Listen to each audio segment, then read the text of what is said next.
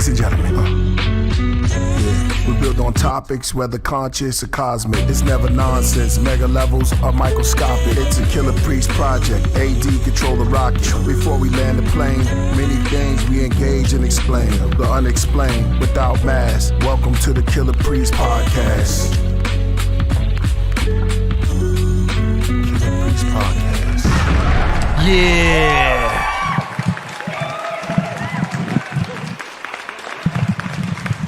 Yeah. What's going on, y'all? Woo. It's going to be a wild show today, y'all. What's going on? Welcome to the Killah Priest podcast. I am not the host. I am the engineer, producer, AD Ross, filling in for a minute until Priest gets back. He handling some things.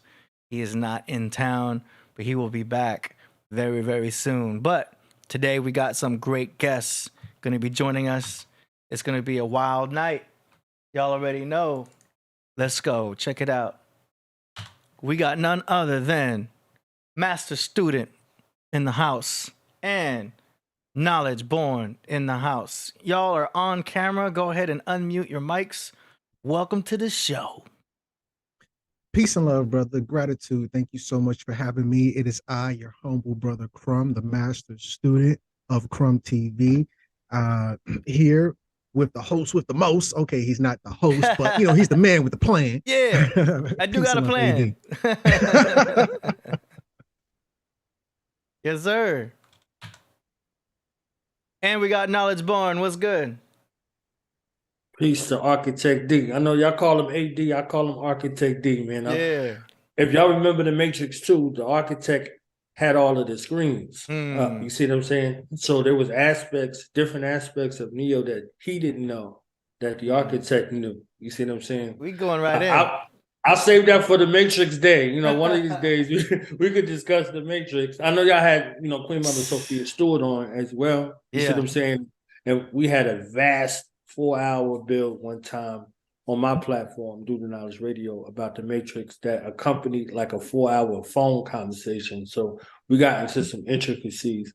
And I saw the adaptation in regards to how when she didn't want to sell because they wanted to lowball her for Matrix 4, how they took her original premise and adapted it again. So, you know, Architect D got the ability to take these things, like I was saying the previous week about sound. You can take sound and perfect sound. You know, if you look at how fast sound travels, you're able still to capture it and still put it in a way where it's more palatable. You can hear, you got your inner ear and your ear is, you know, synonymous. So, nice. Yeah, architect, man.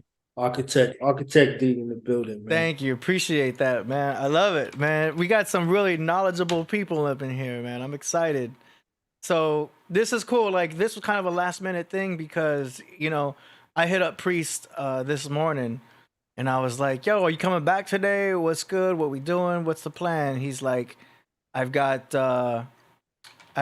Master Student and Knowledge Born going to help you out today. I'm like, okay, great. I mean, that's even better. Like, let's do it. So, you know, this is kind of a spur of the moment type thing. We're going to see what's going on, go with the flow. Both of you guys have very, very good knowledge as far as like looking at all kinds of pop culture and things with movies and TVs and cartoons and stuff like that and how that relates to life and things like that. So that's amazing. It's like, I don't know what direction y'all want to go. Do you know what I mean? There's so many directions, so many topics. What are you guys thinking? I'm thinking Jesus was real. Ooh. You know, we all know about Jesus. A lot of us are kind of, you know, we've taken the woke pill and we know that Jesus is not real, but I want to see if I can search the realm of possibility and put so much information together that we conclude unanimously, or at least the majority, that Jesus was probably real. Okay. That's an interesting topic. Knowledge Born, what do you think about that topic? I think it's the bomb. He can deal with heaven and I can deal with earth. You know, I want to deal with the evolution of the craft. You see what I'm saying? So as above, so below. So the evolution of this show going from the cast to the craft. You see what I'm saying? All of the adulation. So, he could deal with heaven. I add on as I see fit, and then we could deal with earth because we've both been guests and we've been here with the architect. You see what I'm saying? So even with some of the folks that are in the craft room, you see what I'm saying? Been around since the beginning. So some of the sights and the sounds of the elevation, because it wasn't always like this, So on this 3-year journey, just want to look through some of the sights and the sounds and put it together on the solstice. AD, I know you about to get busy on the solstice. Yeah. You understand what Well, I'm saying? it seems appropriate then to go into this topic with Jesus because, looking at the astrotheology, this would be the time, this would be the day of death in which Jesus would be dead for 3 days. You know what I mean? So, yeah, continuing with what Knowledge Born was saying, yeah, this craft room has definitely gone through a whole series of topics that I wasn't even aware that we were going to go into, but it's amazing how it has evolved and things like that. So I'm excited. So we're just going to go ahead and start the flow, let the rivers flow, and let's get going. I guess we'll start it off with the master student and let us know, give us the genesis of this. Bars. You with bars. Yeah, brother, could I share a screen, please? Yes, sir. 1 second, and go ahead. Okay, cool. And for y'all at home, stay with me. I have to make some adjustments to make this work here. So they know how I go. Okay, I am adapting to your screen. Okay. Boy, you got a whole presentation ready to rock. That's right. Okay. You are clear. So Jesus was real. Of course, this is a PowerPoint for me, your humble brother, Chrome, the master student. This is what I do best, put together PowerPoints. This is a true statement. I will be live in Los Angeles on the Killah Priest podcast, February 6, 2023 on Monday. That's 5 p.m. Pacific Standard Time. Nice. Yes. I'm coming to Cali. I'm going back to Cali. My biggest following is in Cali. I'm gonna be there too. Oh, damn. Yeah. Okay. That's powerful. That's powerful. With our Captain Planet, with our powers combined. No, but this PowerPoint, just to be transparent, is based off Arthur Ralph Ellis, who authored the book Jesus, Last of the Pharaohs. He claims that Jesus was the last Egyptian pharaoh, and I second that. So going into it, Cleopatra, we all know her. She was the last in the succession of Hebrew Ptolemy kings. A lot of people pronounce it Ptolemy, but it's like pterodactyl. There's a P in front of that, if anybody didn't know. But yeah, or even Pfizer. I think there's a P in front of Pfizer. But anyway, she was the last in the succession of the Hebrew Ptolemy kings. Although she is considered to be the last of the Egyptian pharaohs, ... And I just want to put the receipts out there. Crumb, that's not true, or that's your opinion, or yada, yada, yada. So this is coming from thoughtco.com. It says, and the title of the article is Biography of Cleopatra, Last Pharaoh of Egypt. It says Cleopatra was the ruler of Egypt as Cleopatra the Seventh, Philopator.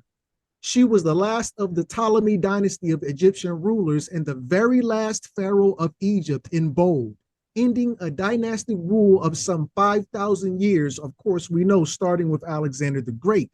So there's the receipt on that. So what I say is true. Shall I continue, or did you want to add anything, good brother? I don't want to do too much. Roll, guy. I'm rolling with you. We rolling. Okay, so all I want to say is, how dare you have a source? You're not supposed to be doing. How dare you have a source on the solstice? The solstice source. Let's get our soul brothers on, all right? So It says the historical facts show that the last pharaoh of Egypt was Ptolemy the 15th, who is nicknamed Caesarion or Little Caesar. And this is just a general Wikipedia article, very high level, meaning everybody and mama know this. This isn't nothing. You get too deep with Wikipedia is whatever, but on a base level, it's a good source.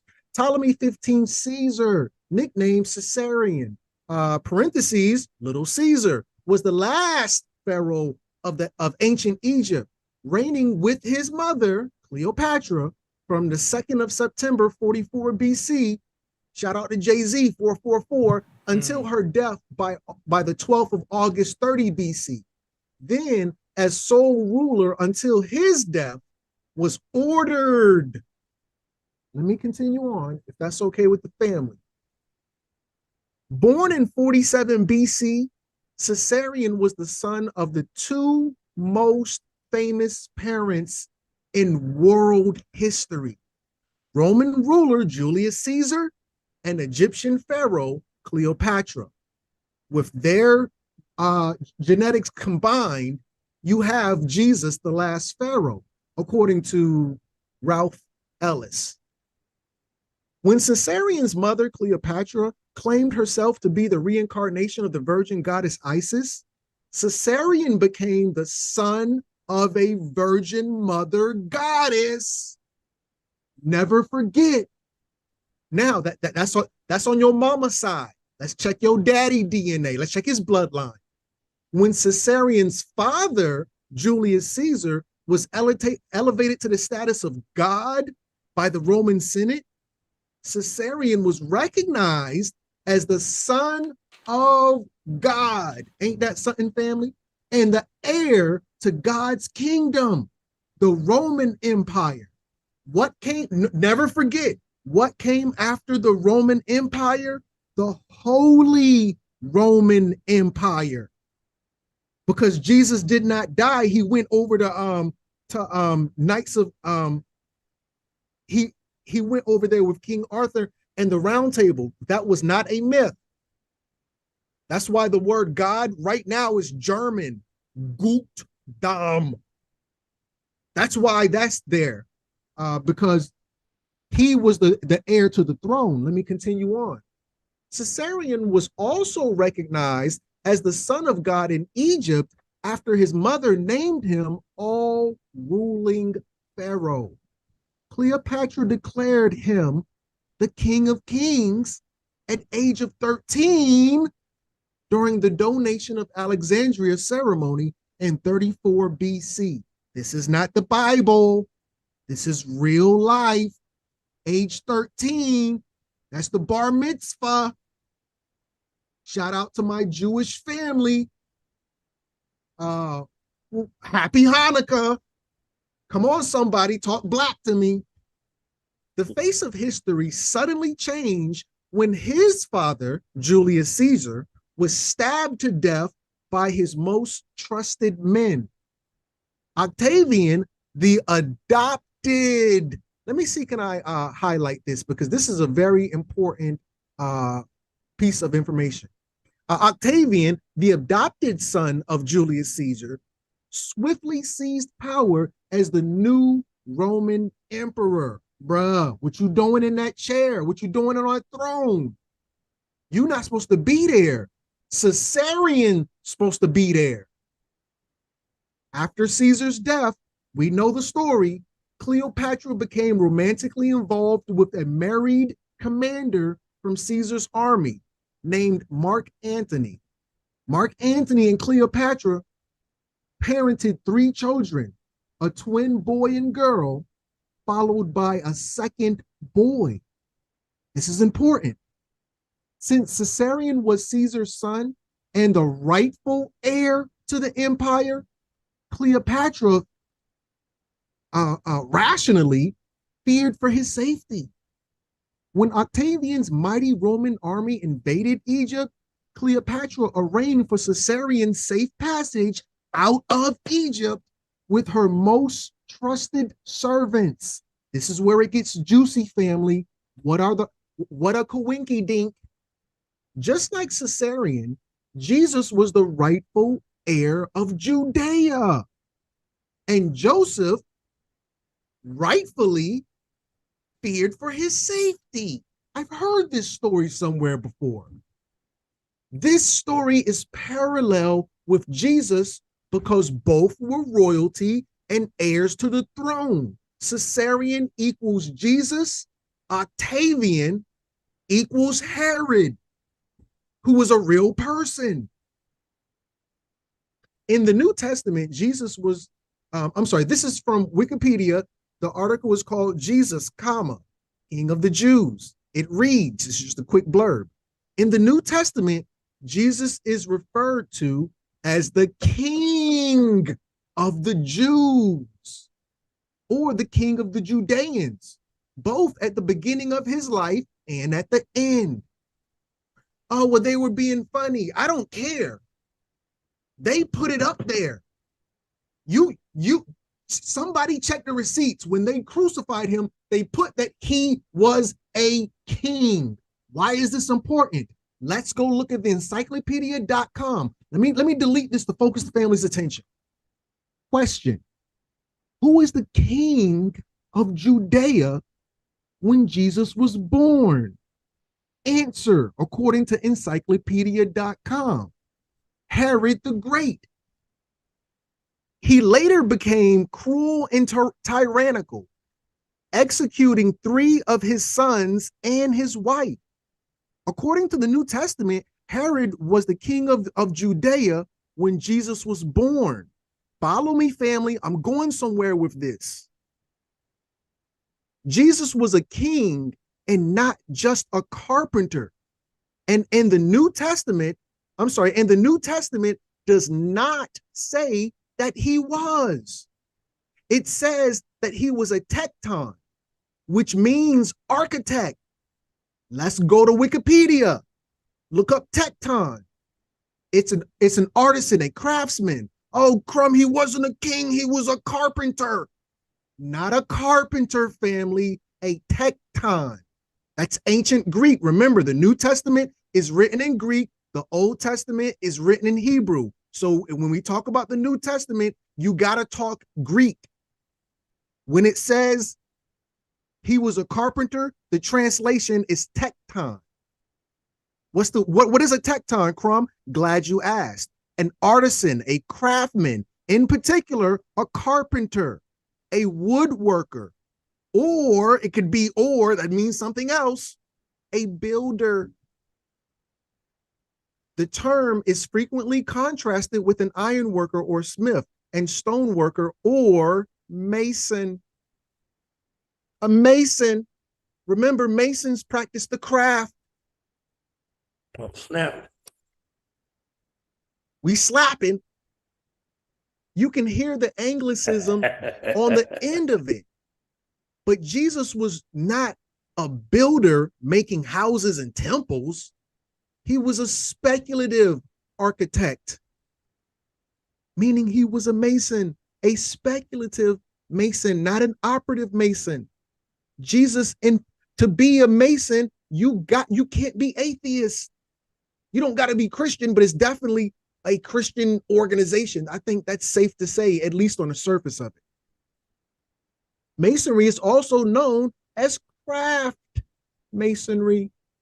Craft alludes to witchcraft, which is a form of magic. Okay? I got a book right here. It says the 3 degrees of craft masonry. The great or grand architect of the universe, or the GOAT, is a conception of God discussed by many Christian theologians. As a designation, it is used within Freemasonry. It is also a Rosicrucian conception of God. Geometry and astronomy were linked directly to the divine, and most medieval scholars and for many Christian scientists today. Since they believe that God created the universe after geometric and harmonic principles, to seek these principles is therefore to seek and worship God. You Masons,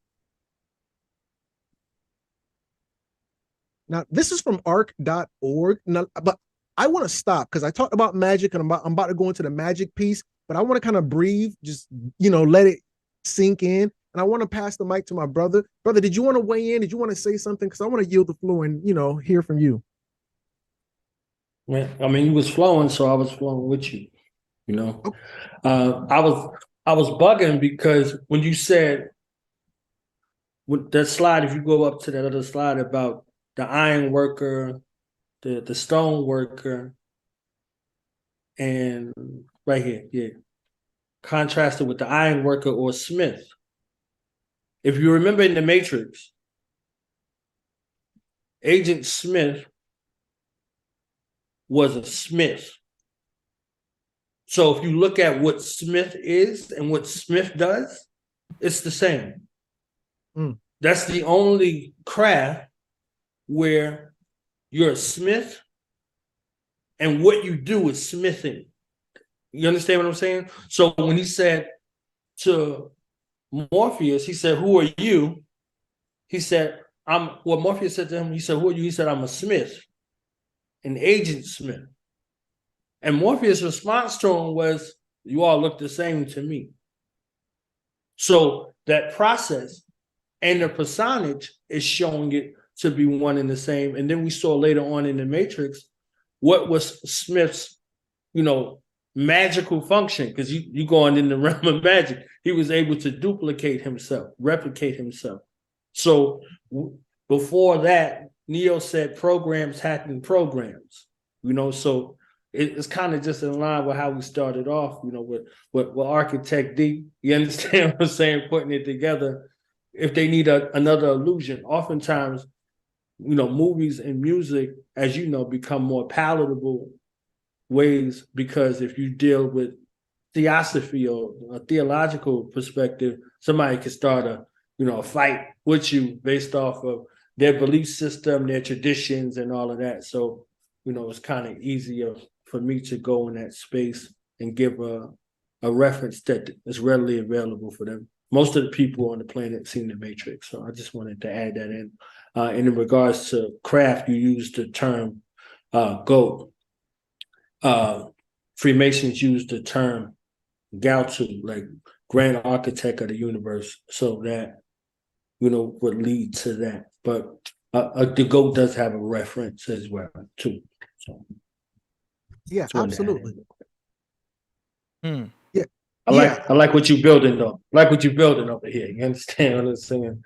And the speculative aspects and all of that. Oftentimes we say speculation and it has a negative connotation. So with you realigning that particular principle, you have an operative space, and for someone to see something being built from an operative space, they don't also take into account the speculative aspect. So there's this is why they have it twofold in Freemasonry. So you build a man like you build a pyramid from the top down. So the head is formed and then the body is formed. And you build a pyramid in the same way. So when we say we have a solid foundation, you say, I'm standing on a solid foundation. That solid foundation is your head.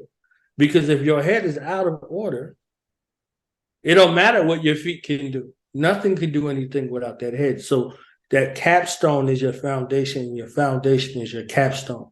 So when you see a cat not right in the head, they walking around and they moving about, but you see there's a schism or some sort of break in their mind between what we deem as reality and falsehood, or normal behavior versus abnormal behavior. So I just wanted to kind of give that. Hey, the family in the comments is on fire. He said 33 degrees of masonry. Jesus died at 33. 33 bones in the spinal cord. What else did the family say? Oh yeah, when you're dealing with the architect, you're dealing with Solomon. But yeah, and somebody also asked about where I was going with the magic thing. And I'm like, wow, that's a perfect segue, because according to arc.org, the article is titled Cleopatra the Great, Last Power of the Ptolemaic Dynasty. it says in bold letters, Cleopatra VII was identified as with the Egyptian goddess Isis, who is equated with Aphrodite and Venus. And I found this little clip of Cleopatra as Isis, and it says the goddess of magic. Now, this is Jesus' mama. She's the goddess of magic. I think somebody in the comments had asked, where does magic come from? Well, it comes from the goddess of magic, who happens to be Isis, the mother of Jesus, or Caesarean. Great Mother Isis. This is according to EgyptianMuseum.org. The title of the article is Isis, Explored Deities of Ancient Egypt. It reads, Great Mother Isis, the goddess of healing and magic. So this is even according to EgyptianMuseum.org. The family can read the rest if they want. You know, it's pretty clear that she's the mother of magic. Magic comes from Jesus' mama, you know, or who she tried to emulate. But I digress. This magical connection further cements Jesus's royal bloodline as he was visited by 3 Magi. You can't make this ish up, family. You can't make it up. The mystery. Now, this is a book written by Dwight Longnecker, funny last name, but deep book. Mystery of the Magi, the quest to identify the 3 wise men. Oh, Crumb, yeah, I know about the 3 wise men. Absolutely, we all do. Now, what you may not know is that the 3 wise men were called the 3 Magi. Well, why is this important? Because if you look up the word Magi, now this is according to, I think it's, Oxford Languages, Oxford Dictionary. It says Magi, plural, magus. No, I'm sorry, magus is singular, plural, Magi. A member of a priestly caste. Remember, Jesus is religious. These magicians are religious. A member of these Masons, a member of these Freemasons, excuse me, a member of a priestly caste of ancient Persia. And then the dot right there, that bullet point, it says a sorcerer. Well, look at the word sorcerer. Just say it, you know, because vowels are interchangeable. That's a grammatical law. A sorcerer is someone who deals with the source. Jesus was a sorcerer, a magician, because his mother was a magician, and Jesus' son was a magician. That's right, but I'm getting ahead of myself. 3 magicians came to visit. Oh, Crumb, that magic thing, you're reaching. Well, what about the Magi aspect? Is that, you know, isn't that a coinky dink? Biblical Magi. This is a wiki article. A biblical Magi, also referred to as wise men or 3 wise men, were distinguished foreigners in the Gospel of Matthew and Christian tradition. They are said to have visited Jesus after his birth, bearing gifts of gold, frankincense, and myrrh. They are regular figures in traditional accounts of nativity, Merry Christmas, celebrations of Christmas, and are an important part of Christian tradition. The Gospel of Matthew is one of 4 canonical Gospels to mention the Magi. One of 4. Everybody talks about the Magi. All, you know, but anyway, Matthew has it that they came from the east to worship the King of the Jews. Oh, Crumb, they just put that on a cross. No, not just the cross. That was at the end where they called him the King of the Jews. From his birth, they called him the king because he was really a king. Your daddy is Julius Caesar. Your mama Cleopatra. You the king of Egypt, Rome, the Holy Roman Empire. Yo, you the king of kings. First age of empires, Egypt and Persia. I didn't make this particular slide, was a screenshot. Somebody else made a PowerPoint and they connected Egypt and Persia, just like Jesus and the 3 wise men from Persia. This is the first age of empires. Jesus won't no regular king. A king is somebody who is the owner of one land. An emperor has several kingdoms. The first age of empire, Jesus was in the first age. He was one of the first emperors. What are you talking about? What are you guys talking about? He was called the King of Kings because he was really the king of all kings of Middle Earth. Midgard, Thor, Loki. Well, Odin. technically, Earth is Midgard. Well, let's look right here at cs.mcgill.ca, which is a scholastic source. That's where all the school, those people that make all the school books for middle school or high school. I don't know. But it says, name the term Mediterranean. Oh, the Mediterranean Sea. The term Mediterranean derives from the Latin Mediterraneus, meaning inland. Medius, middle terra, land, earth, middle earth. All that land around the Mediterranean, according to the word Mediterranean, that's Midgard. The Roman Empire, Greece, Jerusalem, Judea, all of that Midgard, everything around the Mediterranean, that's Midgard. The Mediterranean Sea has been known by a number of alternative names throughout human history. That land, he is the king of Midgard. Jesus is the king of Midgard. Is Egypt older or Persia? Oldest countries, 2022. Iran, which is Persia. Egypt, number 2. Look at the difference between the number 1 and number 2. It's only 100 years different. It's the same damn time. Excuse my French. It's a song. Right.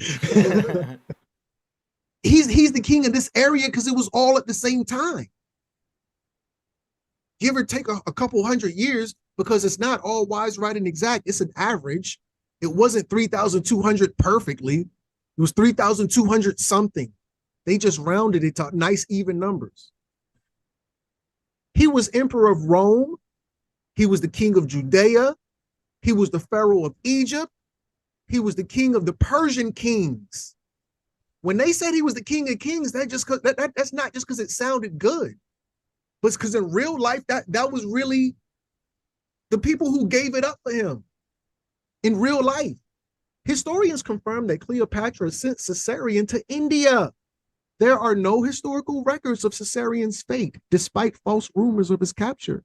Cleopatra's trusted servants who served with Caesarion became the boy's parent guardians. But who exactly were these parent guardians that she entrusted her son to? Were their names Mary and Joseph by any chance?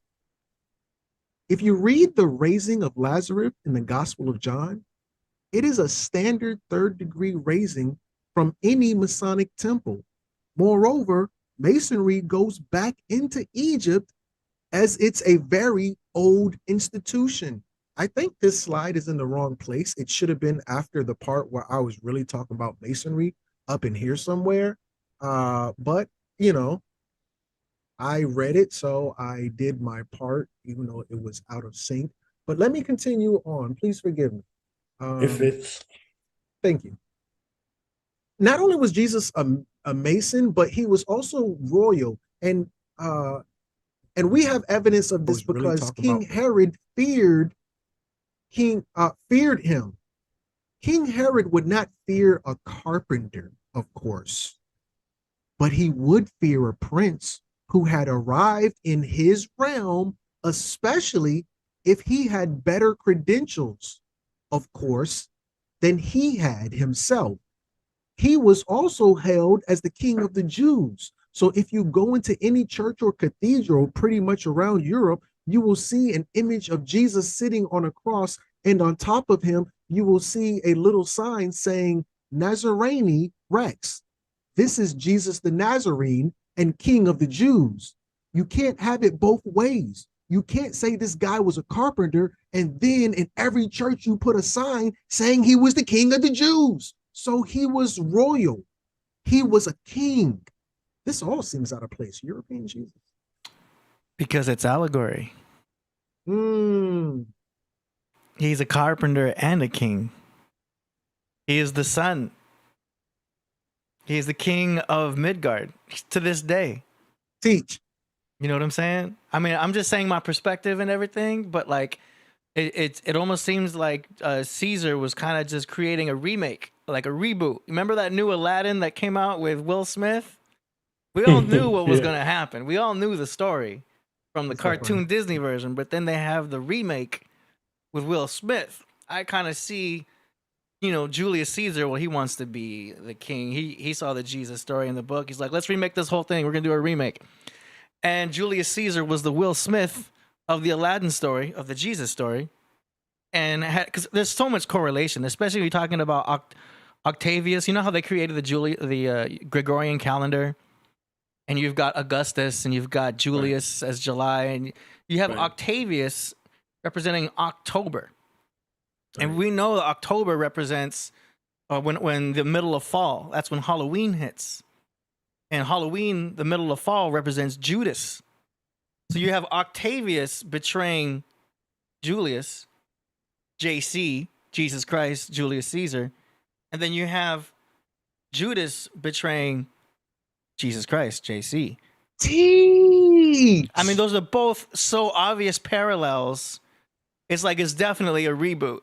It's definitely a remake because you have this. I mean, I don't know who's keeping track of these stories, but it's like it's so obvious that it's also representing again October, Scorpio, Halloween, the death of the sun as it's about to die on the cross of the zodiac today, be dead for 3 days, only to be resurrected Christmas as being born again, being watched over, lined up with the three kings, the three stars of Orion's belt.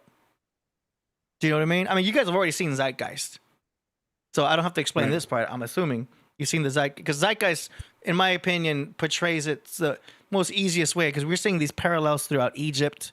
You know what I mean? With Horus representing Jesus also. Dead for the story repeats itself with dead for 3 days. You know, Krishna, same thing, December 25th. All these parallels are happening. And then, of course, with Julius Caesar, it's another repeat of the story. Now, why do they do this? I mean, maybe to like continue on the science, you know? It's amazing. Like, let's say, like, I'm going to be devil's advocate and like say, maybe this is real. You know what I mean? Maybe he was real. It's incredible to have such great, records of these stories, because not even our modern day journalists can get the stories right of what happens in, in politics and things like that. Everything is kind of in real time now. In real time, everything is kind of skewed. But then we have these stories with thousands of years ago where we know exactly who the mother was and you know what I mean? Like, it's interesting, and I think it's because it's so much deeper. You know what I mean? The parallel is just so uncanny that it seems obvious that the Caesar, the king, and I spoke about this on the last episode, how Julius Caesar is the Yule, which is the wheel. And then obviously Caesar is Khazar, which is king. So king wheel in the sky. So it's sun worship, basically, which is not a bad thing. It's the sun. It's not our sun. It's God's son. He is the son of God. As Jordan Maxwell pointed out, it's S-O-N was the German mistranslation of S-U-N. So in most cases, when we see the word S-O-N in the Bible, it's S-U-N. You know what I mean? Teach. Your son is very bright. You know what I mean? Your son is very smart, bright, knowledge. Yeah, in German, it's S-O-H-N. There you go. For son. You know. There you go. Yeah. I'm just adding the correlations that I've seen. No, I understand. But I was just speaking to add on, pardon me. Yeah, just to add in to that space. Yeah. It's not a new story. Mm-hmm. And if you look at the biblical record, you're not mentioned if you're not royalty. Unless you're getting destroyed. Okay? Mm-hmm. So if you're getting props, you have some royal stature. You see what I'm saying? Like the whole thing with Abraham and Hagar and all of that. There's no way they don't call your name unless you have something. It just don't work like that. You understand what I'm saying? So I'm already following through, these illusions. You see what I'm saying? There's 12 crucified saviors. They have this story out. You see what I'm saying? You could go, cop that book. You see what I'm saying? So these stories aren't new. They just have a resonance from time and space. You see what I'm saying? Or I think it was 16 crucified saints. You can look at Immaculate Conception, all through the cosmology. So this is a way that our ancients used to tell the story. So there is allegory and there's actuality. So where do they have the impasse is what's very important. Like, so where does it go from just being allegory to real life significance? So, the master student, he's going there. He's walking that fine line to give you a correlation. I told you I got earth, G. You got heaven? I got earth. You understand what I'm saying? Feel you. So we put them two pillars together. I feel like it's the easiest way to put a science book together so that people in the future can understand science by putting it into an interesting story. Because if you go to your local library and you find a science book, it's not really going to be very legendary. If no one's passing it down, it's not going to be huge. But if you're able to put it in a allegory that becomes a legend, and people can see the correlations. But I think the literal interpretation must exist first. I like what Crumb's doing by pointing out the literal version, because I think we need that, especially for the children, to teach the children first. You can't just tell a kid about the stars and expect them to understand. But if you hold together, a Ken and Barbie, and you say, look, this is Mary, this is Jesus, you know what I mean? Just kind of teach them the story first. They can develop the understanding of what it means in the future. So there's a magical reference for it too. And that's how you teach magic, in the same kind of way. Wherever those higher principles are. Because we talked about, the goddess Isis, misnomer in the Greek, but Aset, and her having that word of power. You see what I'm saying? So she exists in the supreme form. So your words were power. You see what I'm saying? So a word of power, something that you could speak, and that would become magic. You see what I'm saying? Or in the Nile Valley tradition, Heka. You see what I'm saying? So what was those particular words of power? You see? So it kind of goes to the Aladdin reference that you was talking about, where they had the abracadabra. You see what I'm saying? Like, all of those references in regards to, that purging, like there's words in Arabic, like there's words in Latin, like there's words in Spanish that are words of power that are there. So this is why folks are speaking English, for that particular purpose as well. So there's a bunch of, references in regards to that, but I want master student to get busy. So just adding in with everybody. Fire, loving it. Keep going, master student. Miriam, Jewish princess, a popular heroine in both Jewish Christian traditions, whose marriage to the Judean king Herod the Great united his family with the Maccabee family, which legitimized his position. Marrying this girl made him the man he is. Behind every strong man, behind every good man, is an even better woman. Teach. Why is it important that she married him? Wrong button. Why is it important that she married him? I'll tell you just a second. While Caesarion fled from Egypt with his parent guardians, Cleopatra and Mark Antony's 3 children were placed in the care of Mark Antony's wife. After suffering a crushing defeat against Octavian's invading Roman army, Mark Antony committed suicide by falling on his own sword. The devastated Cleopatra committed suicide by a self-inflicted poisonous snake bite. While traveling undercover through Egypt with his parent guardians, Caesarion was forced to hide his identity and change his name. The Egyptian name for Jesus is Isu, which means son of Isis. It can be found in the Egyptian hieroglyphics. According to the book of Matthew, chapter 2, verses 13 through 14 of the Bible, tell a parallel story of a young child, Jesus, and his mother fleeing into Egypt with Joseph under the cover of the night. And this is Matthew chapter 2. When they had gone, an angel of the Lord appeared to Joseph in a dream. Get up, he said. Take the child and his mother and escape to Egypt. Stay there until I tell you, for Herod is going to search for the child to kill him. Why Herod want to kill him? Same reason Octavian wanted to kill Caesarion, huh? So he got up, took the child and his mother during the night and left to Egypt. But actually, they left Egypt because that's what Cleopatra told them to do. Because she knew Octavian was coming. That's why she killed herself. Think about it. She wouldn't just leave her baby. In the year 1887, a book was published in Russia which rocked the Christian world. It was vilified and condemned. It was called The Unknown Life of Jesus Christ. The writer, Nikolai Nokovich, was a respected journalist. Nokovich claimed that his book was a factual report of a trip that he made to the Himalayan mountains in remote northern India, Persia, the Magi.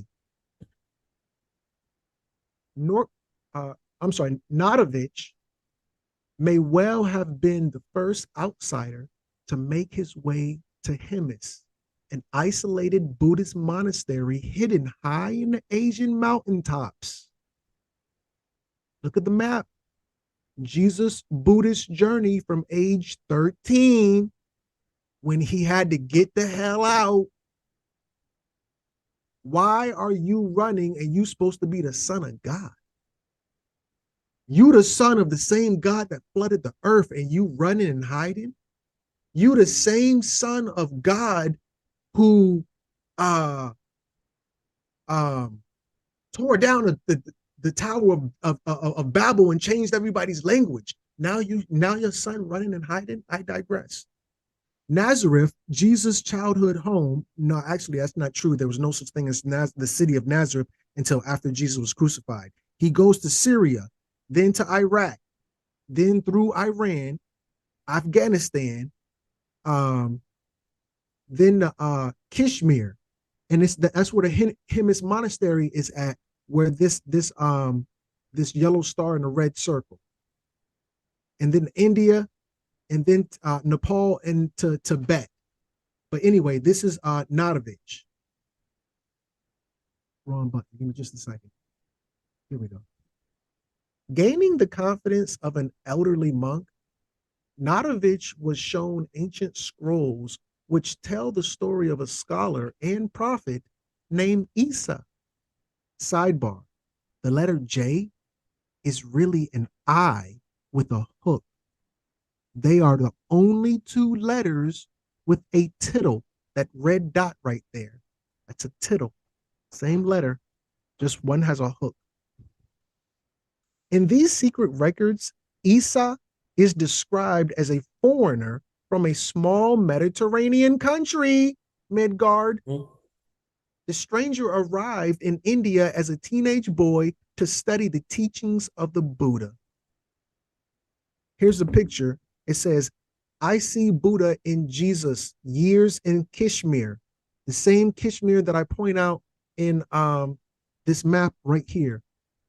Kashmir, where my red arrow is pointing at. Now, this is from Raj Sharma. And according to the scrolls, he lived there 500 years after the prophet Buddha died. What do you mean, like a reincarnation of Buddha? A time that coincides exactly with the lost years of Jesus. I don't care if you're a Christian or not. You know the story of Jesus ends at 12. He disappears for 18 years. Then he pops up again at age 33. Story over, he dies. What happened those 18 years? Notovich was convinced that Isa was Jesus of Nazareth and that he carried back to his homeland the principles of Buddhism. Y'all better stop playing with me. Okay. Half a century after Notovich was in Hemis in 1902, a Hindu priest sought refuge in the same damn remote Indian monastery. He too translated the scrolls and published a work. His translation verifies the work of Nadovich. There's your confirmation. One time is a chance, two times is a trend. Ancient writings exist not only in India, but in Persia too, recounting that Jesus did indeed travel to India. The proof resides in his teachings when compared to the ancient Buddhist writings. The authenticated ancient scrolls found at the Himis Monastery in Kashmir documented the life of Saint Isa, leaving home at the age of 13, joining a merchant caravan, traveling the Silk Route, and arriving in India at age 14. What a coinky dink. The Egyptian word for Jesus is Isu. The Greek word is Aisu. And the Arabic word for Jesus is Isa. I think that might not be Arabic. That's Aramaic. My apologies. Isa continued his travels through India and Tibet and the holy cities where Brahmin priests taught him to read and understand the Vedas. Y'all know the Vedas, the Rig Veda, the Yaru Veda, the Sama Veda, the Athara Veda. This is the holy tablets. He learned Pali and studied the sacred sutras and how to cure through ancient prayer. He began teaching, performing miracles, and explaining the holy scriptures in monasteries and markets. As an adult, Isa finally left India and Tibet. He traveled to Alexandria, Egypt, where Isa, whose previous name was Caesarion, grew up. That's where he last saw his mother alive. Isa spent 3 years in Egypt before searching for his half-sister and two younger half-brothers fathered by Mark Antony. They had inherited land in Syria. Remember the road to Damascus, that's Syria. Despite false rumors of their early deaths, historians confirm that Caesarion and his two half-brothers mysteriously vanished from the historical records. Did they really vanish? Or did they just reappear in biblical record? According to the Bible, two of Jesus's 12 disciples were named James and Thomas. The Bible identifies James and Thomas as full brothers.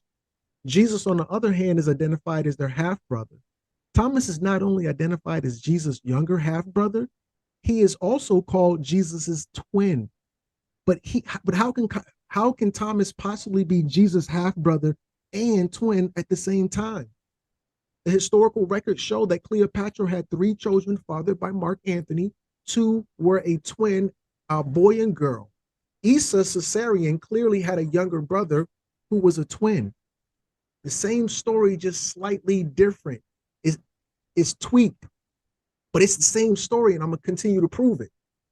At the scene of the crucifixion, there were 2 Marys present. One was Mary of Bethany. When Roman Emperor Octavian invaded Egypt, Cleopatra sent her 13-year-old son Caesarion to India with Mary of Bethany, and Mary's wealthy uncle, her uncle husband, named Joseph of Arimathea. Since Caesarion was the true heir of the Roman Empire, Emperor Octavian wanted to kill him, just like Herod wanted to kill Jesus. Mary and Joseph became Caesarion's adopted parents and later his loyal disciples. These are real people. The second Mary present at the crucifixion was Jesus's younger half-sister, Mary Magdalene, whose birth name was Selene. She is also identified in the Bible as Mary of Cleophas, meaning Mary of Cleopatra. Check the receipts. According to Wikipedia, Mary of Cleopas, it says, the book of John, chapter 19, verse 25, Mary of Cleopas is explicitly mentioned only in John chapter 19, verse 25, where she is among the women present at the crucifixion of Jesus. Now there stood by the cross of Jesus is his mother and his mother's sister, Mary of Clopas and Mary Magdalene. Mary of Clopas, meaning Mary of Cleopatra. Y'all better tap in. Crap, this is your opinion. No. I should be good in my afterlife if I'm reading these chapters right. That was a verse. I'm sorry. Mary Magdalene. The Gospel of Luke lists Mary Magdalene as one of the women who traveled with Jesus and helped support his ministry out of their resources, indicating that she was probably wealthy.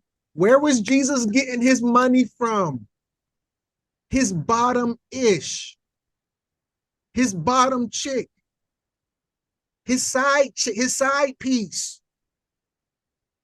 Remember, Magdalene is a city, Magdala. Magdala at that time was equivalent to Las Vegas.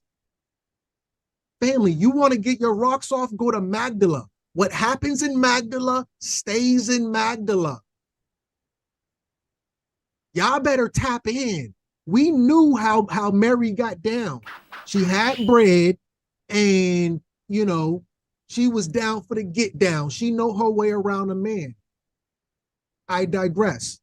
The same passage also states that 7 demons had been driven out of her. You super freak. A statement which is repeated in Mark 16. Y'all better tap in. I'm going to continue on. If anybody else wants to add value. Go ahead. Keep rolling, Jake. Keep rolling. Yeah. Selene was the orphan daughter of Cleopatra and Mark Antony, who both committed suicide. After being captured by Emperor Octavian, Selene was raised in Octavius's royal household with her 2 brothers and Octavius' son, Tiberius, who became the next Roman Empire, which belonged to Jesus. It wasn't supposed to be Tiberius or Octavius. Jesus was supposed to get that after Caesar died. Caesar said Jesus is his son. They were raised together by the emperor's sister Octavia, but Selene is raised as a diplomatic bride.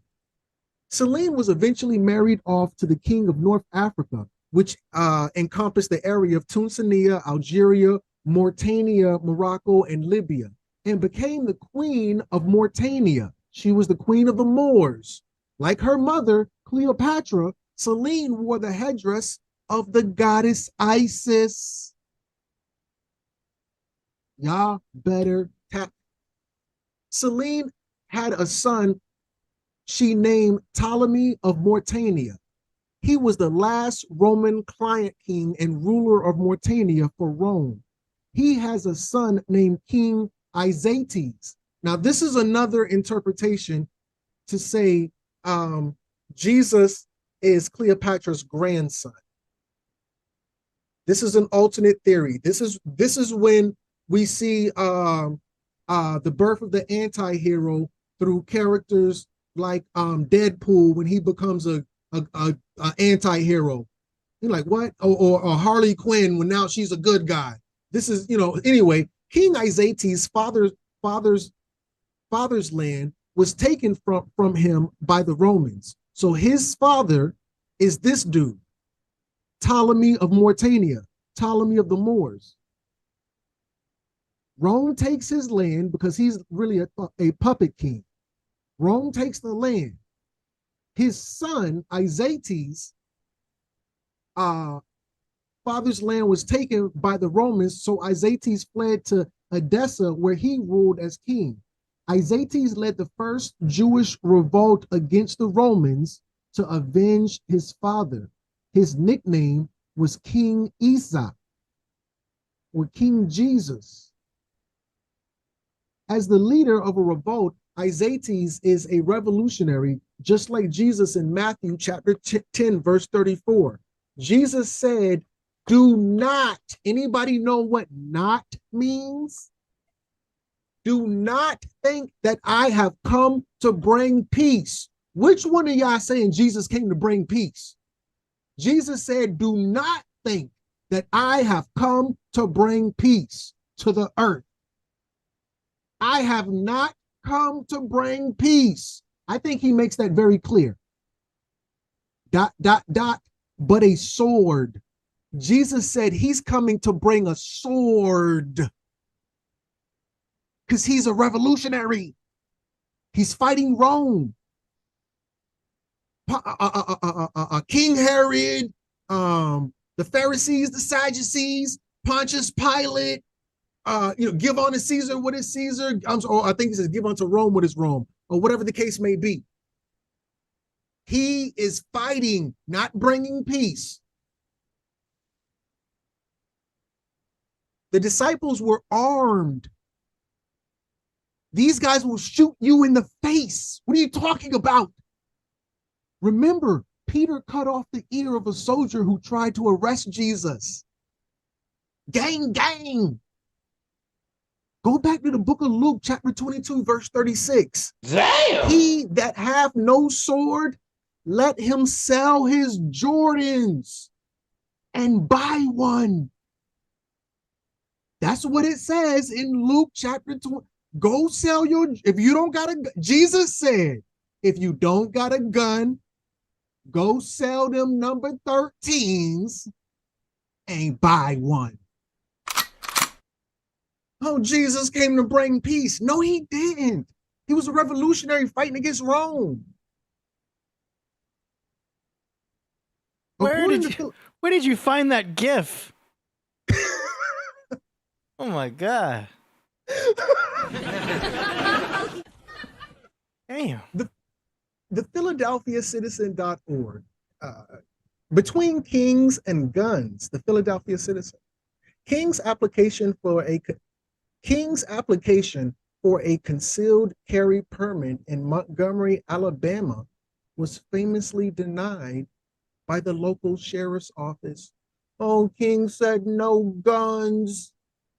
Hold up. He said no. The only reason he didn't have a gun because they didn't give him a gun. He wanted a gun. What are you talking about? Martin Luther King wanted a gun. He was very much pro-gun. But this is the same thing with, oh, Jesus said no guns. No, Jesus didn't say no guns. Jesus said, go get you a gun, bro. Not no 22 neither. You need something that's going to kill somebody. What are you talking about?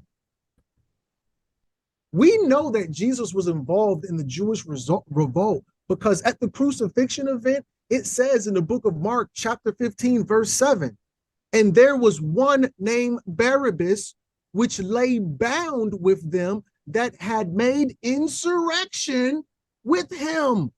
Him who? Jesus, who had committed murder in the insurrection. Nat Turner. Jesus and the boys out here banging, catching bodies, and one of your co-defendants got caught and he didn't snitch. This Jewish remember, King Herod married into the Maccabee bloodline. Right now, we're happy Hanukkah, family. That's the Maccabees. When you celebrate Hanukkah, that's the Maccabees. This Jewish insurrection was in the late 67 AD during the exact same time, at the exact same time that King Asa lived and led the initial revolt. The Jewish revolt came when Cleopatra's grandson led his revolt. Jesus is either Cleopatra's son or her grandson. And that's funny that they got the same name for the betrayer of Jesus is the same person leading the revolt, Judas Maccabeus. So you got Judas with the Maccabean revolt, and you got Judas betraying the king of the Maccabees later on. So another parallel. Come on, somebody. At the end of the Jewish Civil War, when Jerusalem was destroyed in AD 70, when the Romans took over and renamed the whole land Palestine, which is nothing but the the anglicized word for Palestinian. Philistine. King Asa was captured and sent into exile. This is according to history.stockexchange.com. Question: why do kings get exiled? Answer: prevents them from rebuilding a network of loyalists for a possible counter coup. They didn't kill this dude and make him a martyr. This isn't no regular dude. You can't just, people at a certain level, you can't just do things to them. It'll cause, like, they exiled him. They sent him to Great Britain, to the British Isles. He later became known as King Arthur of the Round Table, because remember how many people were at the Round Table with King Arthur? Does anybody know? 12. 12, right? 12. Mm-hmm. What a coinky dink. But yeah, with that said, I am your humble brother Crumb. I make PowerPoints. I do research. I'm not the master teacher. I'm the master student. I'm here. I appreciate the family. That's the end of this particular PowerPoint. I have a lot more. Let me just see if I can do a shameless plug real quick. Plug away. No shame. Gratitude. So this is my website. I just on my YouTube channel, I just hit 32,200. I did a video 6 days ago. It's about to hit 9,000. I did another video that hit 9,000, the ancient history of the Jews. I was going to do that one today, but I did the NIGGE word decoded. That did a couple numbers. I interviewed Shahrazad Ali, Judge Joe Brown, so on and so forth. But, I'm always here for my good brother, Killah Priest. If you're not subscribed to the Killah Priest YouTube channel, subscribe right now, please and thank you. If you have not hit that like button, it's not even if you don't like me or not, or like the content I've done, but in support of Killah Priest, hit that like button, please and thank you. Definitely. We want to make sure that we give him and his energy and his platform as much love as possible. I'm in the comments right now. I'm gonna hit hold on. There's only 57 likes. There's like 300 people watching right now. Let's get those likes up, y'all. Get the likes up. Good point. Definitely. Good point. I always forget to say that. That's true. Get the likes up, family. Get the likes up. But yeah, man, I was in the kitchen when I heard you talk about the 12 Knights of the Round Table. It's like, man, that Round Table is that Zodiac. I mean, but you know this though. Right. You know this though. You know what I mean? It's anytime you see 12. I mean, 12 is ubiquitous throughout the Bible. You know what I mean? And it's like, oh, there's the 12 zodiac signs again. You know what I'm saying? I mean, exactly. from my experience, I always see it going back to astrology. Go ahead. Is there any super chats, AD? We just had one super chat that was saying thank you. Let's go ahead and shout them out though for sure. 1 second. Shout out to, here it comes, 7 digits. He says, props to the Podcraft. Great panel tonight. That's it. Yeah. Go ahead. Jesus leaves the British Isles because he's up to his same old antics again. He goes across the pond and he starts teaching over there. His following grows over there because remember, this is all a cult. His following grows over there and over there, that following, who they call pagans, well,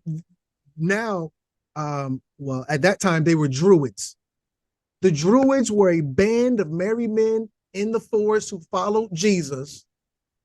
We called them pagans because at the time Jesus was an outlaw. This story. So now Jesus is an outlaw because he belongs on the throne of Rome. So after he gets kicked out, because they come for him out there as well, he goes over to Germany. He goes over to Germany and he creates his empire over there. After the Roman Empire, we have the Holy Roman Empire. That's the resurrected Roman Empire, and now it's holy because there's, the rightful ruler comes back at this time. Remember, Jesus didn't die on the cross. Go back to the book of Revelations. Jesus grew to be an old man. White hair, feet of bronze, eyes bloodshot red. Remember, Jesus been up all night. I don't know why his eyes were so red. But anyway, or it might have been probably smoking that wacky tobacco. Remember, he is the most high. Definitely the most high. I'm about to go take a hit real quick myself too. He was drinking that strong drink too. That's the red eye. Oh yeah, he did like to drink. It was wine though. He turned the water to wine. Well, remember that was his first. He had some of that Killah Priest right there. Remember that was Jesus' very first miracle. Jesus was about that life. The very first miracle. I bet he was a miracle. I bet it was a miracle. Wild Irish Rose, you gotta know it. Man. But I want to apologize to anybody I may have upset. I don't mean to disrespect anybody. I want to give high honors and perfect praise to all prophets, true and divine. Jesus, Noble Jew Ali, Buddha, Confucius, whoever else, is out there, high honors and respect. Oh, Killah Priest, absolutely. The last prophet. Yeah, he's going to be joining us soon here. He's watching the show from home. Well, not from home, but from where his location that he's at right now. Okay. But he may be joining us soon. He said around 6, so we'll see what happens when he pops in. Right. But yeah, no, the people who watch our show know what's up. They know that we just share perspectives and share ideas. None of us are really fanatics about things to a point where it's absolutes, So yeah, absolutely. That's the beautiful thing, is it's always good to share ideas and things like that. Yeah, I think that's the beautiful thing and the most attractive thing about the podcraft, transition. It started off in that space, because I want to, kind of get there. Unless you had something additional for the master student, AD. No, I had his screen share. Did you have more that you want to share? I turned off your screen share for now, but did you have more to share, Crumb, or do you want to move it on to Knowledge Born? No, that was it. Actually, I wanted to yield the floor. I had to turn it in. I want to thank Killah Priest for giving me this opportunity to speak, to share. Last but not least, I want to say again, I will be in California with Knowledge Born. I will be out there. So I'm excited to see y'all. You're going to be live in the studio? Yes, sir. Hey, nice, man. Yeah. We're in the building. Let us know what you guys want. You know what I mean? We have a little green room over here. You know what I'm saying? With drinks and custom food. So if you want something specific, just let us know and we'll have it ready for you. Wow. Okay. VIP status. Yeah, that's fancy, right? That's real fancy right there. That's how we do it. Green room. If you want M&Ms and only the green ones, we'll make that happen for you. Only the green ones. Turn up. If you want a specific drink, if you require a certain pina colada with a lime, we'll have somebody set that up for you. You know what I'm saying? We're trying to go next level for 2023. That's right. That's right. So just let us know what you need. Well, thank you as well, AD. Thank you also, good brother. I appreciate everybody for having me. I wanted to bid you all a good night. Until next time. Right. Peace. Peace. Thank you. I got applause playing in the background. All right, let me readjust the zooms. That was good. Perfect. It was perfect. Sir. And apropos for the day and time. Yes, sir. Literally. Man, let me make some more adjustments here. And then I got it set for Priest to join whenever he does. But, all right. So what's going on, Knowledge? Hey, I love it. I've been striving to do this with you, Coach Kendaka, all of the fam from the beginning, from the evolution. The beautiful thing about the time that we have, and especially, this particular platform, is it's indiscriminate to your outlook and perspective. There is a place for you to tell your story, to share your truth. And then the additional aspect is you provide artists. I know y'all got like an artist space. You provide a space for artists to tell their story, visually and musically. These are the higher forms of alchemy and magic that we speak about, and it's not one particular way, so, with the cast idea, the casting, you see what I'm saying? The casting of the net, the casting of the spell, you see what I'm saying? I want to go back with you as far as you could recollect with this determined idea that began as, just built. Like, look, I just got together, it was for one particular purpose. And now that one particular purpose of meeting together turned into this. So we could start there with you, some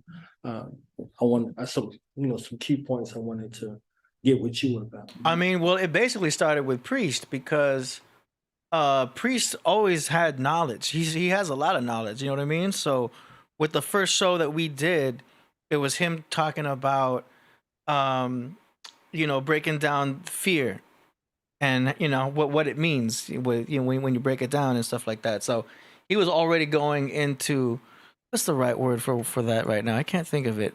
It's it starts with an A. The acronyms. He was going into the acronyms of fear and stuff like that, and that ended up being a really huge video that we were surprised, and then we just kept going. So I mean, Priest just kind of went, continuing talking about that knowledge. Wu-Tang has always been about knowledge, as you know. So right. That's one of the big things that made Priest so valuable too, because he's dropping knowledge in his verses. Obviously, we all know that. So it's just a snowball effect from what I see. It would just grow, and then Priest obviously had his associates that would come onto the show and do their build, and so it's all credit to Priest to make all that happen, because it's amazing, and then bring it into Hootie and the way all that happened and everything, right. And it's just been an honor to be here, man. I'm just sitting here learning. I have a few things that I know, but I started learning a lot more from the chat room and from the guests that come through, and it's like just this whole like little meeting or little congregation, if you will, about all kinds of topics. So it's just, I'm looking forward to this next year. I'm looking forward to 2023, because now that we've got a momentum going, and Priest has so many people trying to come onto the show, we're looking to expand in 2023. I'm going to have an assistant, and Priest is going to be, we're going to be booking shows in advance with a special calendar situation. So we got the green room thing going to happen. So you'll see a bunch of upgrades. I'm going to move in July to a bigger location. So we're going to have a bigger table, maybe add an extra microphone. It's about to get wild. It's about to get crazy. But this is definitely still the beginning for something greater in the future. But we're happy to have you aboard and drop your input as well, man. Yeah, I love it. I mean, the beginnings for me, it kind of initially how you had the camera and stuff set up, it'd be like similar to like a Vlad kind of situation. So it's beautiful to see, the adaptations as you grow and you figure out, okay, I want it to look like this.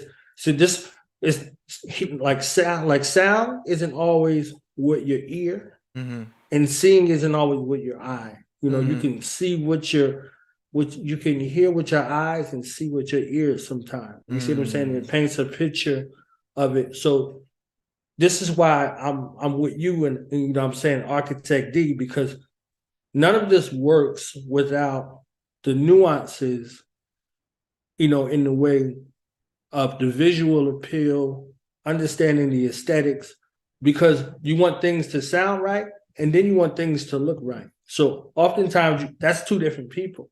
You see what I'm saying? Oftentimes you got the guy that can hear it like, boom, this sound guy is boom, boom, boom. And then you get the aesthetically pleasing kind of crafts person that comes in and is like, it needs to look like this. You see what I'm saying?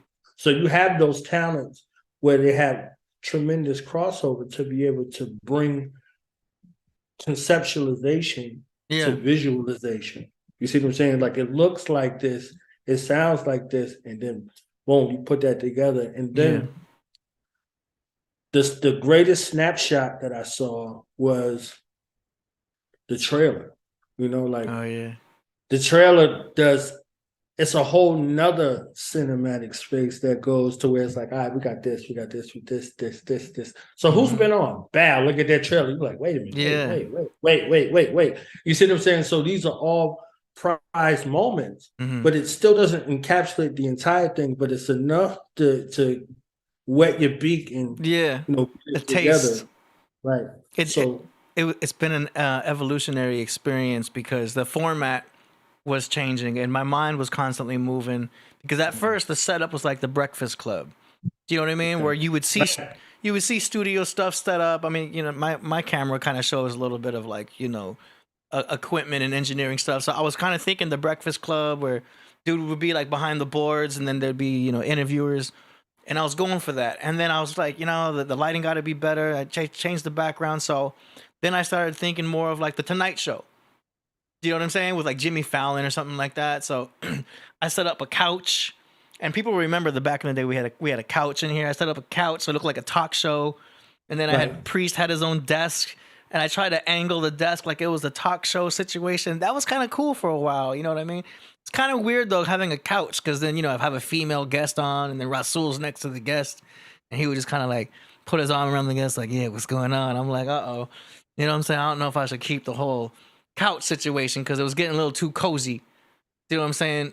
So I was like, man, I had to switch out of that whole talk show look. And then I was inspired by GGN. Shout out to Snoop Dogg. Snoop Dogg had the GGN situation where it says big green screen, bright lights, and then just nice long table. You know what I mean? I'm like, yo, this is the cleanest way I can set it up, at least for my situation here. Got rid of the couch. I brought back the nice, just a clean white table that I can just keep polished. Priest can have his tea. And then, I can fit about 3 guests here comfortably. Sometimes it gets crazy with, people in the background and all that. And then we went for just clean big table. And then so GGN became the format style that I was using. And then just have some kind of a cool background. And it works great with the whole green screen thing. I wish I could go back in time and talk to myself and just say, hey, go for the green screen, AD. You know what I mean? It would have just saved a lot of time with me setting up backgrounds and messing with lighting with, because if you have a black background, the lighting has to be a certain way. Otherwise, it looks gray. So I'm like, I should have just gone for the green screen. I had no idea it would look so clean. So anyway, that's what it's become. And it's great now. We definitely have a hang on things now. And like I said, I'm looking forward to moving and expanding the table to be a little bit bigger. And we're just going to keep rocking. But a lot of our guests come up on Zoom and stuff like that too. So I got this whole setup going on. Everything's always going to be evolving as we go. But yeah, the trailer was actually requested by a potential sponsor, which I'm not going to talk about right now. I don't want to spoil it. So Priest had someone who's interested in either investing or sponsoring, and they specifically asked for a trailer. So it took me a couple months because, man, I had to go back, find some of the best clips, throw them into a folder, download them, put them into a folder. And it was a process, just taking each best of the best episode, putting them into my timeline, clipping them all down, and then doing a first cut, second cut, third cut. And then I finally put that trailer together. And I still didn't get to get everybody. Do you know what I mean? I just was able to get certain key guests and stuff like that. But I'm very happy for the way it worked out. I definitely wanted to redo the logo. Do you know what I'm saying? So I had the logo done with some variances there, here and there. So definitely happy that the branding is on point now. We've got the logo looking right as it should, because as things get more and more serious, that branding has to be on point. You know what I'm saying? So it's a lot of myself trying to take my own advice. You know what I mean? I give advice to people about marketing, and I'm like, hey, I got to do that myself. So, right. Yeah, man, it's a great experience. This is amazing. So if we could pull the chat and see, what were their favorite episodes, favorite guests, memorable moments, for the folks that have been around. It's been around for about 3 years, right? 3 years, you're going into the 4th year? Yeah. I mean, we started, I think, towards the end of 2019, if I remember correctly. I'm going to have to look up the... that first episode, when we did that, I'm not sure if it shows. 3 years ago. That's right. That's when we did the acronyms of fear. Doesn't have the exact date. It just says 3 years ago. But yeah. Yeah, it makes sense. It makes sense. So going into year 4. Yeah. Yeah. Year Oh 4 man. Shannon, my Mars is in Pisces. Okay, that's a random question there. So, okay, so chat room.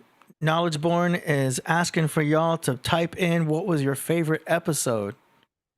Favorite and or memorable episode. Memorable, whatever the topics, guests, whoever. You see what I'm saying? And kind of reflect on it.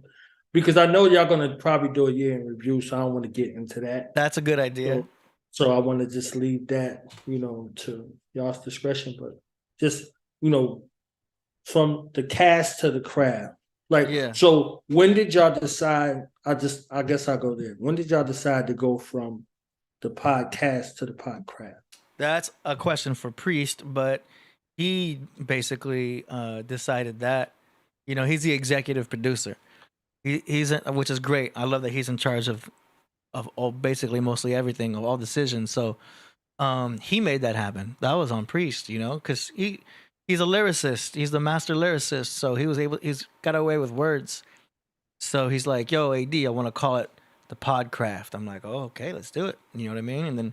And that's kind of when I wanted to get the branding right and make sure everything was locked down. But yeah, man, that's all Priest.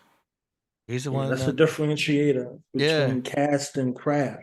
You see what I'm saying? We were just talking about the magic and the craftsmen and what that really meant and how the world operates. You see what I'm saying? And with the royal priesthood, all there's a bunch of allusions to a lot of that. So I'm looking at what was it? I was looking at episode 3 earlier today. I was looking at episode 3. And he was doing the lyrics breakdown. He did the 4th chamber breakdown. Yeah, that's one of the memorable moments. While we were out here and we were, doing some of the footage shooting for the documentary, we was in one of those taverns or something around the way downtown. And Ras was there. Shout out to Ras Cass. He came through and he was building with us out there. Nice. And Priest and I did line for line 4th chamber. You know what I'm saying? So we went back and forth line for line, and the people looking at us these guys crazy. We had a little bit of joy juice. You know what I'm saying? Okay. And we was joyful. So those are memorable moments in regards to real life. Because we do a lot of this stuff over the internet and things like that, but relatable experiences to life. And, with me, my, aspect, like I said, when I was there, to tell his story, because otherwise we leave it to historians. You see what I'm saying? And then they're going to come with a broad brush and, say, hey, this, or they do what they do in reverse. Either they paint it with a broad brush or they paint you out of history. You see what I'm saying? They paint you out of history. You got the remix. Be like, wait a minute. Yeah. Who's JD? We know AD. Who's JD? They'll be like, yeah, JD was the guy who was doing this, and he was from Australia. You're like, wait, what? So if you don't submit yourself, something will be done to move you out of the way. So. And his relatability, him, he has a larger than life energy and spirit about him that transcends music. So there's a lot more layers to the man, a lot more layers to the man, to his mind, to, how he is with people, that warm kind of accommodating space that's there. This is who people love. Literally, I've seen people from different races, whether they spoke English, whatever or not, how they gravitate to him. And there's a love space. I don't even know if they ever heard anything he ever written. So just think about the people who's connected to him as the artist. They love him as the artist. You see what I'm saying? And this relatable experience that's here makes him more personable to the people so they can see the other layers and aspects to him. So this craft room, this craft project, this craft that we're embarking on with you as the architect, you see what I'm saying? We're able to touch people that we wouldn't have been able to touch. So for each guest, each story, each topic, even when it came down to like some of the exchange of ideas, like we had a whole flat earth debate and battle and all of that. Man. You understand what I'm saying? Like these are all things that kind of gave credence and light to a space to where we can intellectualize instead of some of the other alternatives that are out here. You see what I'm saying? So things can get real heated and look real tense, but everybody's just going to go their separate ways, and it's going to be like that cartoon, the Looney Tunes cartoon with the coyote and the shepherd dog. You see what I'm saying? Like they clocked in, and they clocked in when it was lunchtime. Ain't nobody messed with each other, and then they clocked back in after the whistle blew, and they was back at it. He was trying to get the sheep, and he was there to stop him. And then he said, "I'll see you tomorrow. I'll see you tomorrow." And they clocked out. Yeah. So it's really an analogy for life on, indiscriminate to differences. We can still work together because that's the natural order of things. You have an ebb, you have a flow, you have a procession, and you have a regression. So the natural flow of the universe works like that. So we work like that. Everybody's not going to agree all the time, but how are you going to disagree becomes, a question. Yeah. You see what I'm saying? It's a skill.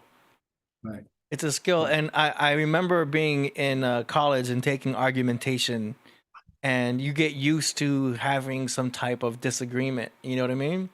And it's definitely a sense of self-control.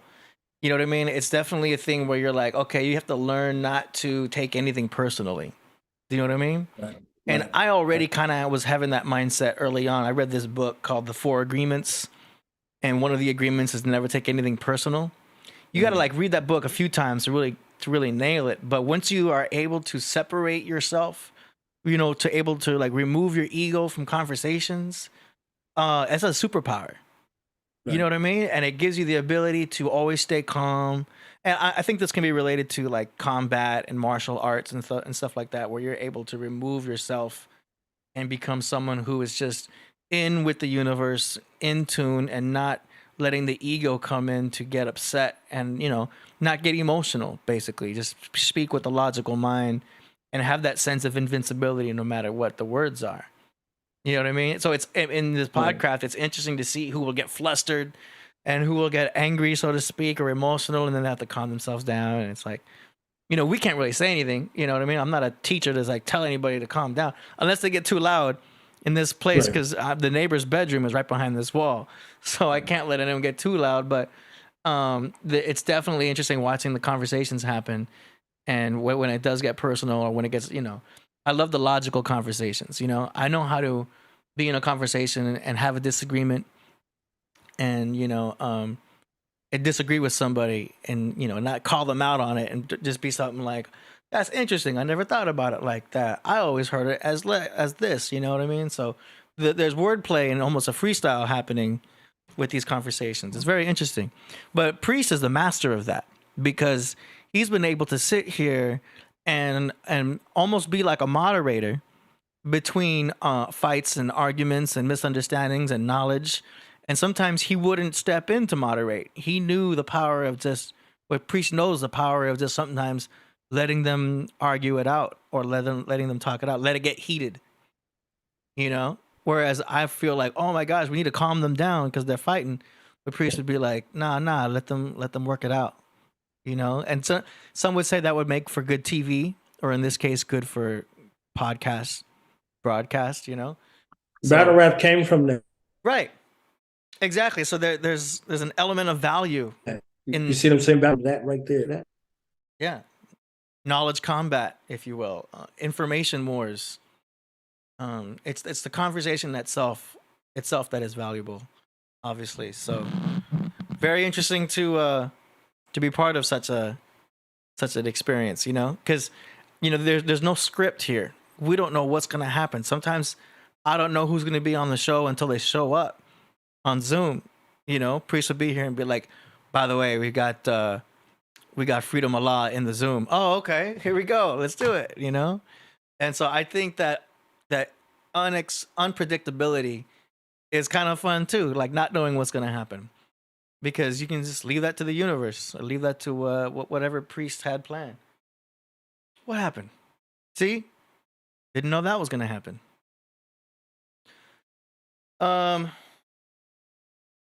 So Knowledge Born, go ahead and join again. I wonder if that was the 40-minute limit on the free version that you may have. Actually, that doesn't happen if I'm hosting, though. Hold up. Okay, so we're going to wait for Knowledge Born to come back and or Priest. But yeah, it happens. We're not quite in Mercury retrograde until the 29th. But technically, we're in the shadow period. The shadow period is the 2 weeks before Mercury goes retrograde, where you start to feel things going off. You start to have communication breakdowns. You start to have awkward moments. You start to have, misunderstandings start to build up. To me, I feel like the shadow periods are more noticeable, because you go from having a good day to all of a sudden phone's not working, or this and that's not working, But of course, every day there's going to be technical difficulties, but they seem to be more apparent during these Mercury retrogrades. So that officially happens next Friday, but we're ready for it. It is what it is. So Knowledge Born, if you're watching this, go ahead and join again. The Zoom is open, and we're waiting for Priest as well. I talked to Priest on WhatsApp. He says getting there now, so he is setting up. So we got KP joining us real soon. How y'all doing out there? How you like the way I just flipped it up right now? See, I'm on the right side. It's better because that way I'm not flipping the camera. Here we go. The apartment. Hey, it's all good. I guess my Mercury is in retrograde. Solstice. Yeah, I don't know if you heard the last part I was saying in regards to, as an MC, if you were the best, quote unquote, from your area or wherever, you would have to engage in some sort of contest. You see what I'm saying? So it took a aspect of an MC and made it into a subculture to where that's the focus. You see what I'm saying? Because as an MC, you had to be able to rhyme. You had to be able, you had to be witty with it or slick with it to be differentiated. And then you would have to engage in some type of combat. And Priest is ferocious in that field. You see what I'm saying? So to be able to hear, both sides repeatedly, that comes from that element. Going up in that, coming up in that element, battling. You couldn't just be paying attention to who you were battling against, their crew, everything else that was going on in the neighborhood. So being aware with all of those things. You see what I'm saying? Like, so you got to see with your ears. You know what I'm saying? You might be looking at the dude demolishing him, but you seeing his homeboy and his crew or whoever or however it goes. Being mindful of your surroundings. You see what I'm saying? So one of them favorite lines from Fourth Chamber is, I judge wisely. You see what I'm saying? So, he told the story in episode 3 about that. And I think that was a beautiful, I think he went a little light on the breakdown. You understand what I'm saying? He went a little light on the breakdown, but he painted a picture accurately because he didn't want to detract from the rest of everything that was going on. So think about everything that he's describing. You can see him in the studio and they're going back and forth down to the boots. You're like, man, what kind of boots was these? You see what I'm saying? Like, yeah. So you're like, all right, you the best know in this arena. Let's get on this microphone. You see what I'm saying? Y'all good with the jokes, but I'm not a game. So let's get in the game and let's do this. You see what I'm saying? So he was wise enough in that situation to say, okay, I'm not going to go here with that. I'm going to save it for the ring. You see what I'm saying? So we're going to do battle. And the historic legacy of the Wu-Tang is you had to battle to get on the track. So that's a part of that, legacy. So just imagining those type of, situations, in that, and that blood sport that is hip hop that's turned into like bloodletting as of lately.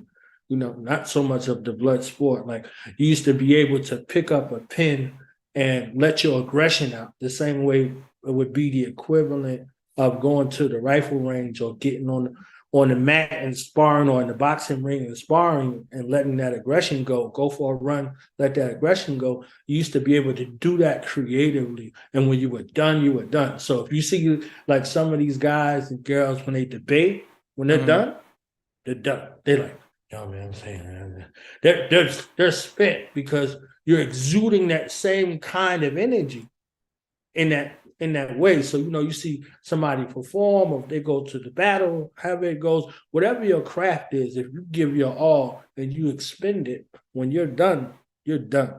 You see what I'm saying? You're like, yo, man, I'm done, man. I gotta go. They're like, yo, yeah, because that's what it is. You see what I'm saying? So that beautiful art that's there, that adaptable space, y'all provide that space. So it's like, okay, you know this, I prove it.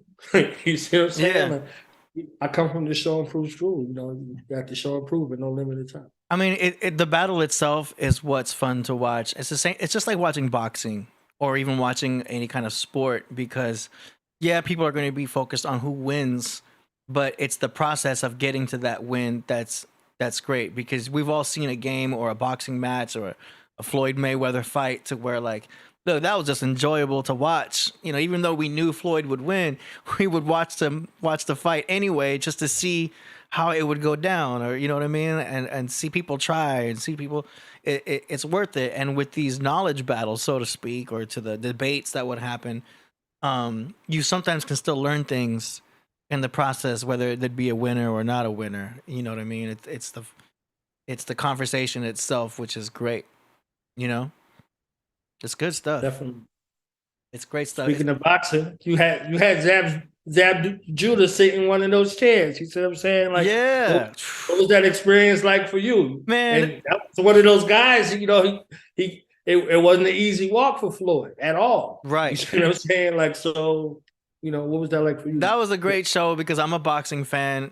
I was a huge Floyd Mayweather fan, obviously, when he was, boxing more and everything. But the fact that he had boxed him and everything, and hearing about his experience, and like, I'm into like nutrition and diet. So I kind of already knew about how boxers' diets were, but I had to ask him about it. Like, what was it like? Were you doing mostly carbs? Were you doing like a low fat, higher protein? Like, I wanted to hear it from him and everything. And he gave a very good answer, saying how it's different for everybody and everything. But, because sometimes our mind think, well, they're just eating chicken and broccoli and rice all day. You know what I'm saying? But they're not, but it was interesting talking about all that and hearing his regimen. I got a pull-up bar over here in my doorway, and he went right to that pull-up bar and was just like, boom, boom, boom, like just nonstop. I'm like, yo, man, this guy's a pro. Like, it's kind of cool having a professional boxer, using the pull-up bar over here. It's like, man, he does way more pull-ups than I can. You know what I'm saying? But it's very inspirational. I need to go and get my punching bag back out of storage and set it up in here. I wish it was here for him to like hit the bag a little bit. Yeah, but I'm in a small apartment over here. But when I get to my new crib, I'm setting up the punching bag again, and so that there'll be more of a little weight room, little workout area, just in case who knows shows up. You definitely got the Wizard of Oz, the Great and Powerful Oz. You definitely got the journey through the yellow brick road to find your crib. Yeah. If somebody wanted to, I remember the sister that came on episode 3, and she was like, I don't even know where I'm at. I'm just walking around. Like, I remember that. I remember me walking around for like 15 minutes trying to find my way back to the joint. So, if you're not familiar, don't come in the dark. You better come in the lighttime. Yeah, you see what I'm saying? I live in a fortress over here. I'm in a very big apartment complex building, and it's easy to get lost around here. But we got great security. I love this place for that, because I'm hard to find. That's definitely the truth. So I heard that immediately. Immediately, I was like, I remember that. I remember that. You're like, where you at? I'm like, I'm literally, I don't know. You see what I'm saying? So just walking around, everything looked the same in the dark. You don't know where you're going. You ain't supposed to be there. Exactly. It's like, well, meet me by the pool. It's like, well, which pool? We got 2 pools, 2 jacuzzis around here.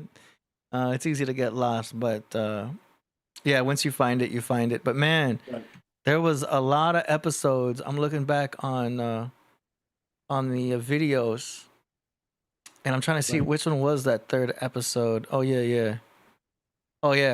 So we had the first one technically was Shaka Khan, Chakra Khan they called it. Then we had Dr. Hari Hari. Oh, and then Priest brought his friend Sid Vicious. Right. That's right. Right. But it's great. I mean, Priest is such a perfect host, you know. And I told him, man, it's because you're a Leo, like Joe Rogan. Like, this is gonna be your future. Like, just keep it going. Like, such a natural, you know. And it's easy for MCs, obviously, because they're the master of ceremonies. So they can be the MPs, the master of podcasts. Right. So you had the MCs on, yeah, and then you had a damn WWE producer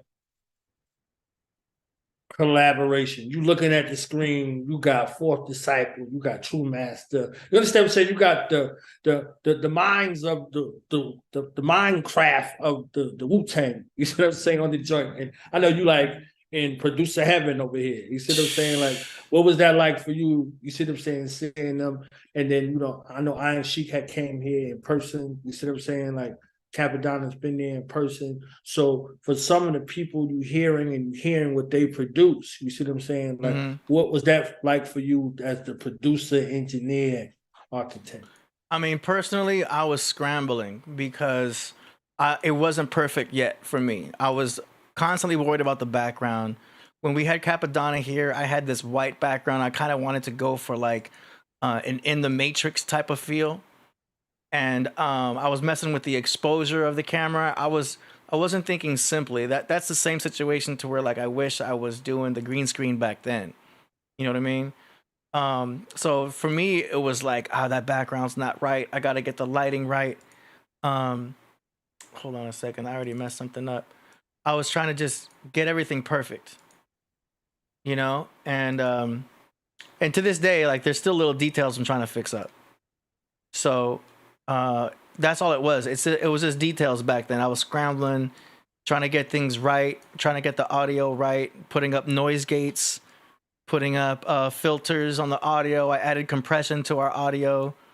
But every single time we did a show, it got better and better. I'm like, okay, I fixed that. Okay, the lighting looks better. I need to get another softbox. I need to put an umbrella light over here. Boom, boom, boom. And people at home were kind of just watching the show come together.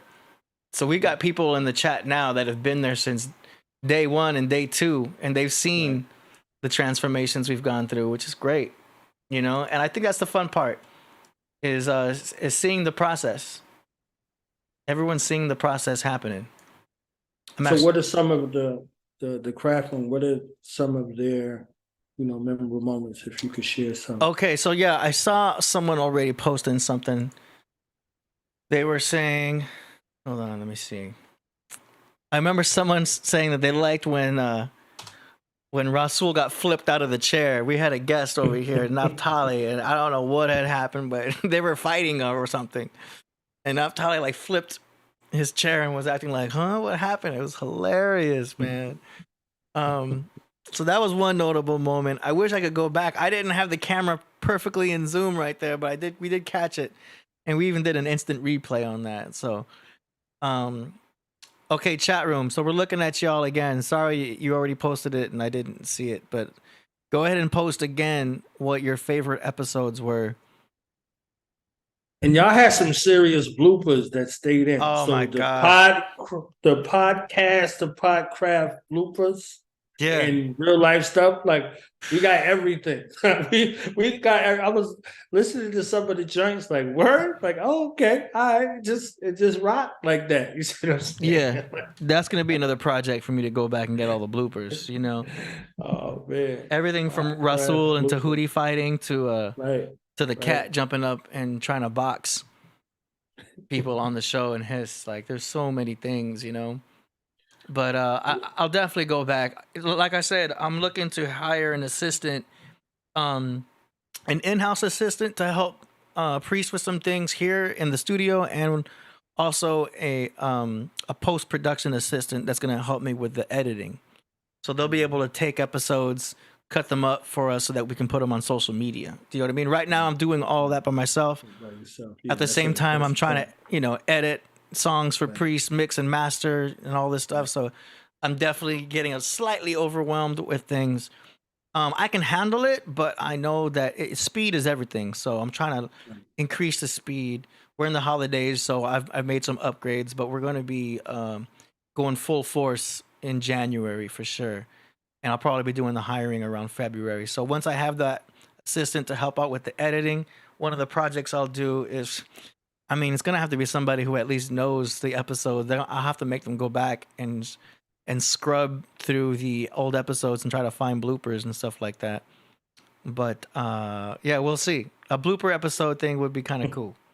Super bloopers and practical crap jokes. You know, so they're super crap jokes. What's great is we have some techie people out there that are able to record the podcast right off their iPhones, and they'll sometimes repost things. That's what happens. One of our greatest segments is the song promotion segment.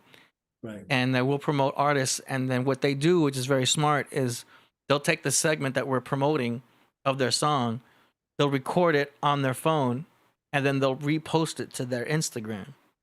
So that helps them even more to show that, look, I'm being played on the Killah Priest podcast, and that also promotes the Killah Priest podcast. So there's a lot of great cross-networking happening with the song promotions. You know, they're getting their artist name out there, and people are still watching those past episodes to this day. So there's a lot of value with the song promotions because, you know, they're paying $25, $50 to get their song played, but it continually pays with every person that watches those past episodes because those episodes are up there, you know, they just stay up. Right. So it's a continuous benefit for those who pay for that. Even if they do it once or twice, it's like people are listening to them and learning about new artists. It's been great. But yeah, man, it's a whole new family that we're all creating in here. You know, we got a lot of regulars in the chat. Right. And the subscribers has gone up like tenfold. When I started, Priest had around 14,000 subscribers before we started doing the podcast, and now he's up to 61,000. So it has gone up a lot. But we can't wait until he hits 100,000, 500,000, and then, you know, eventually 1 million. Right. But that's gonna 2023, the year of the 1 million subscribers. I mean, you never know. I doubt we can hit 1 million in 1 year, but like you never know. We get the right things guests. happen. You go viral. Yeah. Right.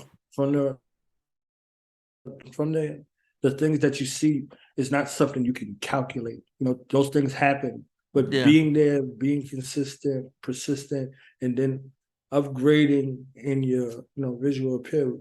Mm-hmm. It could be one show. It's one show. It's one show, one video. You know, for those people who got those plaques, that's what they told me. They said they didn't know it was going to be this particular one.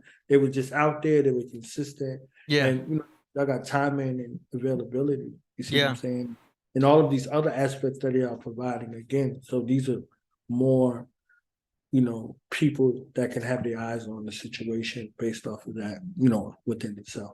Absolutely. We got a super chat here from fellow B. He says, can you play a short clip on the first show? And yes, absolutely. But let me do this first. I'm going to share screen like I do for Priest and make it so that you can see the dashboard. So now you should be able to see the dashboard there. I'm going to bring you on screen again. 1 second. I'm setting it up so you can be seen.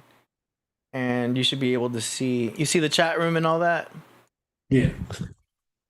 Okay, cool. Now I'm gonna bring you back on screen. Okay, 1 second, y'all. This way you can see along with when I do a playback. I gotta run Who this. said, they say Angry Soul needs a montage. Angry Soul, man. Oh yeah, man. Yeah, definitely. Yeah, when Soul's gone too long, people start asking for him. They're like, "Yo, where's Soul at?" You know what I mean? Right. He's definitely become a cast member of the show, which is great. But yeah, it's always good getting different types of people in here, man. So good. Okay, I'm making some adjustments to your camera. And boom. All right, so I'm a new set up here. Let's see. Okay. Hang on, y'all. Uh-oh. You hear that? Kaboom! Guess who stepped in the room? Yeah. Hold on. Let me get this set up right. We got Priest joining us, y'all. Give me a second to get this set up correctly. Okay. We're going to get him set up like this. It's all the stuff y'all don't see in the background. Yeah. AD got like 27 arms he working with. Man. Y'all only see 2. Word. Now I was born peace to the God. Peace, God. Peace. AD, Jizzle, what up? What's going on, man? Just trying to fly the craft as best as I can. Oh man, you're doing a great job, man. You in hold on. Let me get this set up right. Bear with me, y'all. Making some adjustments. Yeah, for me, it's setting up these screens right. Once I get these set up, I'll be ready for them in the future because I haven't been in this position before to have the screen shared for two viewers. So we'll get this right. Boom. Boom. All right. I can do better than that. Hold on a second. Mighty Hebrew. Shalom, Mighty Hebrew. Oh, Mighty Hebrew's in the building? Yeah, he in the building. Yeah. I like Mighty Hebrew's music. He had this track I remember called Back to the Future. And it caught my attention. I'm like, I like this style. You know what I mean? I like the way he sounds. Sawu the God said the podcast helped us stay sane through COVID-19. Oh wow. That's a fact. That's really cool. That's real cool to hear. Okay, so Priest, I'm all set for you. You are? Yeah. Fortress. Peace. Peace, Lord. Peace. You're gonna take me like maybe 10 minutes and I'll be back. But I'm right here. I'm coming in. All right. Like give me like 10 minutes. Okay, for sure. We're just going through past episodes. Oh, come hit me with a couple. Hit me with a couple right now. We're about to play a little bit of the acronyms of fear. Oh, that's the first joint. Yeah. Well, someone in the chat room sent a super chat asking to see it. Oh yeah, that was nothing but a all right, so I'm gonna plug it. I'm gonna be back in 10 minutes. I'm gonna just watch it from here. Okay, for sure. I'll be here. I'm gonna leave, but I'm gonna come right back. Okay, cool. All right. Well, I'm gonna set up here now. Okay, bear with me, y'all. Let's see. Man, I had that all set and everything.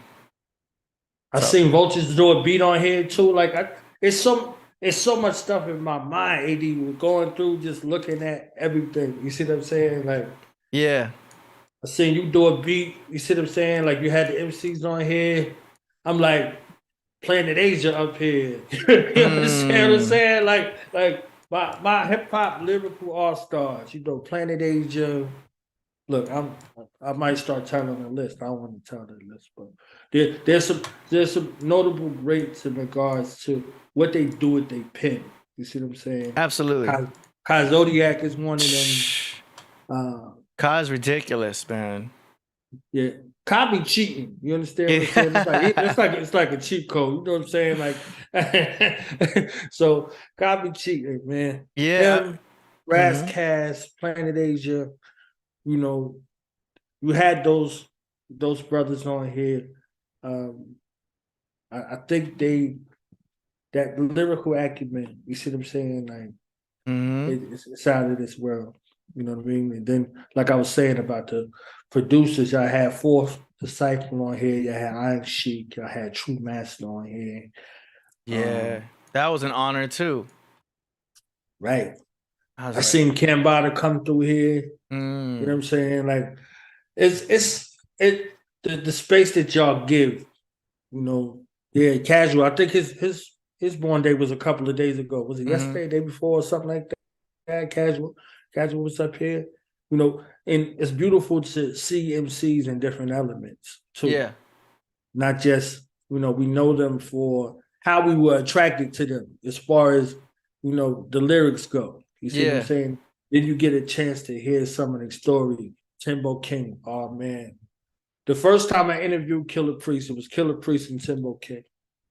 You know what I'm saying? Like, that was a couple of years ago, maybe like 6-7 years ago. I know Heaven Razor was up here too as well. Night Prince. Man, like,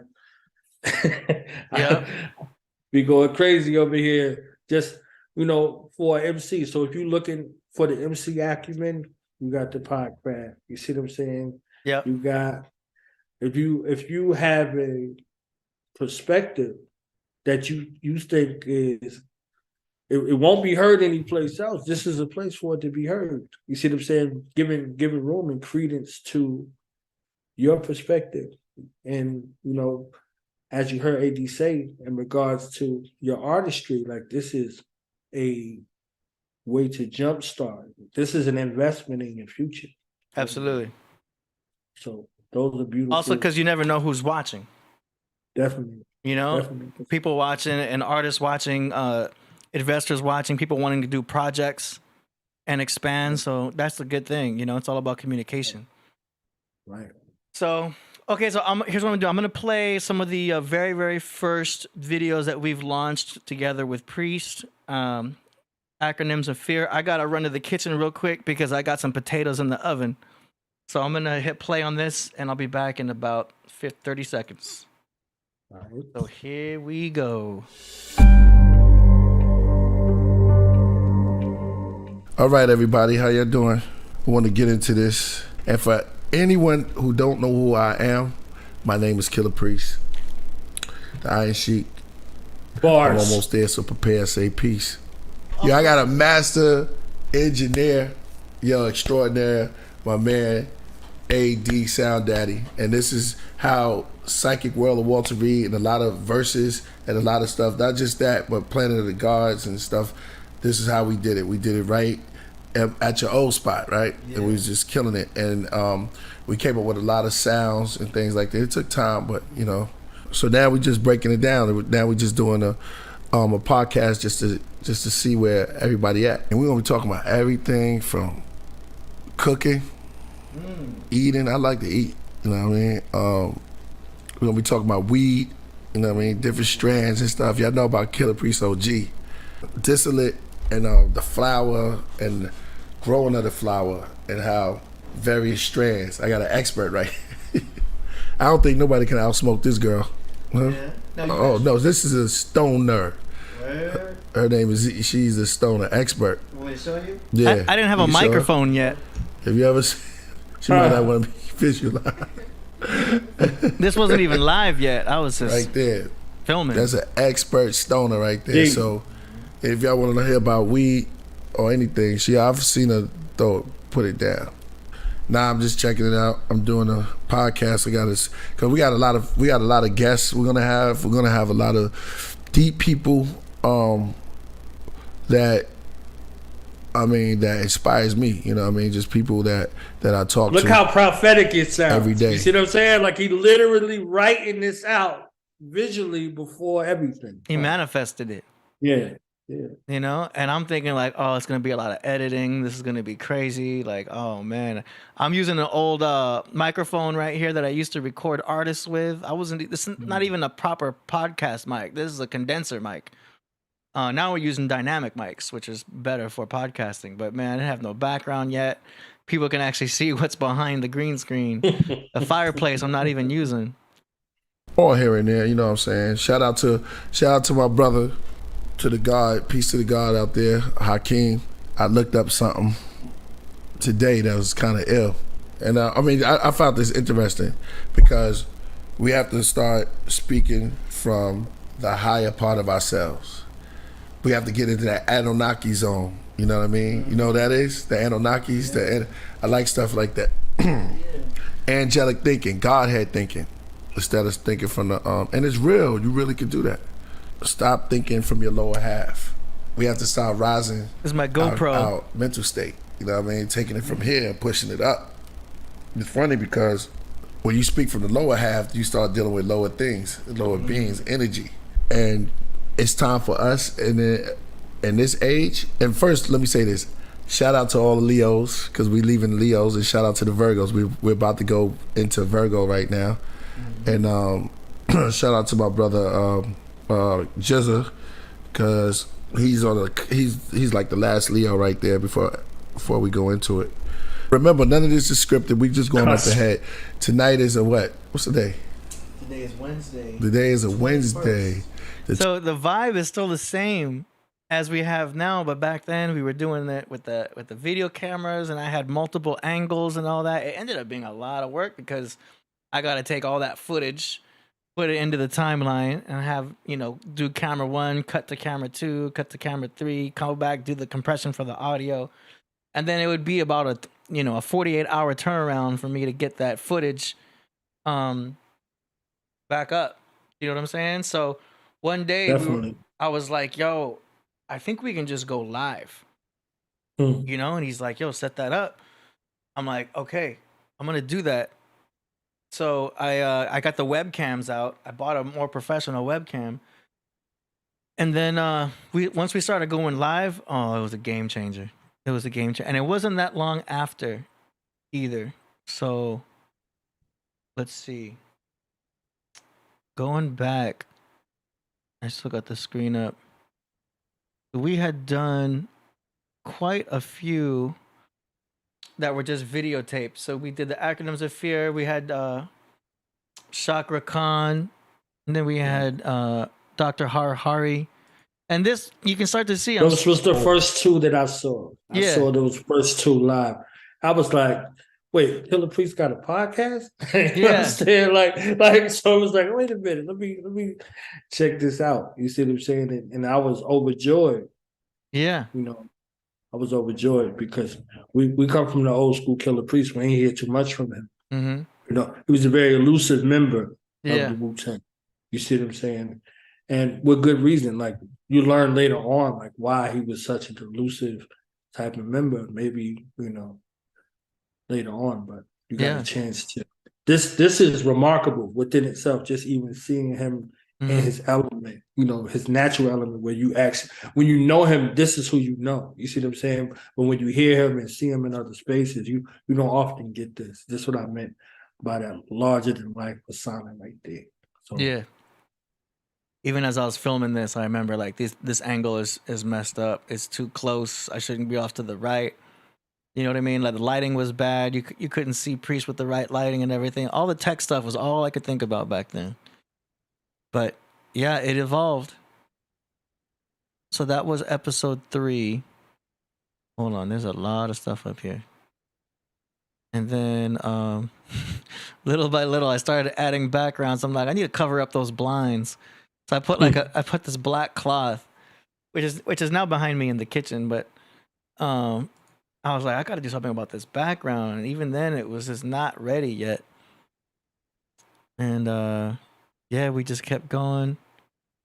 Sid Vicious came on here. Right. And then all of a sudden, Priest was able to get Santos Bonacci. And I'm like, yo, this guy's like my idol for all of the astrotheology knowledge and all the astrology knowledge. I was like, yo, this is big, you know. And we got this one. We had 52,000 views. I'm like, oh man, like we really got to upgrade some things. And so this is where the investment started to come in. And I'm like, okay, we're having someone of this caliber in here. I'm like, well, he's wearing black and I have a black background. It doesn't look right. I'm like, I need to switch it up. So we took it a step further. We had Oceana up in here. This is one of the dancers from my club. You know, I had her come through. She did a controversial show, just being wild, just being a wild girl. That. And boy, we got a bunch of views off of her and everything. So, but I was like, yo, what are we doing here? So it's ironic because both episodes were filmed the same day. We had her come through being all wild, and then we had Priest come through. I mean, then we had Santos come through being all spiritual. Perfect balance, right? Perfect balance. So I'm like, okay, I need to change the background. So I went to the Home Depot and I got this big white tarp. And I was like, yo, here we go. That way people can wear black t-shirts and there'll be some contrast in the background. So, you know, I adjusted the lighting to make it look like it was like the Matrix. You know, the loading program? Yeah. Where it's definitely all white. I'm like, this would be cool. Priest looks angelic. You know what I mean? I was digging it. Right. And then it started to be a little bit too saturated with the white, and you were able to see some of the wrinkles in the tarp. I'm like, nah, this ain't perfect. What if somebody comes on and wears all white? You know, it was still getting better. You can see the progress happening. I'm backing up from the table. We're starting to get some of a GGN type of look here. So things were getting better. And then we had Capadonna come into the show. I'm like, yo, Capadonna is in my house. You know, I got mad respect for this artist right here, yo. Right. He was so smooth. This is one of the smoothest artists. 100%. 100%. He came in just so smooth, and you know what? In his regular speech, he'll start rhyming. Yes. He'll talk to you like a normal conversation, but he's spitting a flow at you, and all this. A normal sentence turns out into a rhyme, and it's like, yo, he has bars in regular conversation. Very smooth, but then just right here with the background, I'm like, damn, he's wearing white. I got a white background, and you can't see the contrast in between. I'm like, man, I gotta flip this background again because this is not perfect the way I want it yet. You know what I mean? I'm someone that needs to perfect things. So, you know, in this moment, I'm like embarrassed. I'm like, damn, the background ain't right, and I have this huge star in here. Like, it's like, oh man. Looking back now, I was also too close. But, you know. You said I come correct. Yeah, details. 25 outfits in the mic check. You know what I'm saying? Poppy wardrobe in the building. Man. Exactly. But at the moment, a lot of the fans were just like, yo, don't worry, AD. Like, just keep going. Like, they were just happy to have Capadonna on the show. It was looking good. And this is the reason why I said I wanted to do this, because you don't know until you start to flush it out. You're like, all right, okay. And, you know, AD, you mad modest with your shit, too. So I got to mine it out of you like I got to mine it out of Priest sometime. You understand what I'm saying? Like, got to mine it out. Like, fuck that. Talk that. Because people that are looking, you make it look easy, but it's not easy. They need to understand that there's intricacies that's involved and that you can learn from those evolutions. You see what I'm saying? Like, all right, like, look, we went from this to this to this to this to this. Now we're here, but we're still only at the beginning, and we're going to elevate. We're going to grow. You understand what I'm saying? The host with the most, the Byzantine king, the lyrical assassin, the smack the shit out of your record and beat and go platinum in the building. Ladies and gentlemen, the host, the god, the Iron Star for hip hop and podcraft, Killah Priest. Hey. Shout out to Capadonna. We was in the studio. Remember Knowledge Ball? We had a chance to put it down right there on the spot. It was crazy. Word. Shout out to everybody out there. What's the guy? And I gotta redo it for him. And I just didn't have the time, but I'm definitely gonna do it. Son the Great. Yep, Son the Great. Shout out to the brother. Yeah, I remember Cap. Cap came on there once. But Cap is the type of brother to come on there a whole bunch of times. And I want to take it back to the one that I saw about the pigeon. Oh yeah. So we got. I'll talk about the pigeon that I kept seeing because the streets was like real dead, man. And then to see a pigeon striving at night, it just lets you know that nature always going to nectar always come back. Word. Oh man, that's good shit. Shout out to everybody in the podcraft. Yes, sir. So we were just going through some things. Y'all doing a phenomenal job, yo. AD and Knowledge Born, I've been checking it out. It's a phenomenal job. And also the master student, I know he had to bounce earlier, right? Yeah. He did good though, huh? Yeah, what was his bill? Huh? Definitely. He came in and he proved that Jesus was real. Okay. Wow, that's live. He came in and proved Jesus was real. He took it out of the sky and brought it to earth in a palatable form. So there was a space where allegory, meets reality, and he did it. So I'm saying he get that Transformers, water meets the eye right here, Word. Yo, that Wizard of Oz bill was incredible though. You put your name on a plaque. Yeah. A lot of guys was hitting me up. Yeah, it was a good freestyle. You see what I'm saying? Good freestyle. Yeah, that was just a freestyle. That was beautiful right there. But yeah, man. So taking it one step at a time. One step, one breath. Shout out to Razor. That that was Razor on the hook. Well, we studio. True Master. Shout out to True Master coming with the beat. Word. Freedom, the teacher. Papa Wu, R.I.P. He was on the original one too. I'm looking at there. Allah's always great, Yeah. But nice. It's a beautiful thing right now. We got, man, what else we got?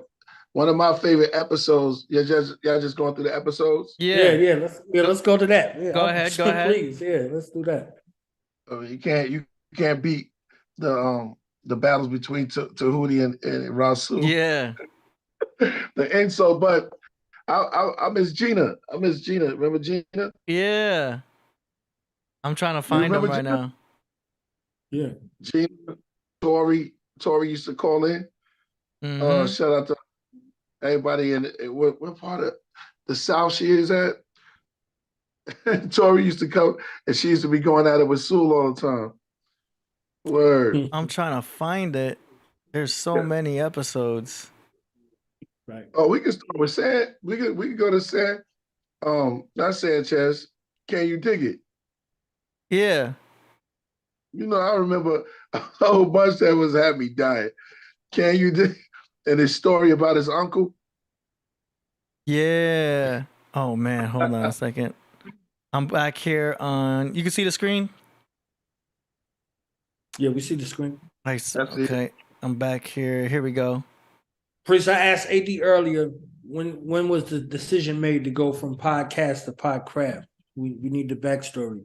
AD said that was an alley-oop for you, so I'm throwing the alley back up. Yeah. What was it? Yeah, build on that. I'll be right back. I gotta tend to my potatoes.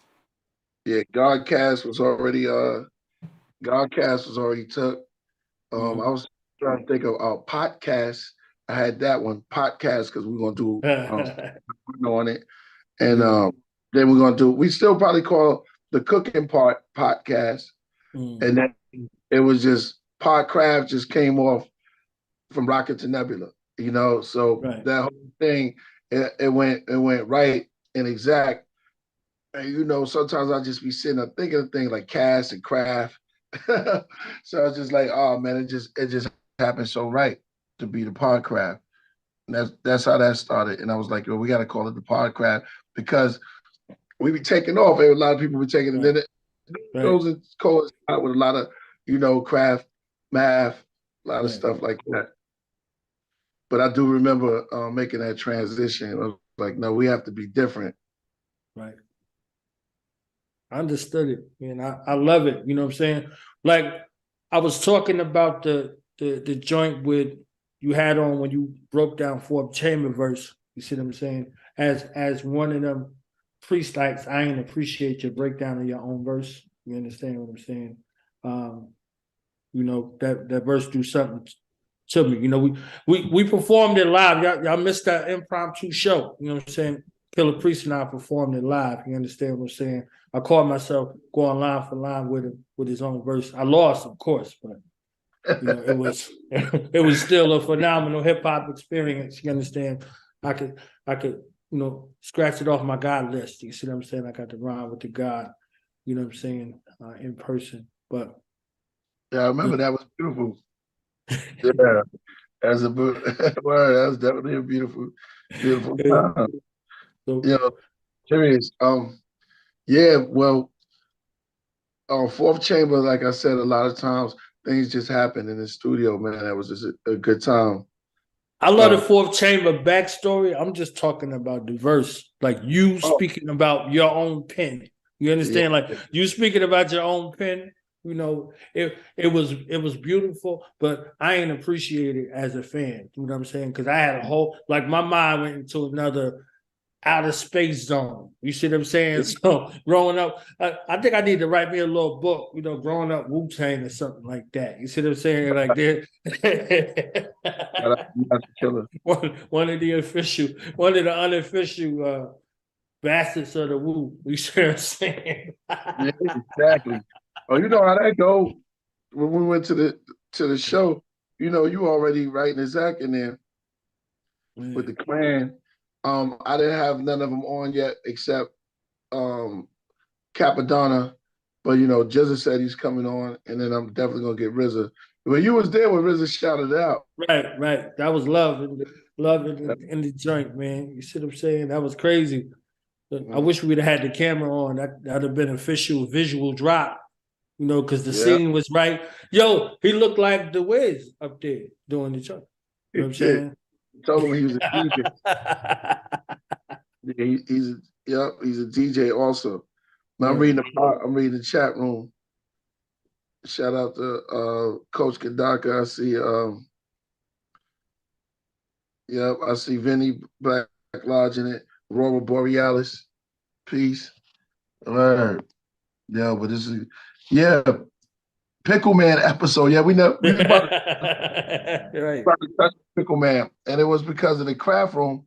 Y'all, let me shout out to the craft room. Y'all be coming up with some, because I forgot about Pickle Man and Dr. York, and it's crazy. It's crazy mind, man. But for that time, it was definitely needed. But nobody ever broke it down yet. They didn't show the books, the revealing of Pickle Man and what was Pickle Man. Yeah, exactly. I remember that. Who else? Gano. I remember Gano Grills coming on. Gano Grills, yeah. Yeah, Gano Grills. That was great. I didn't know he was a channeler like that. Word. But I already know that he changed his name. So I know him. He was throw up the graffiti and all that. Just got highly enlightened. Master Killah would be good to come on. I know I can get Killah on. I got to slide in for that. If I could get a little cameo, 10 seconds with the God. You understand what I'm saying? Exactly. It'd be two of the most elusive members of the clan. Master Killah and Killah Priest. No doubt. Word, no doubt. No doubt. I mean, we had the whole Shaheen. I mean, when he come out, pull up the whole. Yeah, that joint right there. I was going to ask about that. You see what I'm saying? I was going to ask about that. In the middle of that, y'all had DJ EFN and Nori on here. You see what I'm saying? Right after Night Prince on. That whole situation was something crazy to see. Yo, and you know what was a pleasure? Am I frozen? No, you're good. No, you're good. Now, what was a pleasure is that Nori Peoples had hit me, because Nori said hit me up. They hit me up first. So I'm gonna clear the air on that right now. Or what had happened was Nori had hit me up, and he said that, yo, this is the place he want to do it at. He want to apologize on my podcast. He said he loved watching it, and things of that nature. Whatever it was, he just they thought about it and went around the table, and he said that he wanted to go to the podcast. He invited himself to come on the podcast and do it. And so when Shaheem and them, because he didn't know the whole full story, so when he had came on here, he just came to, because he already apologized to me. He just came to do it again and show love on that part. But what really happened, what people didn't know, is that when I spoke to, I'll leave a certain brother name out of it, but when I spoke to him on the phone, I'm gonna just leave that alone, because when I spoke to him on the phone, it got out of control, because Shaheem, let me look close to the camera, he saw the wrong thing and wasn't even, and it just got out of hand. But then, Shaheem called me up, so it was good. But I'm glad that he came onto the show, because Shaheem showed up at the show. That show got a lot of views too. Yeah, along with shout out to Shaheem, along with Fourth Disciple, Hellraiser, and it was Knife Prince, who's the brother who watches the show a lot. So that was good. That was good that they came on. And then who was, and also it was VA, Wu Syndicate. Yeah, Myeoshe. Mm-hmm. Shout out to everybody that came on that day. It was a lot of drama, but it was good. But that's before everything popped off. And like I told Shaheed, which is funny because he's like, Priest, we all still tight and everything. It's just like, but when he came on, it was just something that had to be done. And Nori and Shampoo, shout out to Shampoo, because they all reached out at the same time to come onto the craft. So that was a golden moment, because we had Corey Holcomb, 5150 in the audience.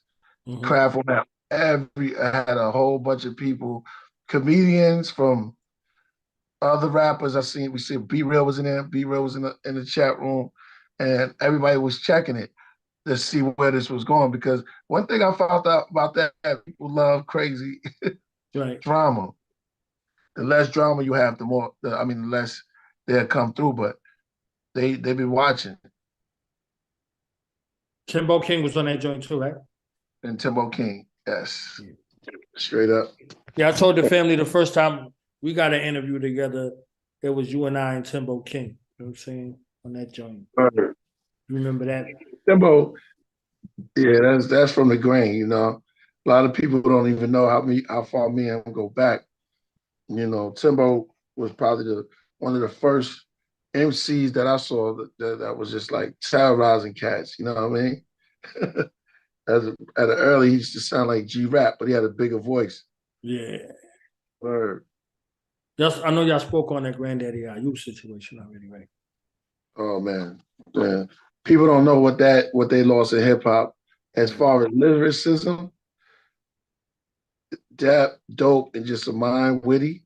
That was great. Now we didn't touch on it so much, but let's go. In that voice, man, like I heard Rockness got one of those voices. Granddaddy, you had one of them voices. You see what I'm saying? Like he had that. It's like the Granddaddy IU King ever, or the what I'm saying, the other voices. So yeah, man. Yeah, I'm here. Give me five. Give me power. I'll be right back. Yeah. Okay. So we going back to the shows. We had gone to the green screen. What does it say the exact date? Yeah, October 28th. This was 2020. I had the green screen running, and we had a Halloween special. And we put some like Halloween stuff in the background. Don't forget McKepera too. Yeah. McKepera. So things were building up. Here's when we had Rasul on a little more often and started getting used to things.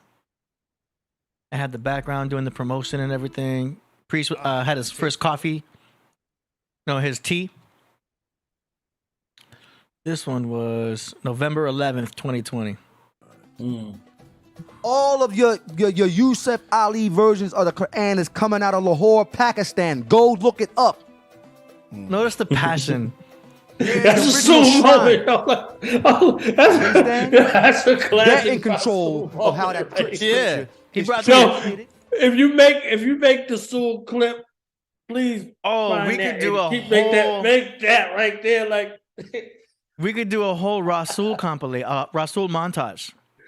Right, that's what they were saying earlier. Like, yo, Sue, I'm telling you, dead to rights, whatever it is, he's standing on dead to rights. And compiled. And even in the trailer, yeah. Sue's clip is. Go ahead. I ain't gonna say shit. Go ahead. I'm like, damn, down to the trailer. I wanted to show more Sewell in the trailer, but I thought that one was a key part that transitioned well into the other ones. But man, we're gonna add some more Sewell in the future montages and trailers.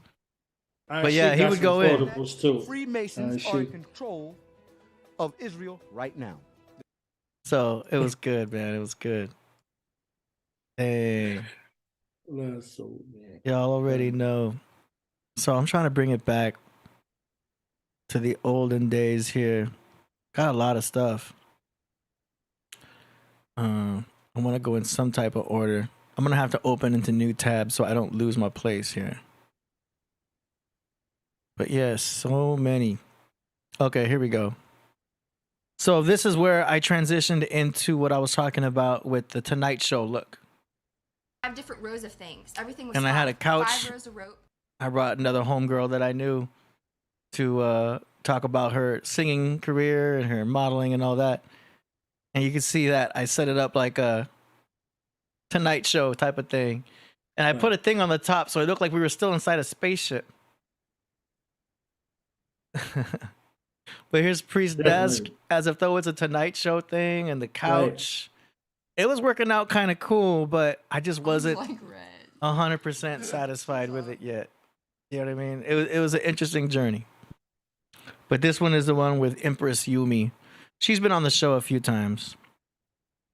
And then I had my homegirl Selena come up here. She's been on the show twice also. She's a dancer. But I like that she speaks so intellectual. She's almost like a Wednesday, but she's not gothic. But yeah. She went in. That was a cool show. And it felt good to have some females on the show. Do you know what I mean? Because it was so many dudes coming on the show. It's like, well, we have to balance it out. And we still do that. And then we had let's see. One of Priest's artists, animator David Flores come on the show. That was cool. Shout out to David Flores and Lil Da Vinci. And that's when Priest started breaking out his tea and all that. It was cool. Yeah. It was almost like a Tonight Show, but with KP. But I don't know. Yeah, it was working out. We got to find a way to clip up Priest's word and use that as a sound effect. It needs to be a sound effect. When he talks about what? When he says word. Oh yeah. Yeah, word. That's true. That was another thing, was collecting all the sound effects. You know, and you know, I was hitting bombs whenever somebody would drop a bomb, you know, or say something that was very profound. And then I got to a point where like I definitely need to give Priest control of the bombs. So I went online and looked for these like you know, samplers that you could just have pads on, and I found a good one made by Akai. So I bought that for him. Using the budget, of course, and now he's dropping bombs all the time, so it's great. And then once he brought in Tahuti, oh man, we had just so much knowledge coming into one episode. Right, it was amazing how much knowledge that Tahuti brought to the show. He has his own podcast now. But we still get people in the chat asking to bring him back. So we're looking forward to that happening in January. Hopefully, we'll see. Yeah, he just had his first year, I believe, of him doing his own. Yeah. Craft, you know. Well, he ended up. Go ahead. No, I got a lot of respect for him and how he moves. He personifies the name. Normally, you get the name and you the opposite. You see what I'm saying? People like, yeah, my name is sincere, and ain't nothing sincere about you. You see what I'm saying? Yeah. Normally, your name's just a curse for you. You see what I'm saying? Right. Like, here's a gift because Tahuti is like the mind of God. You see what I'm saying? So in that space, he personifies that kind of mind, like cerebral. He's in his mind. Yeah, that's also his power as an Aries. He's a very conscious springtime person, and Aries rules the head and the mind, so they tend to be mind oriented. It's interesting that he wears the hat too, because that's also his ram's horns in a way, right, if you want. But yeah, he did great. He also had the spider up there. It was cool. I mean, man, seeing those spiders live was crazy. But in this episode, Rasul and him have some type of a debate. We're gonna start here. It's a bit hilarious. We're gonna show you the conversation. Seeing Rasul from home. Can you guys hear that? You know. But that's for everybody to check out. Y'all can go back to those episodes and see that.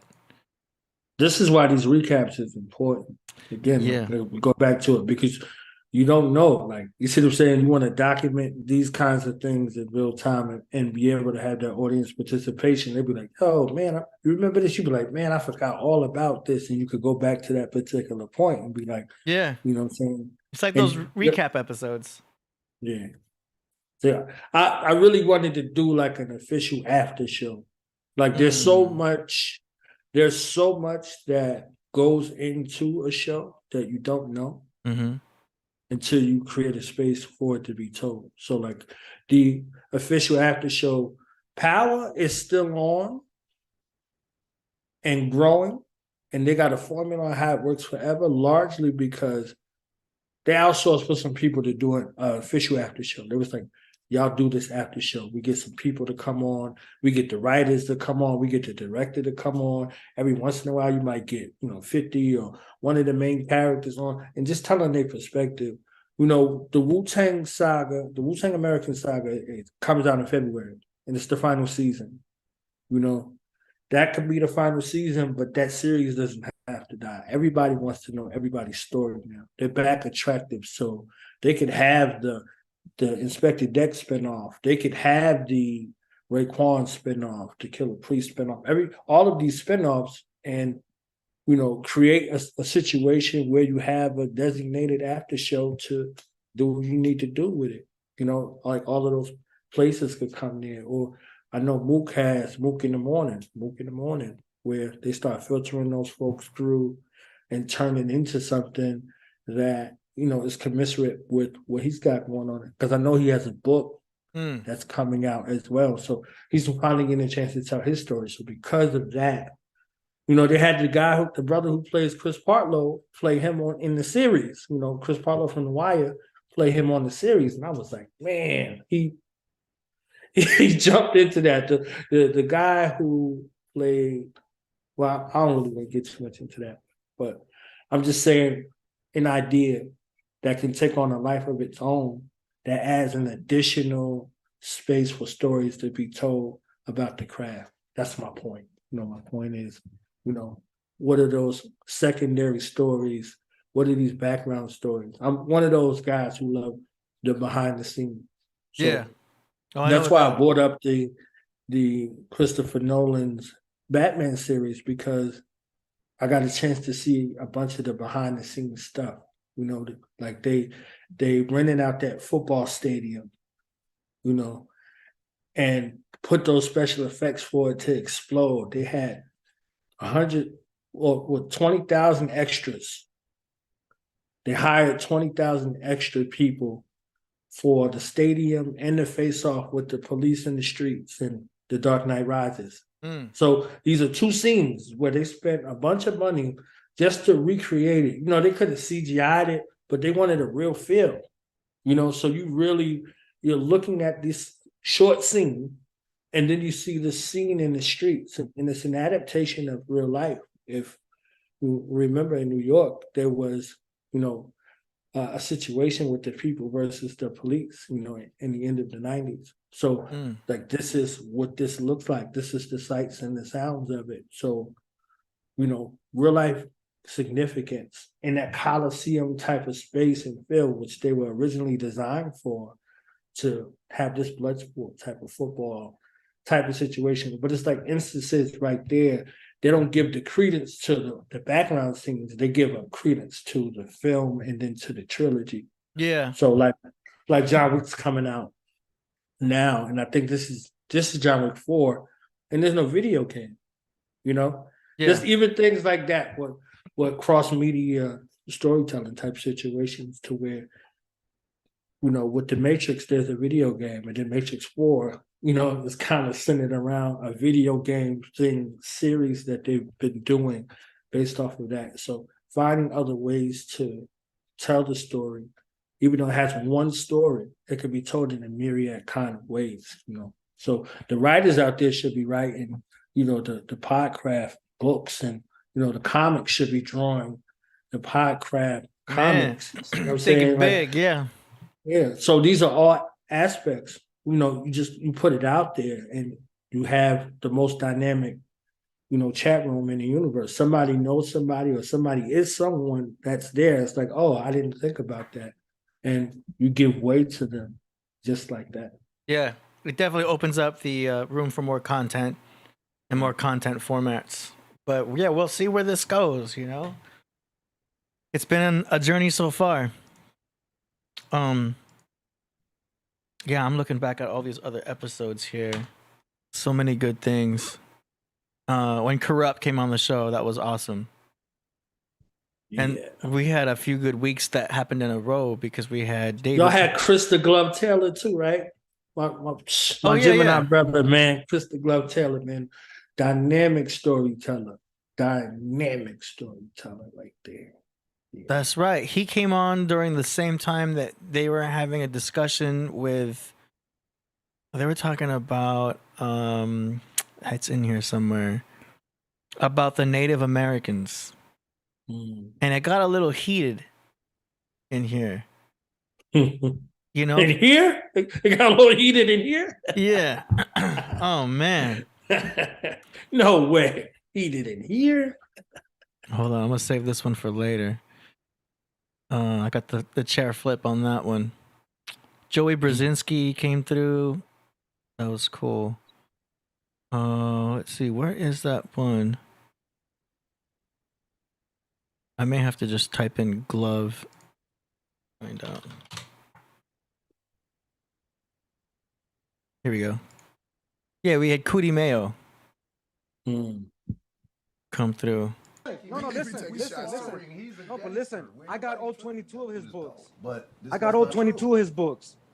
I'm gonna do videos on him, on the chronology, the real chronology. Okay. Yeah, I but know what happened. Start with Anatoly, because you're gonna find a huge gem with Anatoly. There's a lot of people in here on that thing. Want to do the cannabis business? Right. I do that. Yeah. So okay. Well, you're gonna get a ball for that. Yeah, I do that, and it's hard for us to get in this. It's gentrified. It's called cannabis business. Right now, we do the weed business. Right. I want to do an episode. Where we just have Chris the Glove in here by himself, so that he can just drop it all at once. Because so many times we would have guests. We'd have multiple great guests in the building, and it would be a challenge to get them all to speak enough. Because otherwise we'd be here for hours. Right. But Chris came in once. But we got to get him back. Phenomenal storyteller.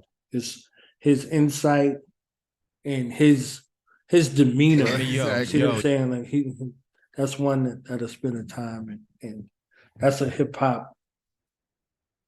There wasn't a West Coast sound. Like, just even thinking about that, there was not a West Coast sound for hip hop. There was what they call G-Funk. G-Funk was the West Coast sound. So they put together the G-Funk era in the way for the sound, what it would sound like with no examples before it. So they crafted what that West Coast sound sounds like with live instrumentation and everything. Yeah. Like, his story is phenomenal. His story is phenomenal. And to be behind the scenes all of this time, normally people don't want to, stay behind the scenes and say where their influences were and all of that. With him, with Ice-T, and him with Meat and Dre, and then working with Dre, and then all of those classic albums now that everybody loves. He was behind the scenes for a lot of it, all the way up to, the Chronic, even down to Phone Tap. You know what I'm saying? Like he was there for that joint, and Explosive and Stranded on Death Row and Doggy Dog World. All of those times where we fell in love with Corrupt's flow, when he went crazy on, he was somewhere in the middle or in the background. You see what I'm saying? Yeah. So it's like, oh man, I think I like that song Raw with Daz Dillinger. Right. Daz don't get no production credit like he's supposed to. Man. Like Daz. I love that track. Daz Dillinger, Raw, and Corrupt. It hits hard, man. I bumped that in my car to this day. But yeah, if y'all haven't heard that, look it up. Raw. Be ready and will and killing. So sick. I love the feel of that. I love the flow that Corrupt does on that. He does a scheme. He does like a scheme style flow. It's so sick. I love it. Yeah. That's a murderous pen right there. So cool. So yeah, we had Rasul, we had Menkempera. Look how much better the lighting is in here. I used like kind of a warm light on this. It looks like almost the sun is out. It looks like we out in the sun. It kind of matches the Egyptian background. And I got that background from that's an Assassin's Creed CGI background. I took that and flipped it and put it. It's so perfect, man. It's great. I still use the Egyptian background every now and then if we're gonna go there. If you know what I'm saying, I try to make the backgrounds be appropriate according to the topics of the show. Right. And there was definitely some Egyptology being discussed back then, and it worked out great, especially with Menk showing up almost basically in costume. Right. But Menkempera, sells those custom jewelry and everything that is very Egyptian oriented, so it's awesome. It's been great. So this is the same episode. Somebody was asking about the chair flip. I think it comes in towards the end. Because we've had some last minute guests on the show. This was the master of last minute guests. I was a last minute guest. I think so, yeah. In person, yeah. Literally, we showed up and we came for the documentary. And oh, that's right. We stayed for the show on the same day that Coolio passed. Oh, that's right. Bam. I'm pretty sure this was the show. Oh, here it is. Yeah, this is Naphtali. Naphtali used to hang with Priest back in the day, back when I had a studio in Irvine. He would come through. But yeah, I'm trying to see where that part is. I feel like it's coming up here. I think it's right here. Yeah, who you think will win? What's going on? Your co-host, man, he's kind of a strange fella. Well, what did he do? He just came and sat and with his. Oh, I think I passed it. Yeah, I agree with that 100%. Right. What's that right here? Oh, you two guys know each other, right? You and AD? Yeah, absolutely. Yeah, no doubt, man. So what's been going on? So you've been working on that. I'm gonna make up some tea. So we're about to drink some tea. Who Here you comes. think? Boom! There's the flip. Right in front of everybody. Pushing my joint, yo. Chair break? Yeah, no. I like how someone covered it up. Yeah. Okay. Yeah. I knew he did something, but I wasn't. I didn't exactly. see it. That was weird. Yeah. All right. Somebody said Ice Cube. That's the Scarface, response. man. That sounds That's dope. the response. Not he's gangster though. Who you think He's, win? he's a cancer, so you can't mess with them cancers, yo. If you get them mad, they'll flip your chair.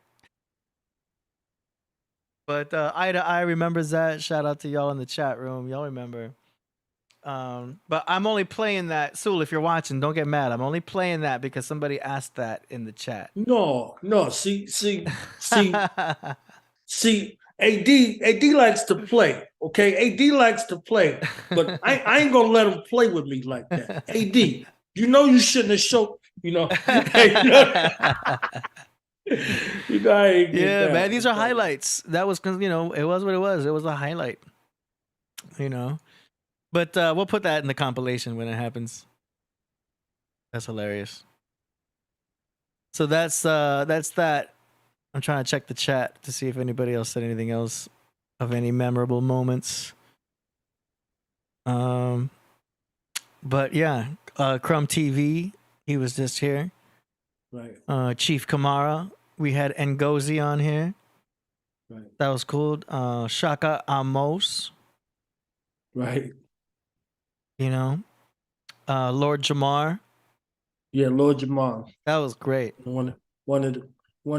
Two of the greatest instances in the podcast history. Yeah. Right there, for me. Anyway. Lord Yeah. Jamar. He speaks with so much conviction. I love how strong Lord Jamar is with his words. So much conviction and power. It was great. He's been on a few times. Right. Shout out to him in reality. You understand? Yeah. The Flat Earth champions. Man. The Flat Earth champions. They were passionate about it.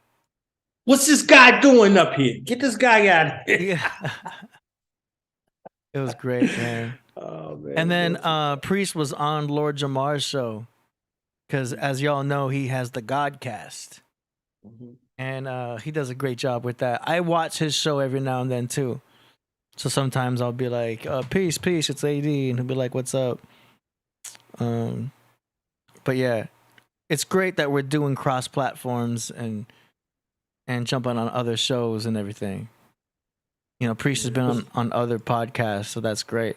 We try to highlight Doggy Diamonds TV. He was also on Doggy Diamonds TV. Oh, that's right. Yeah, he was on with Lord Jamar and with Doggy Diamonds, I think, on the same night. So, that's right. That was recent. Yeah, shout out to Priest for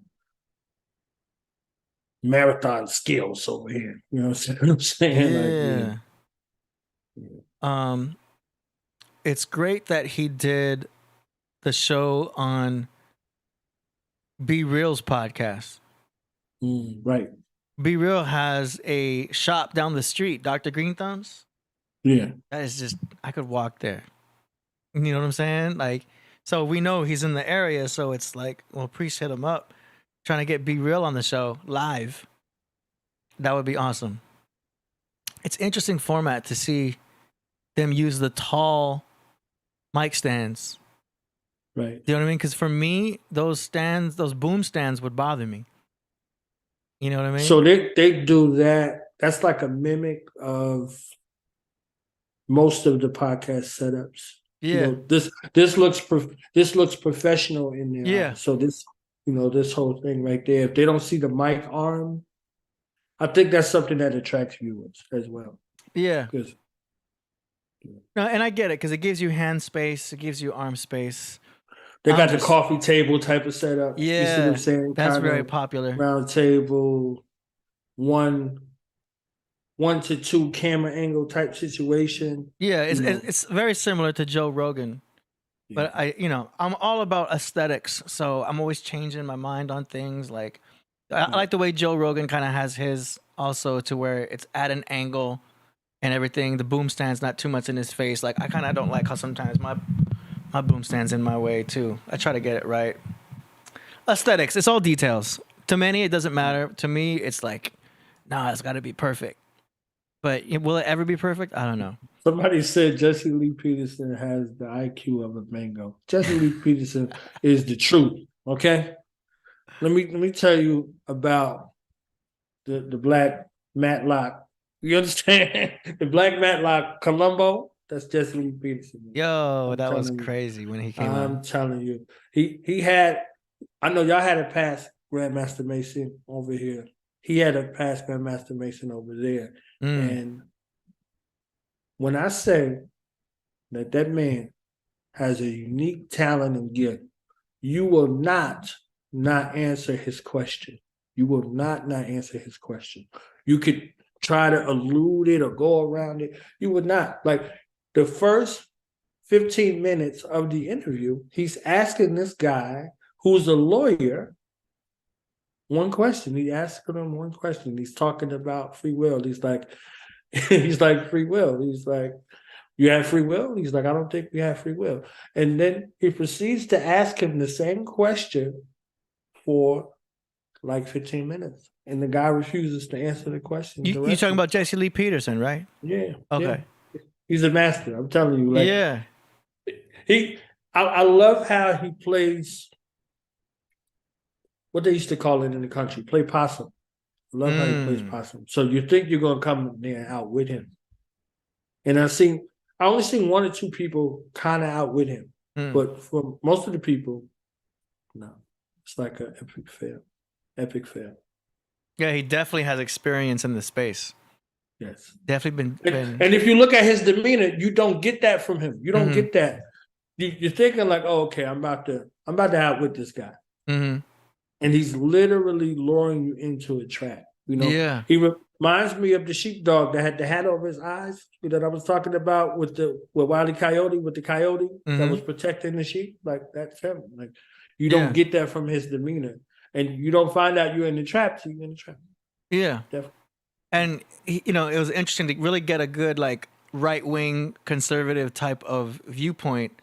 Right. That seems very solid in it, because some of us will lean towards the right, maybe lean towards the left, but JLP came in with that conservatism, speaking on his views. You know what I mean? And what's good about this show is that we set up a platform for everybody to speak their mind. That's the way Priest set it up, which is fantastic. I don't have to agree with him wholeheartedly or anything like that.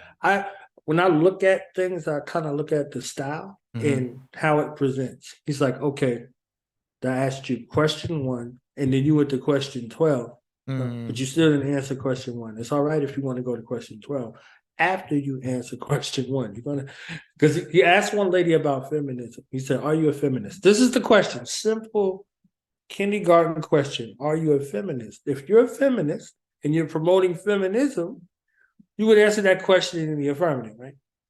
She said, well, I would consider myself, blah, blah, blah, blah, blah. He's like, how about feminist? Are you a feminist? like right back to it. So now we got 5 minutes that could have been someplace else, well spent, at you having to admit whether or not you're a feminist, and you're coming on to defend feminism. So, the thing that looks like the trap isn't the trap. It's what you falling after. You see what I'm saying? Like you put yourself in that trap. So yeah, it was like 5 to 7 minutes with her and like 15 minutes with the other guy. And I love it. I'm listening to it. Like, wow. He was like, I would do better in the court with you. He's like, well, I don't go to court. I'm a telephone lawyer. So it was really an exchange that's artful. And, him here coming on the crab, that was something I was looking, forward to too. And I think he had a, pretty good time. I think it was a good show here as well. So yeah.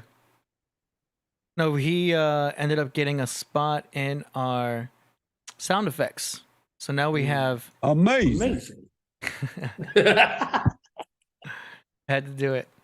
I had to download the episode, find when he said it, clip it out, compress it, and now it's in our sound effects.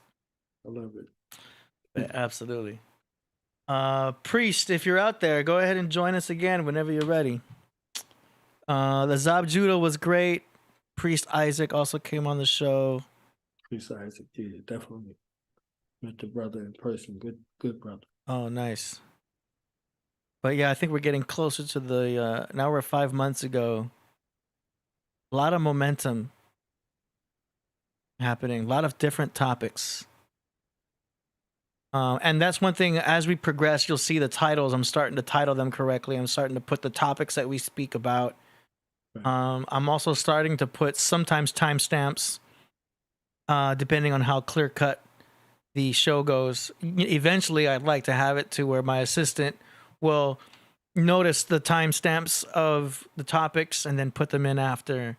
We do have Vinny Black Lodge out there. Thanks to Vinny Black Lodge, he posts the timestamps for the song promotion in the chat, in the comment section on every episode. So shout out. That's a great help. Yeah, that is a great help. We didn't even ask him to do that. He just started doing that as a moderator. So thank you so much to Vinny Black Lodge for that, because we appreciate that, and the song promotion artists appreciate that as also. One of our biggest shows that gets the most views is when we have Dr. Inky on.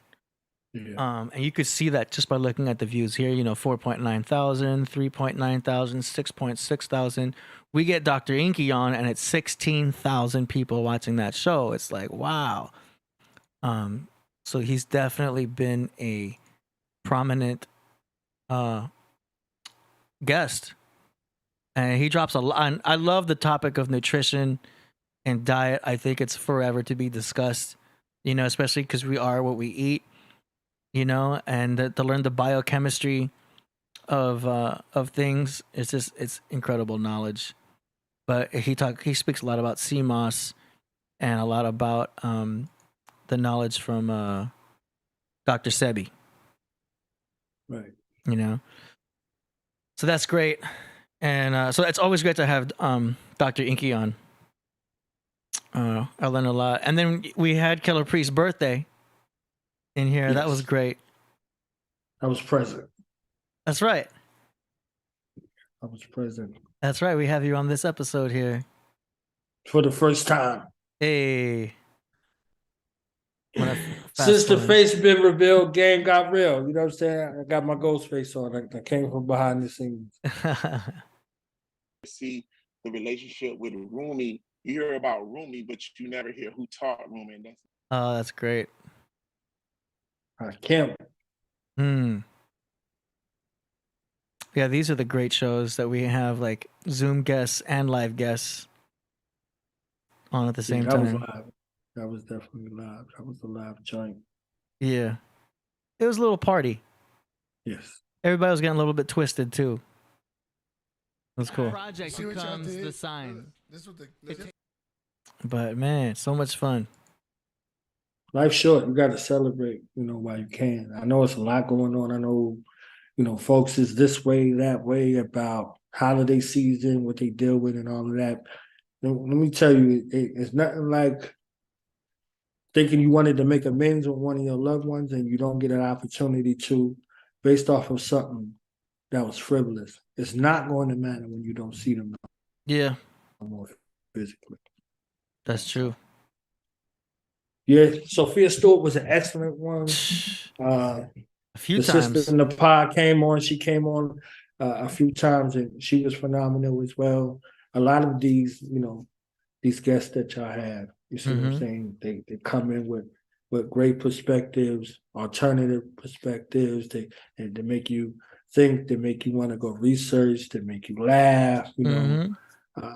So it's a great balance. It's the right marketing mix. So this was a great show right here. We had you and Dr. Inky on.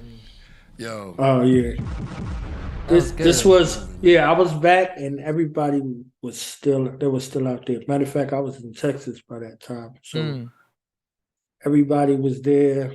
Still, we had wrapped up part of the documentary, and I think that's gonna be something amazing, when it comes out. Amazing. It's gonna be amazing. I'm trying to pull it up. Amazing.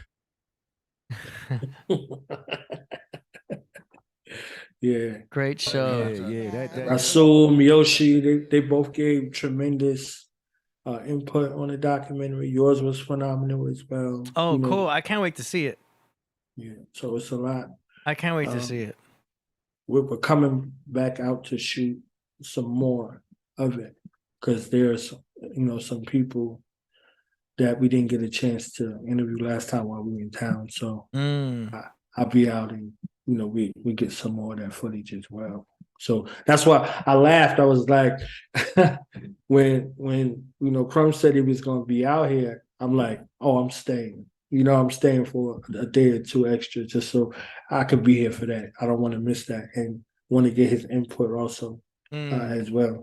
So, yeah, it's going to be perfect. Nice. Perfect. I'm starting to get a little creative more with the thumbnails too. Did you see that knowledge Right. born? You see when you broke down the Wizard of Oz? Right. When y'all were talking, I created the thumbnail of putting the Wizard of Oz together, and I was listening for you to say something that I could put in the thumbnail. And one thing you said was Oz is strength. Right. So I was like, yo, that's perfect. I put that in the thumbnail. I put the Wizard of Oz, and I put that quote you put, Oz is strength. And it's getting good views. It's cool. But yeah, I wanted to get more creative with the thumbnails on certain ones at least. Yeah, I looked at it. I had to look twice. I was like, is that me? Okay.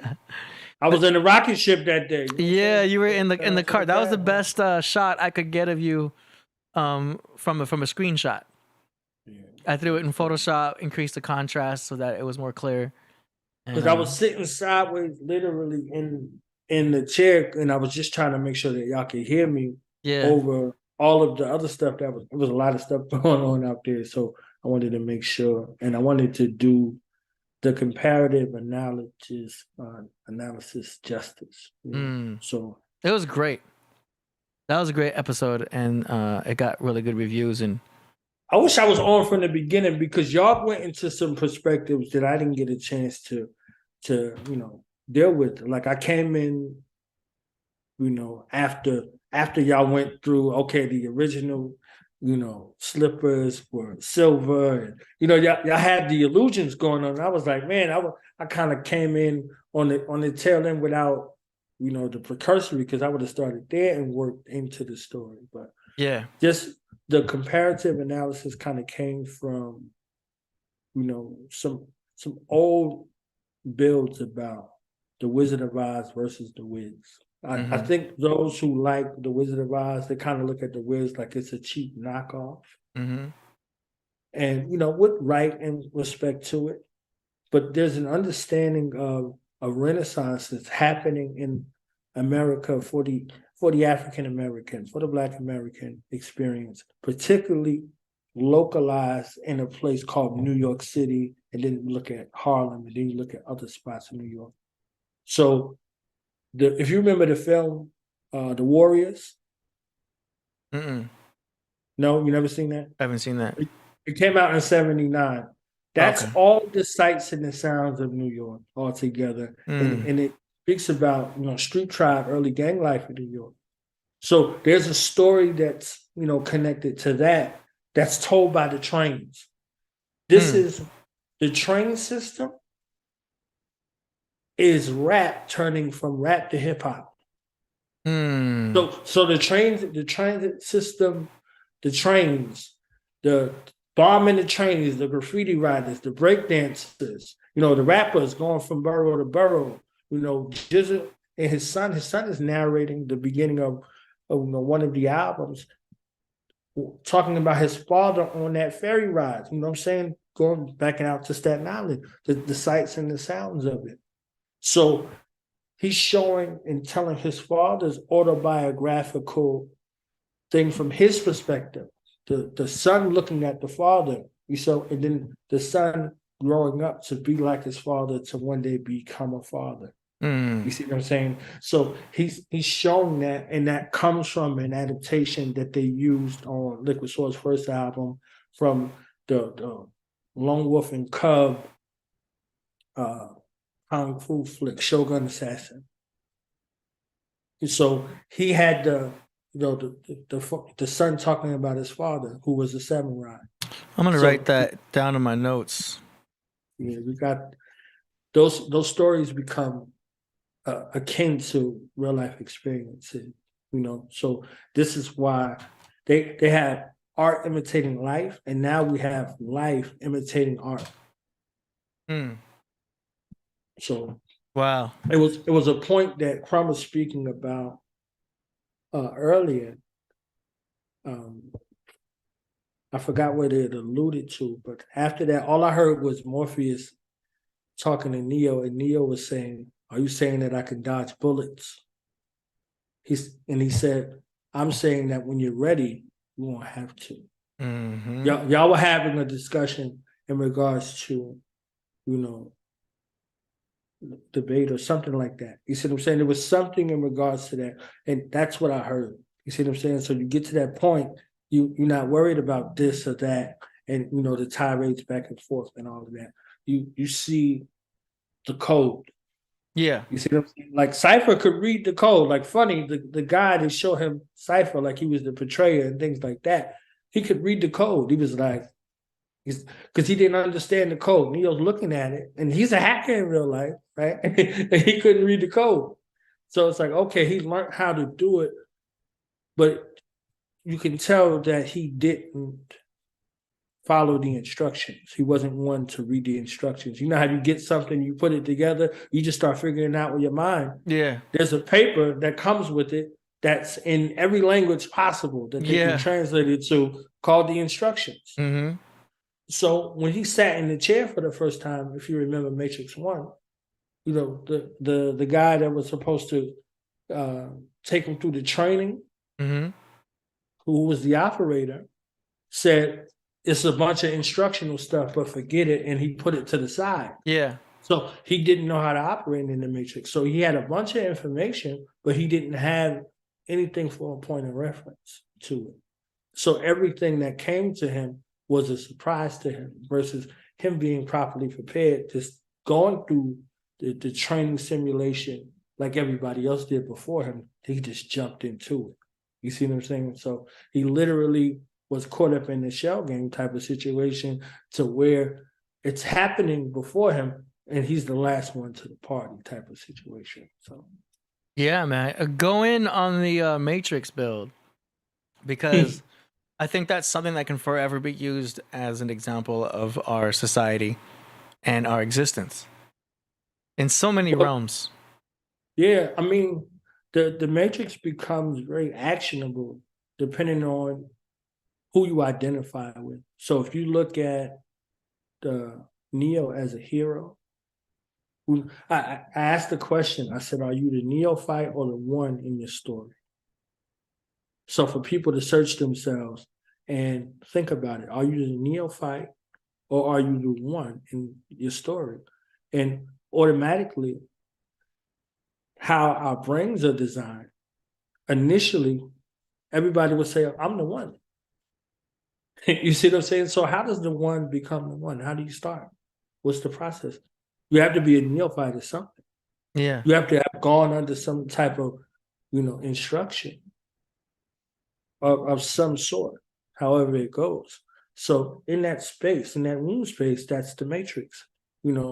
Matrix means womb. Y'all had the Queen Mother on. Like Matrix is a woman. So when I said Oz is strength in the last episode, I was making a reference to that womb space, that mother's womb, where you would find safety and security, where you would find refuge. They have a term nowadays where they say matrix and calling it birthing person, like mother versus birthing person.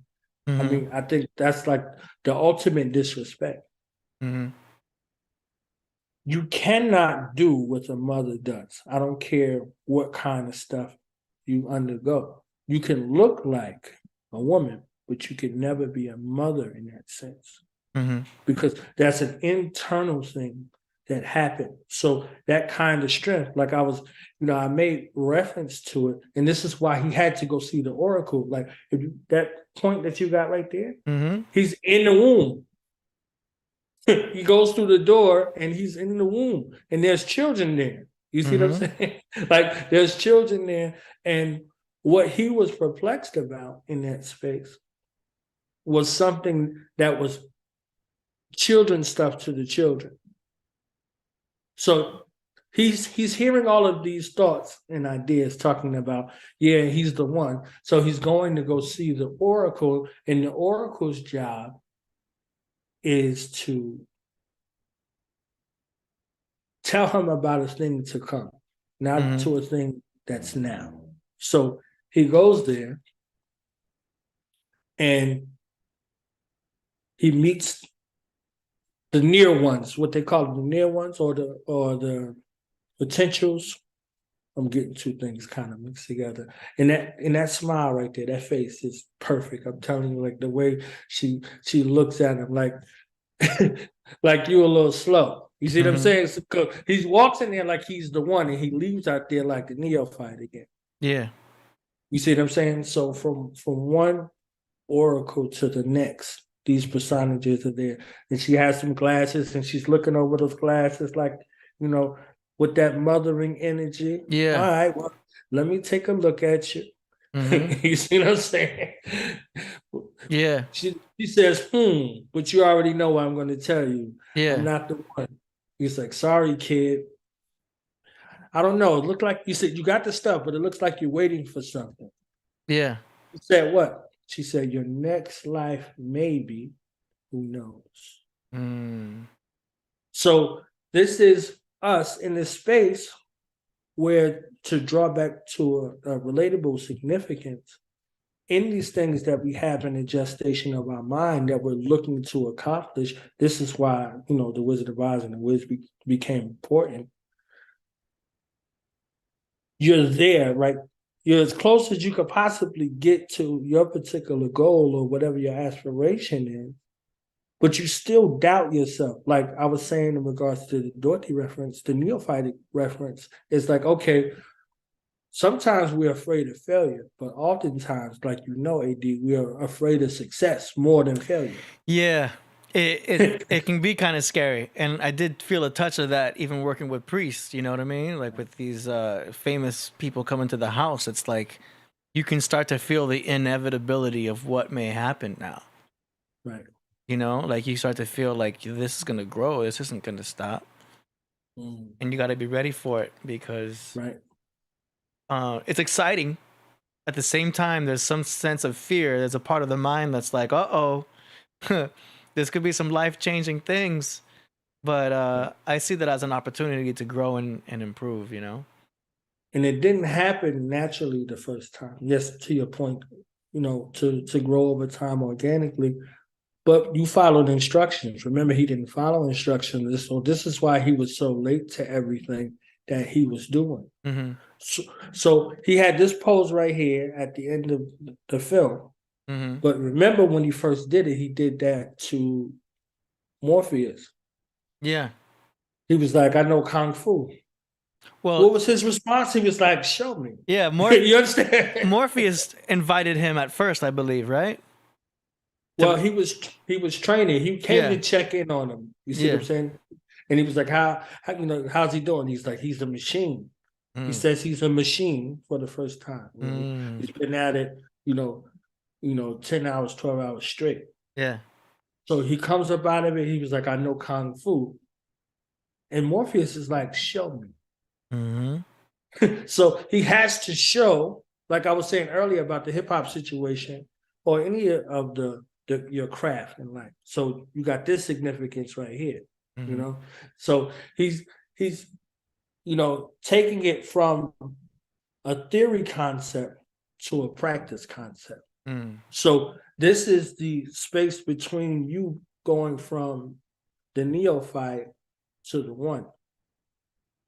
Something has to come in to alter that. You know, they use Mike Tyson for that adage. He said everybody has a plan till they get punched in the face. Yeah. You see what I'm saying? Everybody got a plan. So, you know, the shadow boxing and all of that stuff, you hitting the heavy bag and you doing the drills and all that, you can mind map and know what's coming so your body can move. But there's nothing like being across someone. So if you remember in part 2, when he fought Seraph, he said the Oracle had many enemies. I had to be sure. He said, you could have just asked. He said, you don't truly know someone until you fight them. So think about what he gets. Again, he gets the secondary because he didn't follow instructions in the first place. So he has to fight Morpheus. He was like, stop trying to hit me and hit me. Yeah. So when you look at, go ahead. You have to decide up here you're going to do it. Yes. And then it comes through. He said, you're faster than this. He says, don't think you are. No, you are. And then when he went over him, he was like, how did I beat you? He's like, it's too fast. He said, you think me being faster or stronger in this play has anything to do with this place? And then he looked at him and said, You think that's air you're breathing right now? So, even oftentimes we're in the dream space, we're bringing limitations into the dream space. So when we look at our goals and our dreams, we look at it from that perspective too. So we dream it up in our imagination, and we bring our limitations to it right after. You see what I'm saying? So you're like, okay, I envision it like this, but I don't want too much of this or this or this or this or this or this. And then when you look at it, it went from a vast dream to a little pebble. And that thought that came to you, and when it becomes a determined idea for the world to see, it becomes very small. It becomes very finite. You see what I'm saying? So from the infinite to finite. So from the vast world of your mind to this little droplet that's on the planet is something that's different, and all of it's needed. So this kind of test is, okay, we train here for the real life significance, so you don't be trying to think about it out here. You just know how to get it done. Yeah. So this is why I gave that reference at the beginning to the architect and you having the screens up, because you have all of the screens up and everything. So there's aspects and angles that Neo didn't even recognize when he walked in of himself. He didn't see those parts of himself. He saw himself one kind of way. You see the other guy, he was obscene, and there was a bunch of scenes of his life being played out and all of that. So he's in this master space of his mind, seeing all of his experiences laid out before him, but he doesn't have a connection to him because he's only concerned about one thing, and that one thing is Trinity. And that's the one thing that he couldn't explain. Everything else that's there is clear to him. So he's wondering why he's having that dream and why he's not able to sleep. And when he walks to the oracle, she's like, you're not sleeping. We'll get to that. Automatically. You see what I'm saying? So I asked the question about Neo. I said, was Neo human or was he a program? What you think, AD? Oh, man. Was he human or well, I think he was both. I think he started off as a program. And then once he took the red pill and Morpheus showed him that he was a program, he realized he became human and was able to escape that programming, aka the Matrix mindset. And that's one thing I wanted to point out was, if you remember, there was a scene where you look on the top of, he's inside the kitchen of the Oracle. Right. There's a saying on the top, and it's in Latin. And the exact words I have back here, but it basically means know thyself. Right. And I feel like that's key. That's like kind of the point of the whole movie, is that once you know yourself and you understand your, how you exist in this world, you're able to control things. You're able to make modifications. It's kind of one of the things that I use with astrology. Like, what's the whole point of astrology? Well, because once you know your chart, once you know what your signs are, you're able to know yourself better and what your programming is. Do you know what I mean? Of course, not every Leo is going to be the same. Not every Sagittarius is going to be the same. But there are tendencies that are naturally in that programming that you can kind of use as a guide to make adjustments. What are my weaknesses? What are my strengths? Which you should kind of know with or without astrology. That's just an example. But let's put astrology to the side. Just knowing yourself and being conscious of what you're good and bad at and what you can improve is something that can be applied with your life. You know what I mean? And it's kind of what happens in the Matrix. He starts to know himself. Right. So now with the franchises being separate, Matrix and Terminator, what Queen Mother Sophia was speaking about, she said that Neo is the son of John and Sarah Connor. Oh, that's crazy. So she breaks it down like that. Yeah. You see what I'm saying? So that whole situation of the son of the Savior or the son of God type situation goes right back to what we were speaking about earlier in regards to how those things connect. Yeah. So you got the Matrix and you have the Terminator. You see what I'm saying? So the machines versus the humans, and the things that we made or created warring against us. Like we use them for energy and power. You see what I'm saying? And they turn around in verse and use us to fuel themselves. So, they become fuel for us. We become fuel for them. I mean, so go ahead. Go ahead. I was going to say, to what extent is this actually prophecy? Because if you look at how much AI is already taking over right now, you have AI creating arts.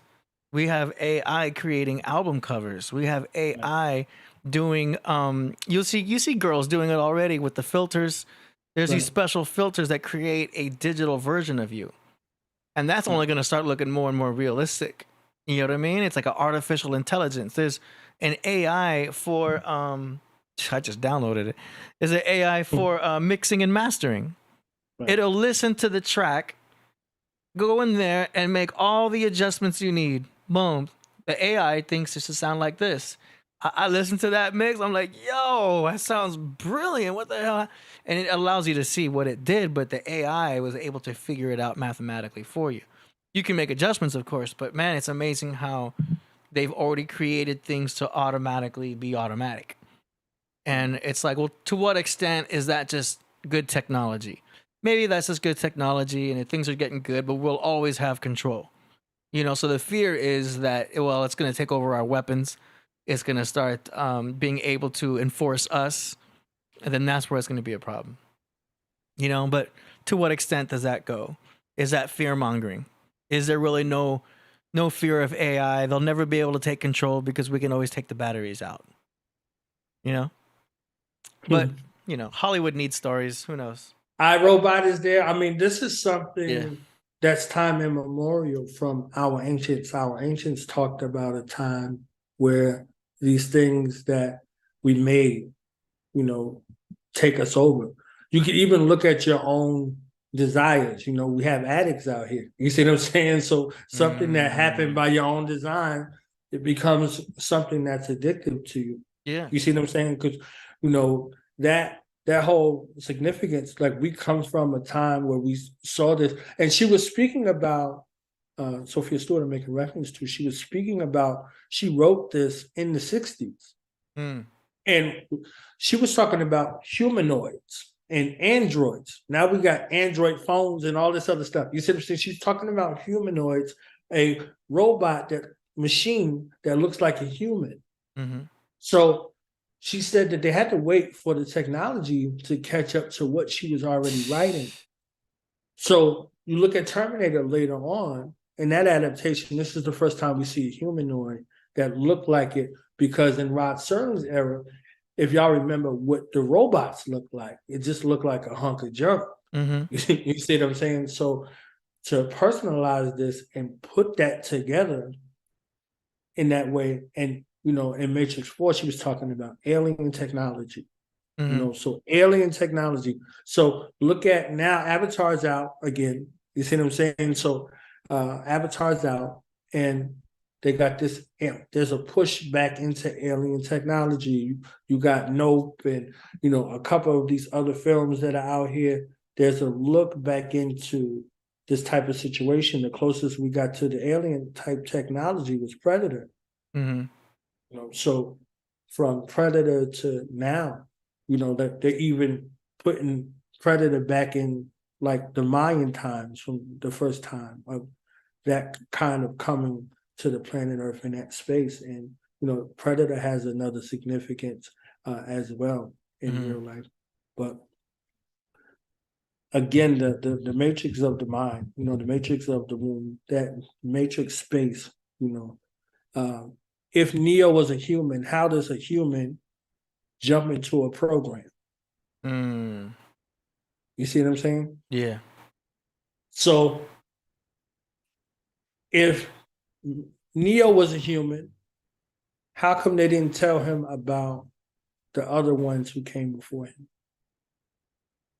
They probably figured that was secondary information to find out later. They had to unplug him first to let him see. Who knew? Who else knew? I mean, Morpheus knew, and then the whole crew that was on the Nebuchadnezzar. Did they all know? I mean, there's theory behind that. There's theory that they originally thought that who's the guy that turned on them? Who was the Judas in that story? Cypher. That there's a theory saying that Cypher originally was thought to be the one, and Morpheus resurrected, unplugged him, but there was no connection between him and Trinity. And Trinity knew that she would fall in love with the one, and she wasn't feeling Cypher. So this is all theory. Right. Do you know what I mean? I mean, yeah, no, that makes perfect sense because they had to be that. Now, Agent Smith made reference to Seraph. He said, I remember chasing you was like chasing a ghost. So there was a bunch of unresolved things that are there. You can have ideas to bring it back to a relatable experience. You might think this is the idea that's going to do it. I used to watch The Honeymooners. In The Honeymooners, every time Ralph Cramden came home to his wife, Alice, he was like, Alice, baby, we're out of here. We're going to the moon. So he had some kind of thought in his mind that was going to be the one, And I watched Rock later on in the 90s, and there was a similar significance with Rock Emerson and his wife, where he would come home with one of those ideas and, they were out of there, like Fred Flintstone in the Flintstones. It's the same type of significance. This is why when we were speaking about the allegory earlier, the allegory is to show you that it's nothing new. Like Ecclesiastes says, there's nothing new under the sun. So this is a new thing. He thought he was going to be the new thing, and he was a sacrifice. He was a sacrifice, and this is why he was precluded from some information, because he was just supposed to come in, die, and reset the thing over again. Yeah. So it took him this extended moment to do what he was supposed to do the entire time. A necessary evil. Right. So he's looked at as a hero. So if you like, okay, he's the one, or the one is Neo, and it's an anagram for neophyte. These are different stages. So which one of those aspects of your life, which one of those opportunities are going to be the one to take you to the next level? That's a death, because you needed it to go to the next level, but it wasn't all encompassing. What relationship, what phone call, what marketing strategy, what meeting do you need to take? Whatever those things are, that's what you're supposed to hone in on in your real life experience. So these things don't make any sense whatsoever until you can use them in real life.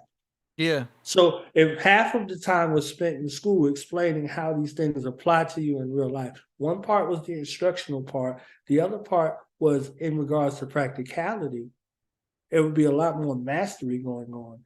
It's like, so how do you take this and utilize this in your life? So this is why they have master classes that are doing it now. And, they're charging absorbent fees because you got a whole lot of training but no education.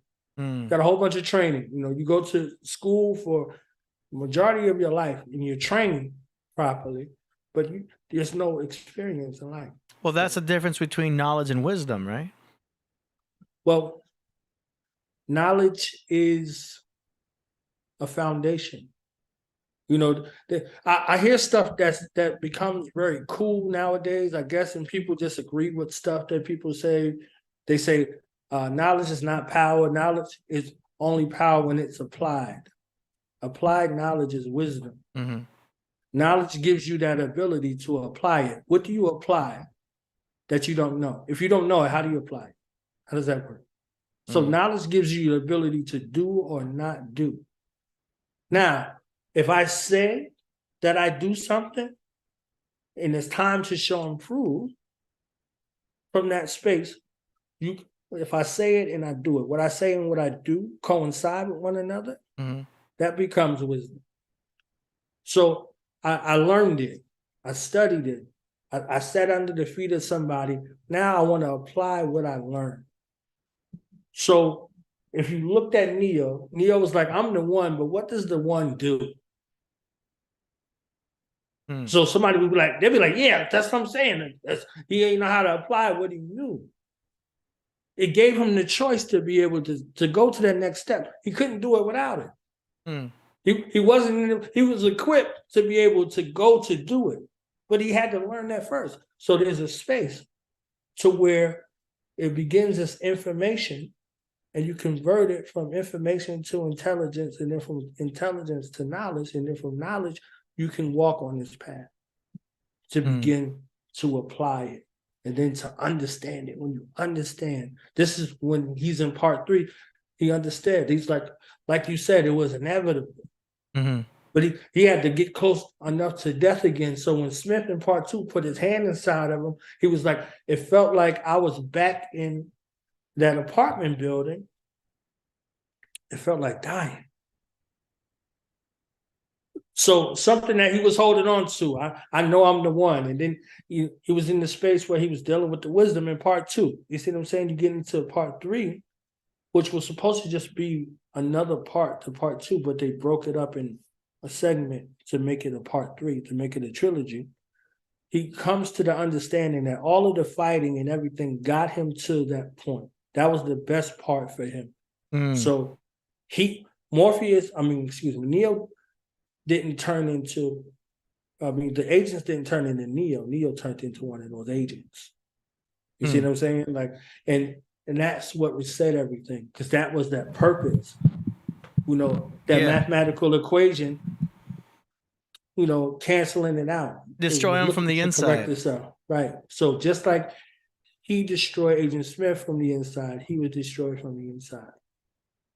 So they show that together. And then when you see part 4, what you live now after, you see Morpheus is moving as an agent. You see what I'm saying? And then they said, oh, we thought you was a person that was working with the machines the whole time, is what they were talking about with Neo.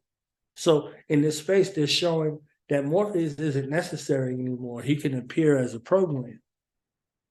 And Neo and Trinity were programs hacking programs. Because when he came to the Oracle in part 2, she said, let's get the obvious stuff out the way. He said, you're not human. She said, it doesn't get any more obvious than that. He said, if I had to guess, you're a program, with this, place.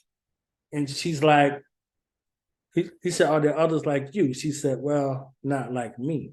You understand what I'm saying? So she comes in this space of, and they describe her like chaos, and they describe the architect like order. So she's there to provide the chaos, and he's there to provide the order. And you see him walk on water at the end of part 3, and he walks over there, and she's like, after everything's been reset, she's like, what about the ones who want to leave? Obviously, they'll be let out. She was like, I have your word on that. He said, what do you think I am, human? Yeah. So that became an epic fail for him, because he had a mandate to operate as the architect. So he's an architect, but he got replaced by another architect. So if you see in part 4, there's another architect that's there, a younger one, somebody who will grow into this position to keep it in the way that it's supposed to be designed. Because again, we're looking at a programmer and a program designer. You see what I'm saying? Yeah. So how are we being programmed? What are we programming our thoughts and ideas, and how are they being used out here? Or are they being misused? Or are they being neglected? All of these things. So isn't it interesting that Sophia Stewart basically is the Oracle? Yes. And she also identifies with that. Right. And there's almost some similarity to her and the actual portrayal of the Oracle. Right. She's the Oracle and the architect in one. That's amazing. It's her design. Part 4 was supposed to be, for those who have the book, part 4 is the Matrix and Terminator franchise coming back together. So imagine if they would have did that movie instead of what we saw. What we saw was, okay, it's not a slight to that. It didn't have the depth that we all wanted. It didn't have the philosophy that we all wanted. Part 4 was just kind of like a money grab based for the franchise, and it was rushed. It wasn't made from a womb. Yeah. Okay? That's the thing. It wasn't made from a womb. There was no womb. You see what I'm saying? So like even with all of the stuff that went on with the Wachowskis, but there was no womb reverence. How ironic is that though with the Wachowskis? Like, isn't that ironic? Yeah. Isn't that strange? Like, they went so outside the Matrix. It's like they went back in. Right. I mean, I can't even speak on it. It's just so strange and ironic. Like, that's what made me realize the Wachowskis didn't make the Matrix. I mean, they may have helped put it together, but that also proves it's so obvious that the Oracle is Sophia. Do you know what I mean? So they added some elements that were there that were priceless, with the bullet time and all of those things. Like even with James Cameron, with the Terminator type situation, and with Avatar, with that 3D effect and all of those other things that were out of this world, where you're like, oh, okay. So now the shootout scenes have to have some of that slow motion type situation. It's got to be something in 3D. These are all elements and requirements for filmmakers and creatives to look for those type of sound effects. And even the onlooker, the watcher, the viewer, they're looking for certain things because they saw it over here. Mm-hmm. So these things become paramount in the making. And, I spoke about John Wick. I didn't speak about it, but I made reference to it. John Wick is coming out in March of 2023. I'm excited for that. And I'm excited for Creed Part 3 as well. With Part 4. Go ahead. What was you about to say? Have you heard the theory about how the cookies that the Oracle was cooking were actually coded to help Neo become the one? Like, she gave him cookies. You ever notice she would offer him candy? Right. And she would offer him cookies, but like apparently he took a bite of that cookie and she already had something coded in the cookie to assist him. And it's a theory. Yeah, I roll with it. I roll with it. So you need that. You see what I'm saying? Like, so if you going through something, you get something from your elders, you get something from your mother or your grandmother, something that you need to reassure you, because you're going into that place of doubt. Like when I gave the reference to, the Wiz, they went someplace to prepare for battle. Mm-hmm. On the hero's journey, you go somewhere to prepare for battle. So they went to Oz to gather up their strength to go prepare for battle. So he went to the Oracle to go prepare for battle for the first time, where he risked his life to save Morpheus's life. So it wasn't the catalyst enough for him to do first. But once she put that into his mind. Yeah, she planted a seed. Right. She planted that seed that was going to take root later. Because he left out of there, more of a neophyte than he had ever been. Yeah, because I think we as humans always have this need for clarity. Right. And watching that movie, like, Morpheus gave Neo a paradox all the time. Like, I can't show you the way. I can't tell you. I can only show you the door. You're the one who has to make the choice. And the Oracle will give him a paradox. Like, well, you already know what's going to happen. Like, you're going to be the one to make the decision. It's going to be up to you. So always leaving the paradox open so that, is it either the illusion of free will, or was it going to happen anyway? Right. Paradox. And he said to him, before he was given paradoxes the entire time. Trinity gave him paradox. He's on the phone with Morpheus trying to get to the scaffold, to the roof. That's another paradox. He's like, there's two ways out of this, that the rooftop or in their custody. You see what I'm saying? So it was one thing or another, like follow the white rabbit, all of those things that were there. So it was from one thing to another. But when he finally met Morpheus, he said, remember, all I'm offering is the truth. Mm-hmm. And this is what the frustration was with Cypher. You know, he said, if you would have told us this shit, you know, we'd have told you just to stick that red pill up your ass. You see what I'm saying? So like, this was his mind frame. Like, literally, he was like, he knew that all of this stuff was an illusion, but he wanted to go back with the mind that he had. Mm-hmm. You see what I'm saying? So there are points where we like, oh, if I knew then what I know now, I would do blah, blah, blah. Yeah. You see what I'm saying? Like, so you want to go back and be tyrannical. You want to go back to a place where you don't fit. You move forward. You don't move backwards. Well, so go ahead. We can also apply that to our growing as humans, comparing our younger self to our older self. Because our younger self was probably more in the Matrix.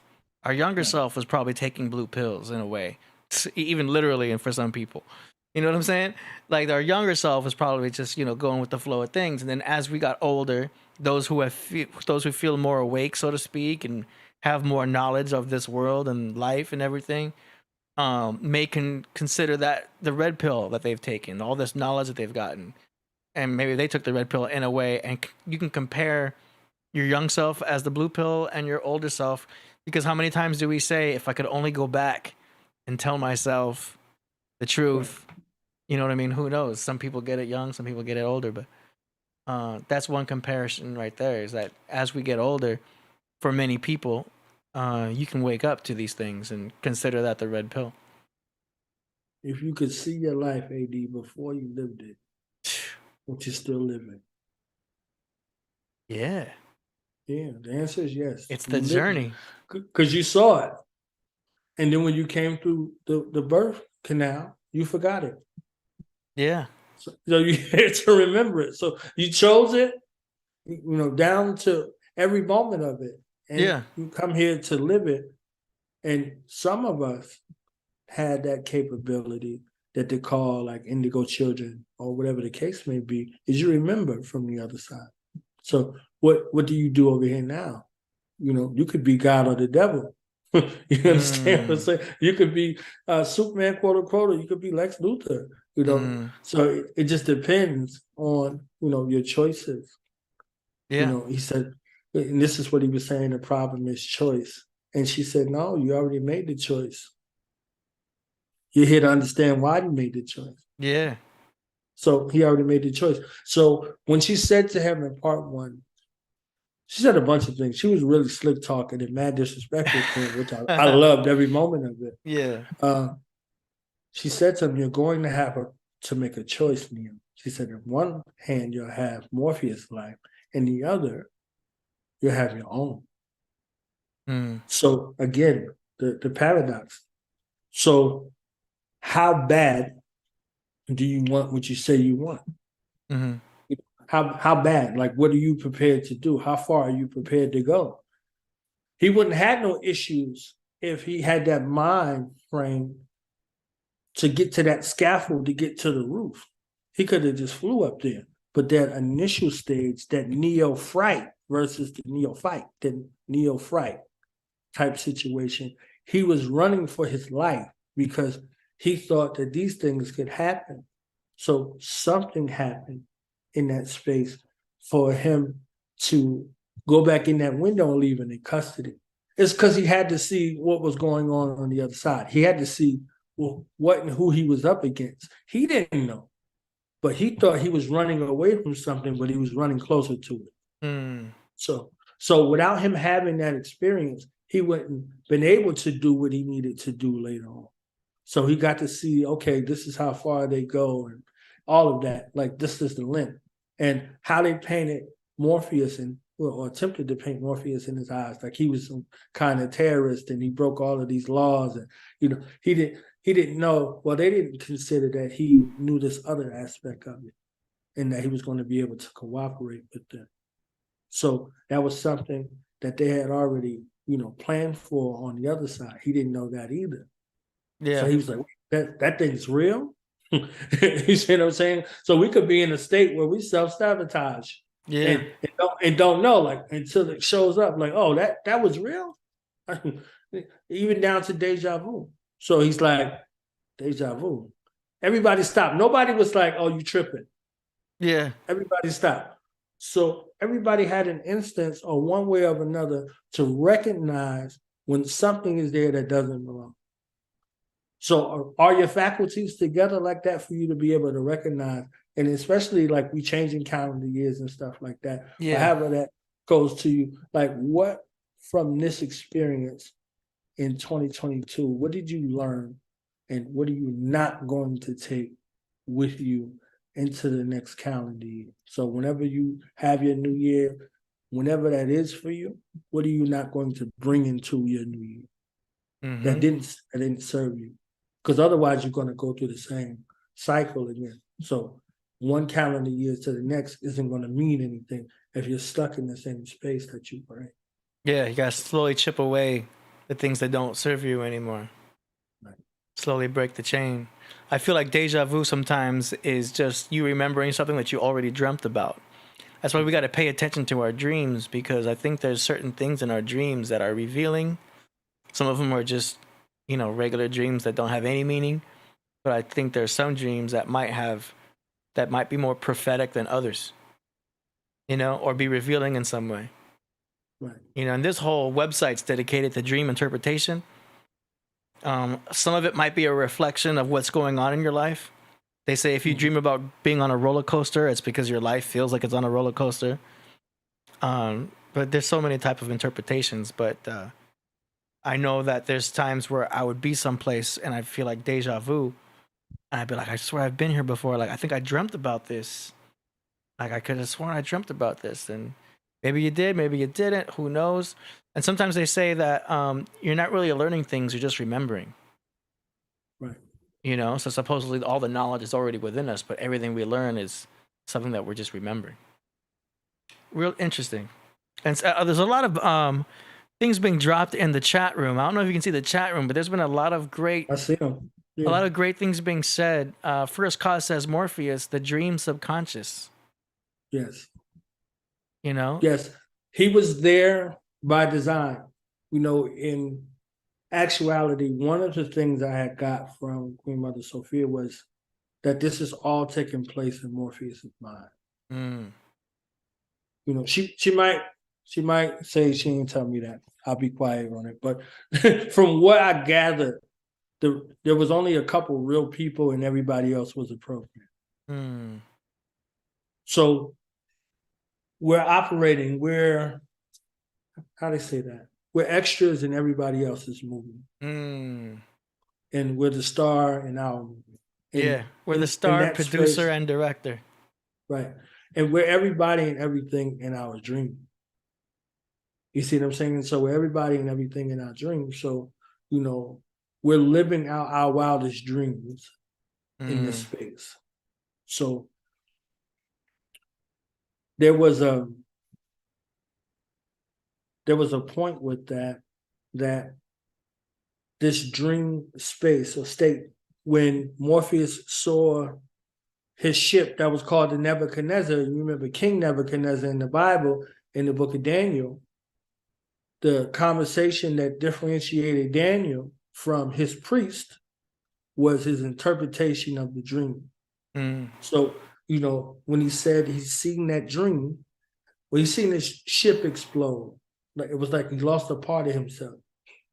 You see what I'm saying? And that was something that he was almost like ejected out of the womb.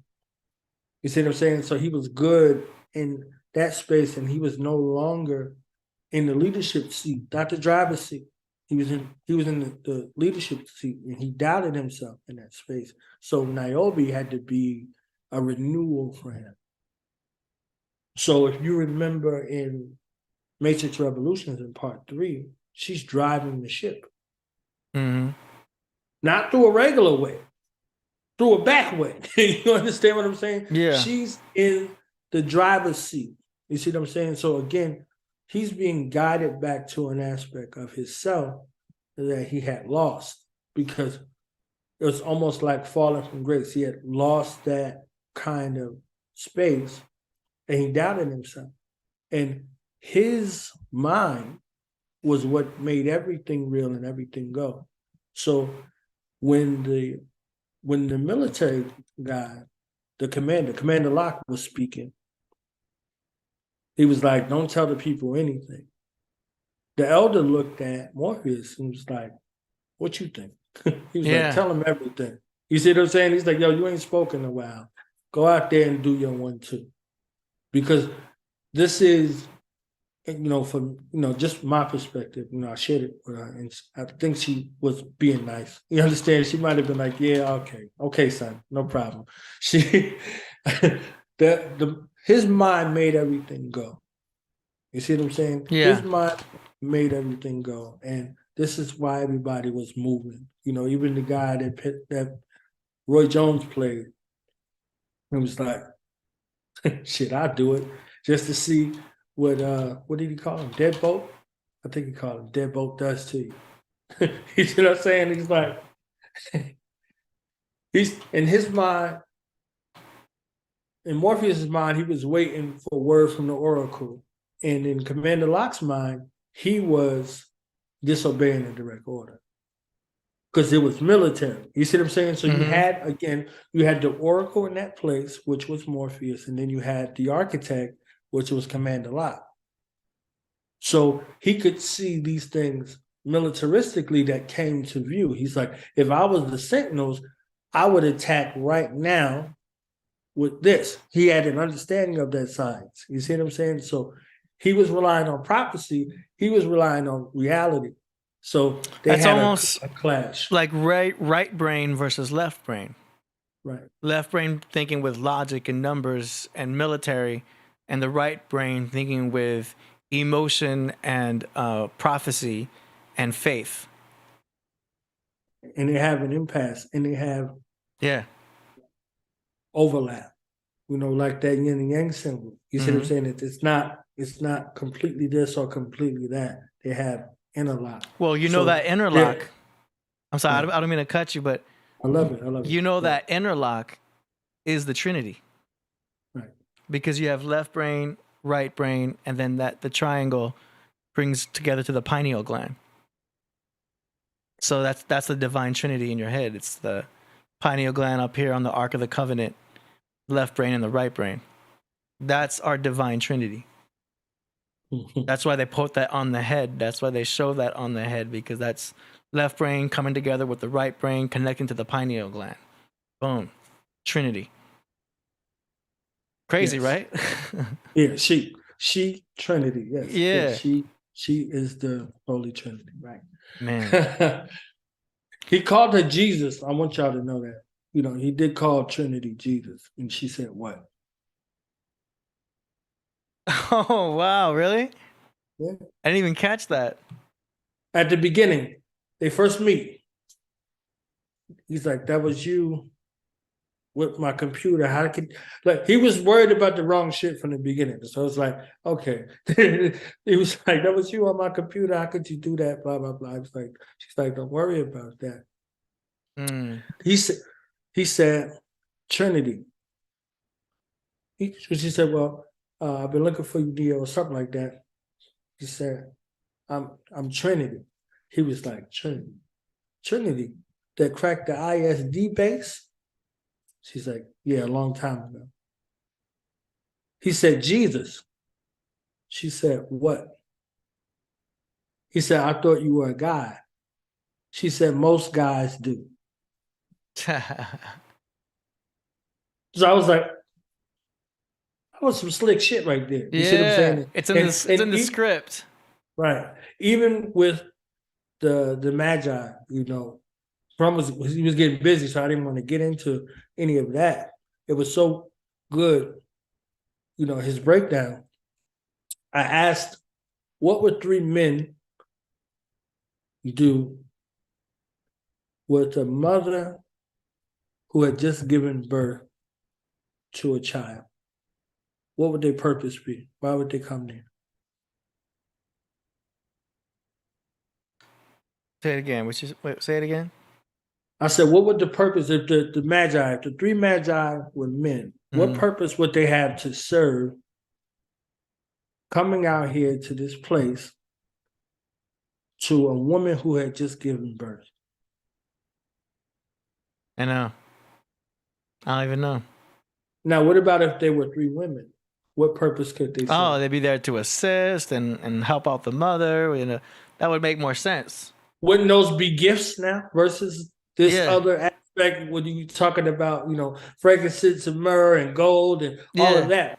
But this is the personages that we have in our mind with man. So everything we deal with it in that perspective. We don't think about midwife. We don't think about doula. We don't think about protection. So back to that odds and strength type of situation, you attack a mother's children or cubs or however it goes in nature. You see what I'm saying? That's a natural instinct for you to have the fight of your life. There's nothing in a man that's genetically predisposed to going into that space. You see what I'm saying? Like that space right there, you can pull up a video right now.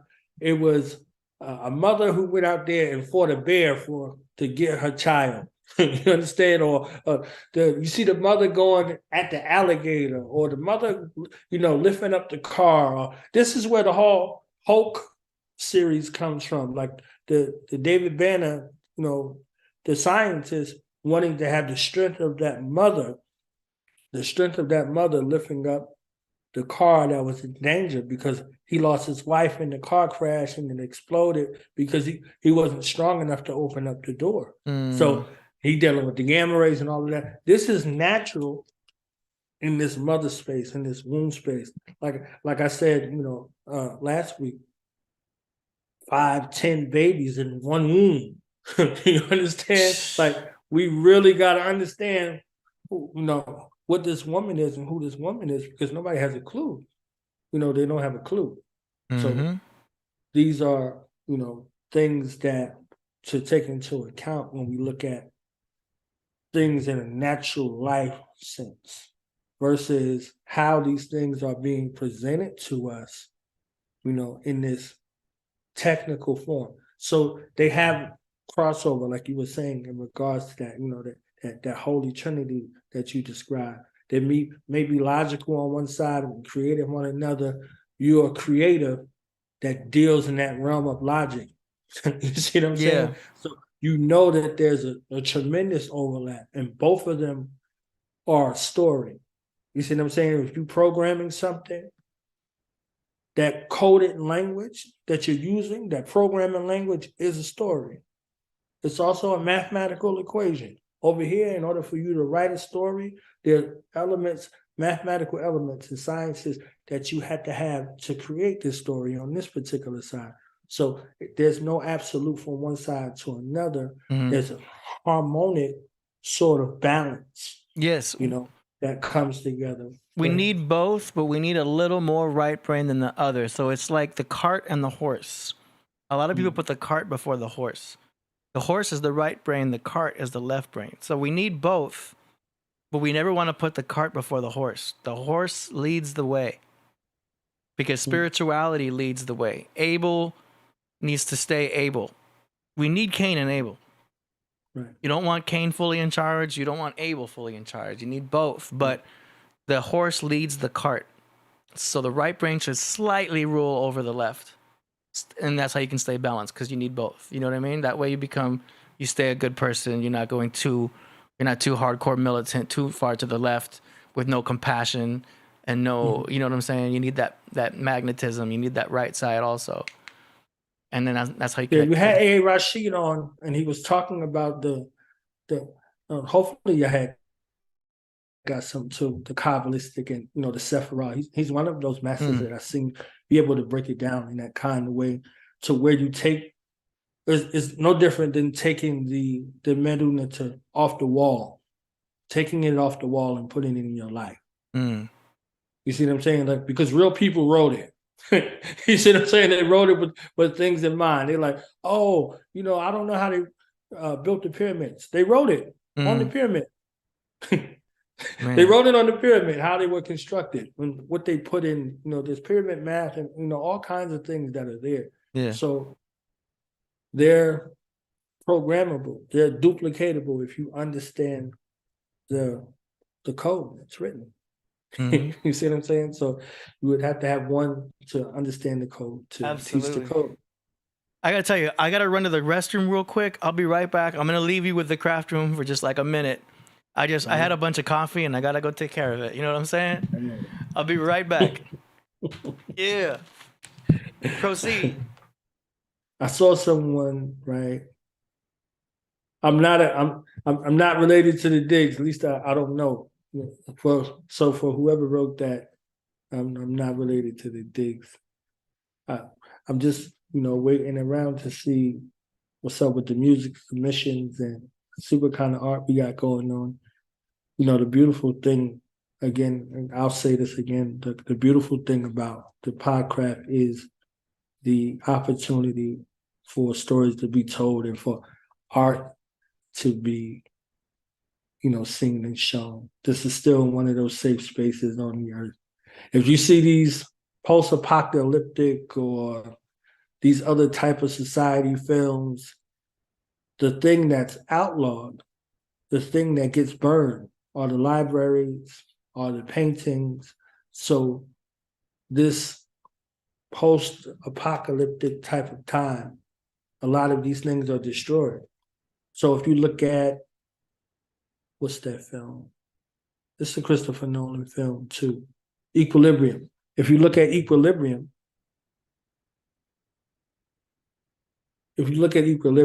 one of the things that, I wish I was related to Old Dirty. I love Old Dirty, man. Shout out to Asan. The film Equilibrium, as it would have it, the guy who is the protagonist in the film, I think he meets Christopher Nolan in that film, and then from that film, he decides to put him into the Dark Knight series.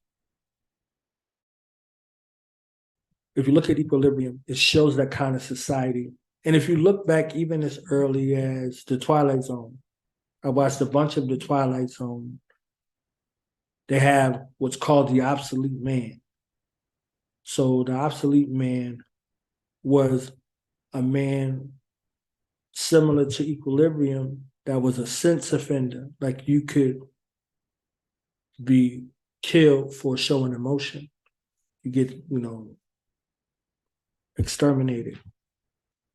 So even in that kind of space, just could you imagine that you had to take a pill or a shot every day for you not to feel? In these other film, as late as The Matrix 4, he had to take those blue pills every day. Yeah, AD, I was just drawing a parallel in between. I don't know if you've seen that film Equilibrium. No. I mean, that's with Neo also, right? Keanu Reeves? No, not Keanu Reeves. The guy who plays in Batman in the trilogy with Christopher Nolan. Okay. Yeah, I was talking about the obsolete man, and I was kind of drawing those parallels together.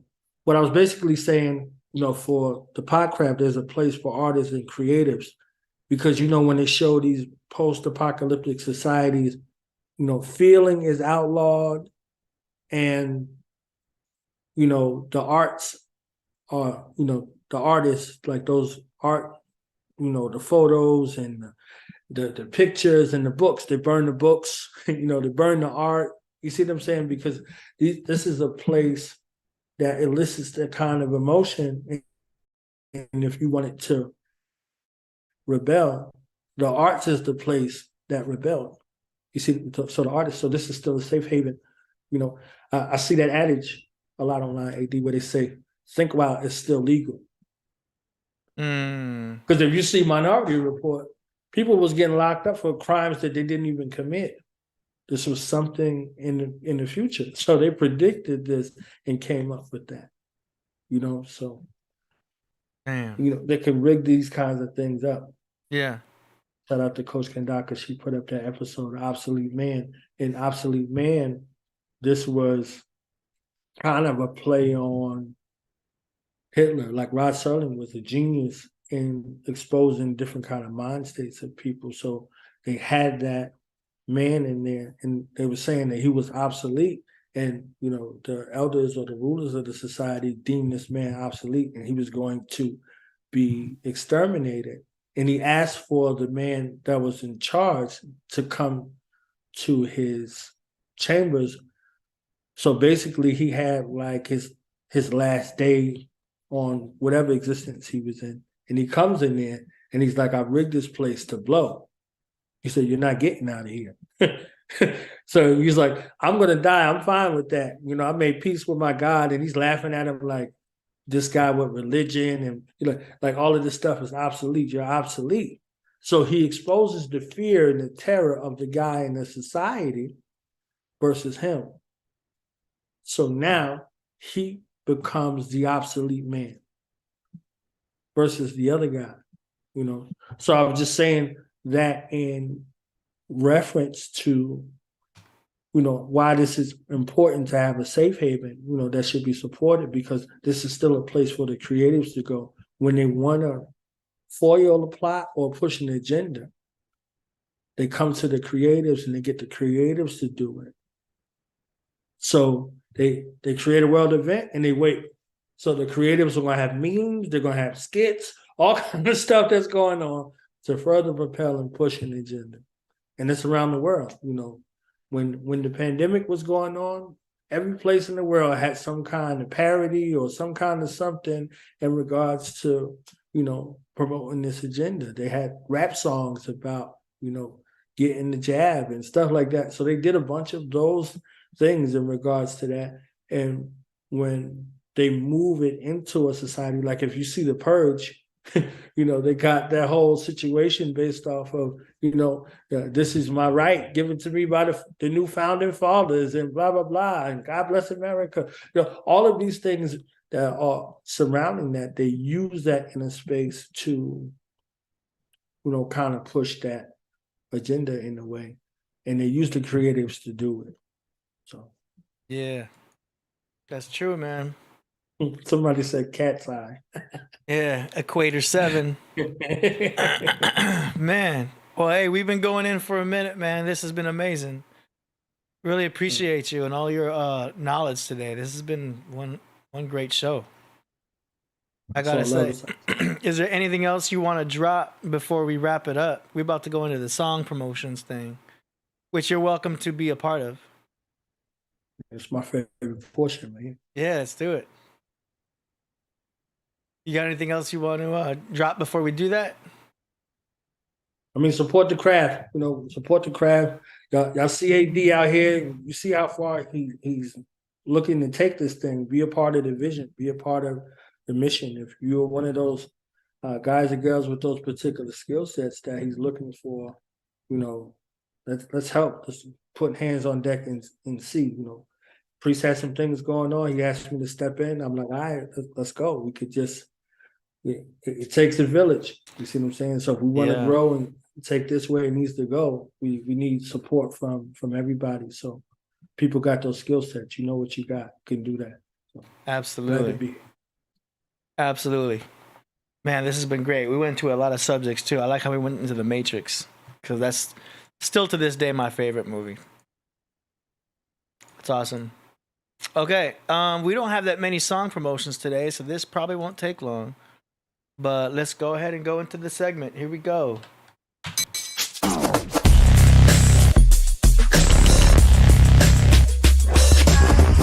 Song promotions. Hey. All right, let's go. So today, we've only got maybe a couple here. Let's go. Our first submission is by... Hold on a second. 1221. Oh, there's Mojito. I like that intro. I like that intro too. You like that? Yeah, I didn't get a chance to hear it last time. Nice. Okay, here we go. This first one is by Bilal Salaam, featuring Denmark Vesey from Newark, New Jersey. Rick City in the building. Let's go. Don't do me bad now. I gave you a good shout out. Here we go. Let me see. Getting set up here. We're gonna switch to the YouTube screen. Hold on, I gotta readjust. I'm still in Zoom presentation mode over here. Okay. Here we go.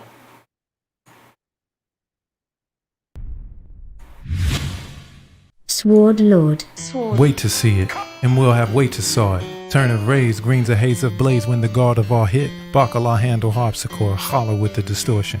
Of course an endorsing is in proportion. The torque and cause torsion happens often when the smacking of the sword spin. Counterclockwise up until the Musala, let him in. Him divvied up the divided dollars once the wild swim with the wind. Holla back 9 again.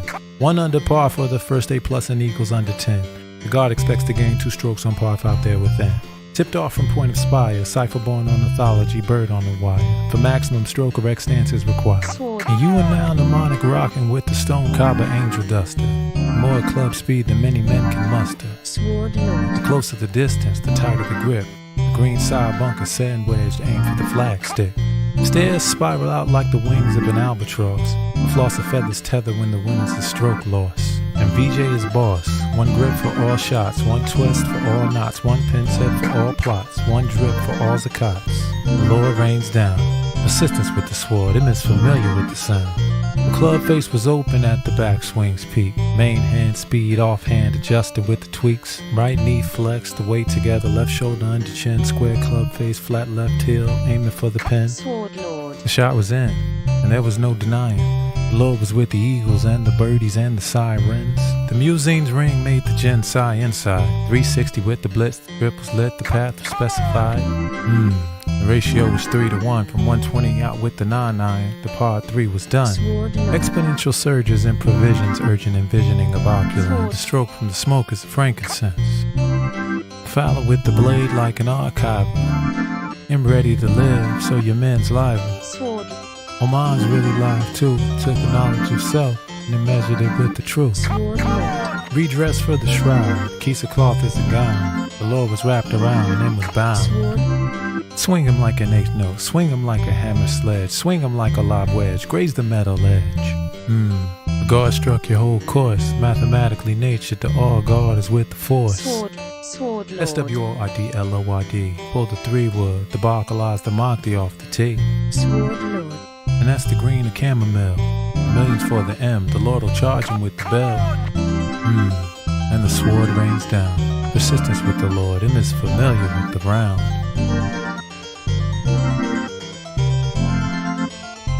Sword Lord. Nice. Sword Lord. Bilal Salaam. I hope I said that right. That was cool. MO5. Y'all subscribe to Bilal Salaam on his YouTube channel. Very poetic. Very appropriate too for this show, because it kind of reminds me of something that Priest would do, to where it's like a poetic type of lyrical piece with the beat as just kind of an atmosphere, you know? Right. It's very artistic, very poetic. I agree. I heard like the organ sounds and things like that too, with the crossover, 2 cultures.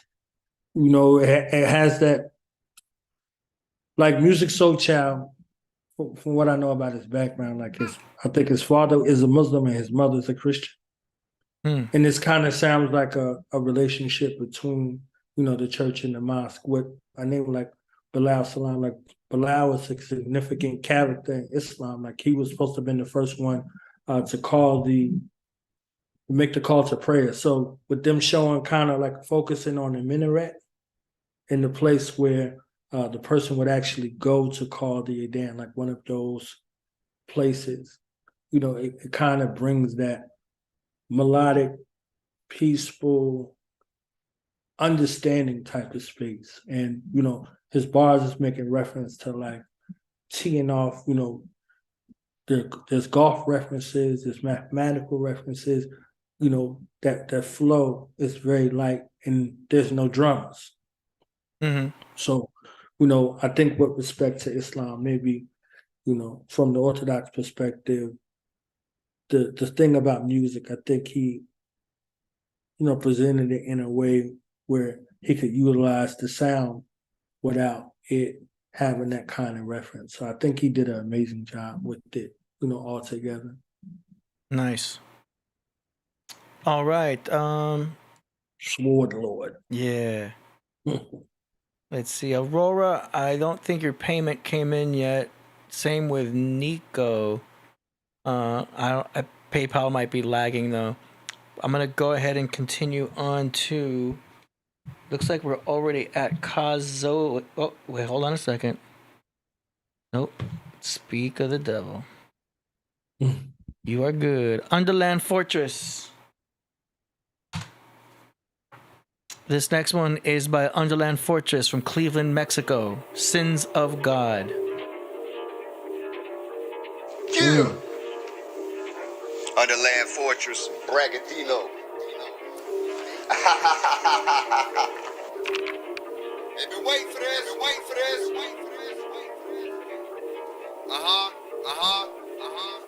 Demons come up from under the earth, screaming and stuff, grabbing your shirt. Chicks easy as fuck, they love and they flirt, they sleazy as fuck. It's lust and it curse, they get they steaming up, get pus and it hurts, it sucks and it burns, till it bubble and bursts. Aunts and they cousins, I raps and they love them. I flow so good, blow up your amps and your plugins while they dance because of them. I laugh because I'm buzzing, battling, you end up in the casket because of them. Hop on the song with Underland and I'm bucking. My flow is ecstasy, you'll be blasted or rubbing all over yourself and not be chaste. I be stunting with the lyrics, I just get it slow or fast. I be busting on that last, they bump them. Underland Fortress, put your blunt up, cause we from the land sparking.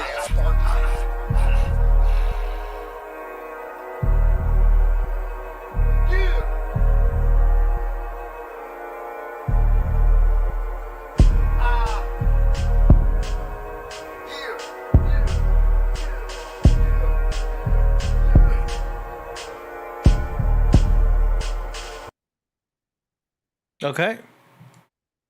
That's cool. I felt like the vocals felt kind of far away. I think the vocals could have been mixed a little bit stronger. Echo? Was that echo or how did that go? Yeah, I mean, I think that's just the acoustics of wherever the microphone was set up. It sounded like it was set up like in a kitchen or something, which is cool if you're going for that sound. I probably would have wanted less reverb, but if they intended on that mix sound, okay, that's cool. But that's the only thing I heard was kind of like a little bit too much of a reverb. But it sounded good. I like the beat. Hellified cliffhanger. I was ready for another. Yeah, you know what I'm saying? They kind of left this hanging there, but you know, it was a minute and 30 seconds, so that worked out. But yeah, Underland Fortress, Cleveland Sector, OB1, Mexico Sector, JDM. That's what's in the notes. But thank you for that. And let's promote Underland Fortress's YouTube. Y'all go to Underland Fortress on YouTube, get the subscribers up, check it out. They got a whole bunch of beats. It looks like he's leasing beats too. So if you guys are looking to lease some beats, check it out. They got a lot of good tracks, and they've submitted many times before. Right, I heard something a super banger last week. Yeah, they gave me that Planet of the Gods 2 feel. I believe that was him. Oh, Underland Fortress said he just made it, and it looks like they uploaded that 30 minutes ago. That's cool. That's smart. Like, don't make a new track, upload it, and then send it to the Killah Priest podcast, so it automatically gets some views. So y'all make sure, go over there, get their views up, hit the subscribe to Underland Fortress. Pretty good beats. Hey. All right, I'm gonna hit refresh. Let's go. Checking payments here. And it has some shock value too. We just went from that melodic space to that punch you in the face space in 12 seconds. It's like, I was feeling all zen, and I was like, oh, where my elbow at? You understand what I'm saying? Get the elbow going on. Yeah. Okay, let's see. I'm gonna do a refresh over here. We get a lot of last minute submissions, which is okay. I'm just keeping everybody in here for the record. Hold on a second. We track everything around here. All right. Next up, we just got a submission here from. Well, I said, AD, please do a show on the best beats for the year. Mine was Zap Judah. Zap Judah? Yeah. You said best beats? Yeah, that's what he said. Oh, okay. Oh, I see. Fellow B. Yeah, Fellow B from Australia. All the best beats for the year. Mine was okay. Yeah, that'll be some review, but let's see what happens. If I do any kind of year in review, it'll have to be in January for sure. But it's a good idea. Okay, this next submission here is from Ani Dakini. It's called 131313. It's an MP3. Female producer. Fourth beat ever. So here we go, y'all. Y'all bring the people out of their comfort zone.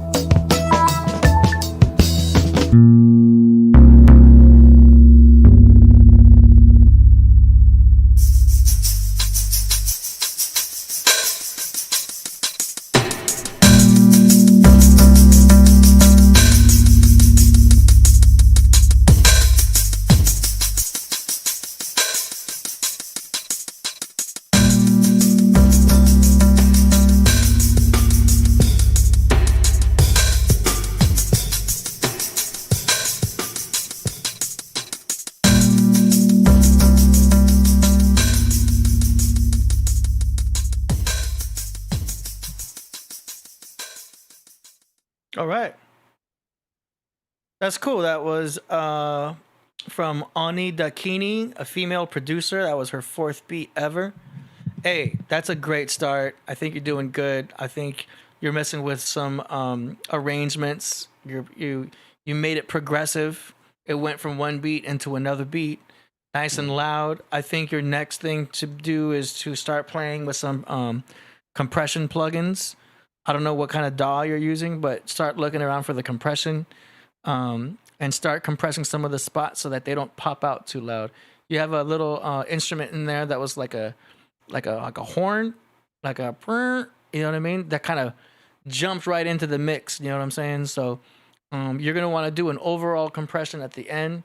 If you can figure out your master chain, go into the master chain and add a compressor at the end. That way, any things that are too loud don't shock the listener, because it'll be compressed in there. You want to apply some compression to the overall mix. Technically, that's a mastering thing, but play with compression for sure, even separately in the tracks, so that you're able to create more level sounds and everything. You don't want too much dynamics going on, because things will get either too low or too loud, and you can shock your listener. Other than that, I think everything else is just going to come to you as you keep producing. You know what I mean? But yeah, compression is very key, especially with hip hop. That's good. What do you think? What did the MC say to you, though, listening to it? What do you mean, like? What the other... Take this beanie off, the producer beanie beginning beat off, and put your MC Kango, because you got a Kango for the MC, you know what I'm saying? For your MC Kango, like did you want to start rhyming? Did you have a couple of flashes across your head, like some words came to you out of nowhere? Yeah, I mean, I think there's always room for lyricism, even in the most experimental type of beats, because an artist would be able to adapt to the beat. and add their flow to that. There was kind of a 16th note beat happening in the background with the maracas. So an artist can do something on top of that, like coming with the flow and with maybe like a Busta Rhymes type of 16th note type of thing. So absolutely, I could hear vocals being added to that. Also, the type of poetry, spoken word, is always applicable for experimental beats, but that kind of beat would be considered progressive because it progressed. Go ahead. Who was it? I think Eye to Eye was like, I wanted to start ciphering. Hey. Because certain beats it's just for that. You're not gonna hear no hook, none of that. You just like, fuck it, we here. Like, you see what I'm saying? Yeah. Like Black Rob created, well, I don't know who made that beat, the Woe beat. Mm-hmm. That beat was made for freestylers. You see what I'm saying? Like, outside of him actually writing and putting what he did on there, because it's already that boom. Like, there's a standard that's there. So anytime that beat comes on, it's almost like Shook Ones or one of those, world famous, the joint comes on, and even if you can't rap, you try to rap. You see what I'm saying? Like, there's still room in some of those places. They're epic songs, but there's still beats. Like Tony is like one of those beats. True Confessions, Tragedy Gaddafi, one of those beats where it brings something out of you. Calm Down, one of those beats, it brings it out of you. And I think that beat right there has one of those spaces to where it's like, all right, if you want something to hear while you're getting your thoughts together to do what you got to do, that's one of those. It has that in there. And I'm being extra, impartial because it sounds a little bit like Ghost Dog, you know what I'm saying? With like one of the Ghost Dog, score sounds in the background. Yeah. So you give something like that to Priest and he'll put something on it. That's the greatest thing, is that Priest can rap on any beat. And, I would, of course, apply the compression. But once the compression is applied, Priest can totally write something to that. And then the whole song becomes legit in your set. You know what I mean? Right. But absolutely. Absolutely. Okay. Very good submission. Thank you, Ani Dakini, for that. Please keep submitting more. We love it. It sounds really good. Sound like AD need to do a production masterclass, man. Hey, I thought about that. I was making a beat live on the show the other day. And, I was checking it. I was like, okay, yeah. I was in the background. It was fun. If anything, it made me move faster. You know what I mean? I didn't go from scratch, but it was cool to make some progress and create some type of beat. And yeah, that's something that can be used. Once I apply I got my new plugins. Once I apply my new plugins, the tracks come alive. Okay, let's see. Let's go back. Who's signing up for AD Masterclass? All the producers and future producers out here. Let's go. Bring the bag. Bring the bag. AD right? Bring the bag. I would want to do a bunch of classes for free first, for the basics. You know what I mean? Just to get the hang of it. But yeah, I haven't thought about that yet. I think I'm so focused on new tracks in general, But the custodian said someone battle AD ASAP. Hey, you doing the verses? What are we talking about? Are they talking about beats? Are they talking about verses? I don't know.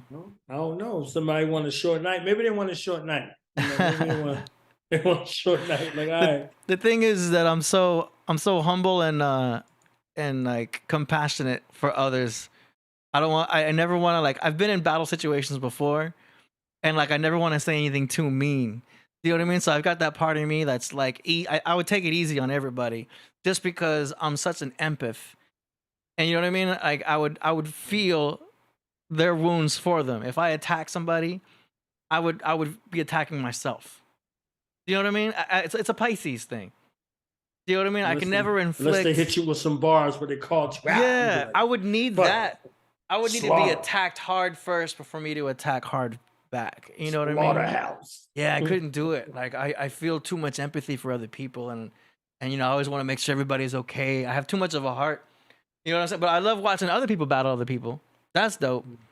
Or I'll kill it on a verse, saying some shit, but to like attack somebody with words, because the pen is mightier than the sword. You can destroy a man with your words. You know what I'm saying? You can attack their soul.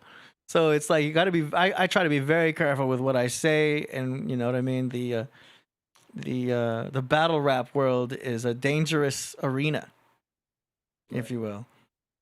But yeah, I just love the hip hop.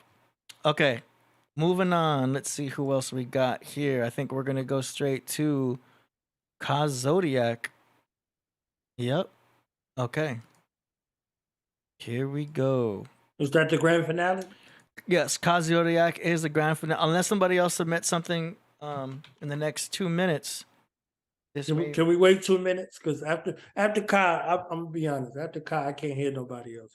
I feel you. That's why. I'll be like, you be like the grand finale. I'll be like, oh, it's Kai Zodiac. You be like, oh, it's somebody else. I'm like, all right. I can't give them the same credence as I would give them. If I feel you. That's why we put Kai at the end. Yeah. You know what I mean? Just to end it right. But yeah, we could wait a couple minutes, just in case. Come on, y'all, get them submissions in. You know, we want to hear the new Kai crack. That's Kai. Want to hear the Crackiac. fire? Kai Crackiac. Yeah. Kai Crackiac right there. Definitely. Man. But yeah, man, absolutely. Eye to Eye says that's why you got to keep it art and not be so personal. Yeah, that's true. I would just spit some bars that are like slick, but they don't really cut too deep. Do you know what I mean? I'd be more subliminal probably with it. You're a gladiator, though. Hey, I appreciate that. I seen it live. Hey. Yeah, man. I just love compound syllable rhymes. You know, I love Pharaoh Monch. Pharaoh Monch is one of my favorite rappers, and of course Redman. I love Redman's passion on his tracks. Love his delivery. Yeah, I remember him as a DJ. Oh yeah. Before Ramen. Yeah. Nice. Yeah. Dynamic. My digger just had a birthday too. I seen all of them. I was so hurt in my soul I wasn't home. My digger just had that birthday party. Everybody named mother came out there. It was a beautiful thing. You know, December 18th was one of those days. DMX, my digger, General Steele, Cuban Link, all of them born on that day. I think Stone Cold, some other folks. I'm like, December 18th, man. They Sagittarius season ended with a serious bang. I was like, boom, boom, boom. So coming up on this cusp type situation, it was nuts, man. Hey, so you got some astrology knowledge yourself. That's cool. I got a tiny bit. Y'all professionals, man. I got to get Son the Great back on here, and y'all talk astrology. And I got two fly sisters that come on Saturday, and they do all of the charts and astrology and all that. They break it down. They interviewed Priest before, Foxy Roxy and Sunshine Monel. I'm gonna see if we can hook that up, get the sisters on here too, because they all over with they look. You let great people be great at what they doing. I'll leave it in the movie lane. You understand what I'm saying? And in the music lane, but we got some professionals out here that do that. You know, Ty Phoenix, I seen her up here. Oh, she's Oh yeah, she's a master. Amazing with it. You know, Kai Zodiac as well. You see what I'm saying? Like, yeah. I mean, they both know each other pretty well too, so it's like. And them two get together on the mic. Yeah. Double cheat code. Crazy. And she rolled with a squad of sisters that'll make you put your fucking pen down. Queen Heroine, Star, Ruby Selah, Cyrock, you know, my twin sister. They ill with the pen. You see, I roll with some sisters that be spitting crazy. Yeah. You understand? Yeah. And you're a Gemini, right? Nice. That's good. the same day as Bernadette Price, Sean P's wife. She spit too now. So it's like, it just gets crazy. Crazy. Yeah, man. I mean, Geminis have the intellect too. You guys are very good at absorbing knowledge and speaking on spiritual things and deep thoughts and deep things. Geminis have a lot of knowledge, man. I speak highly of Geminis all the time. But that's what also makes you guys good lyricists, great lyricists, good writers. You know, because you guys have the advantage of having two minds, so you can like write two perspectives when you write. Yeah, I got 64 minds.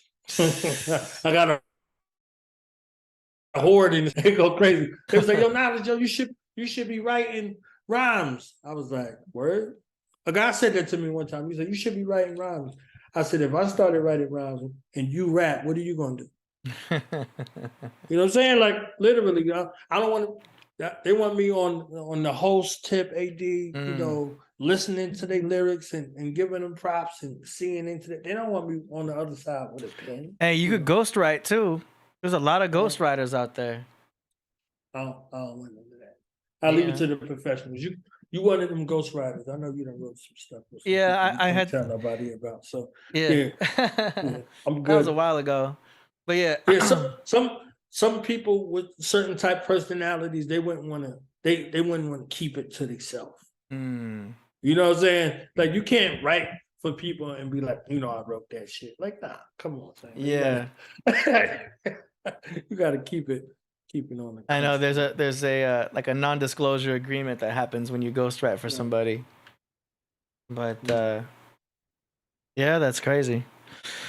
Okay, so it looks like we've got no other submissions. We're gonna go ahead with our grand finale with Ka Zodiac with a track called Infinite Thought Reign.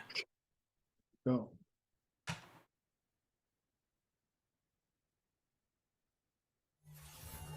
Here we go. Full screen, here we go.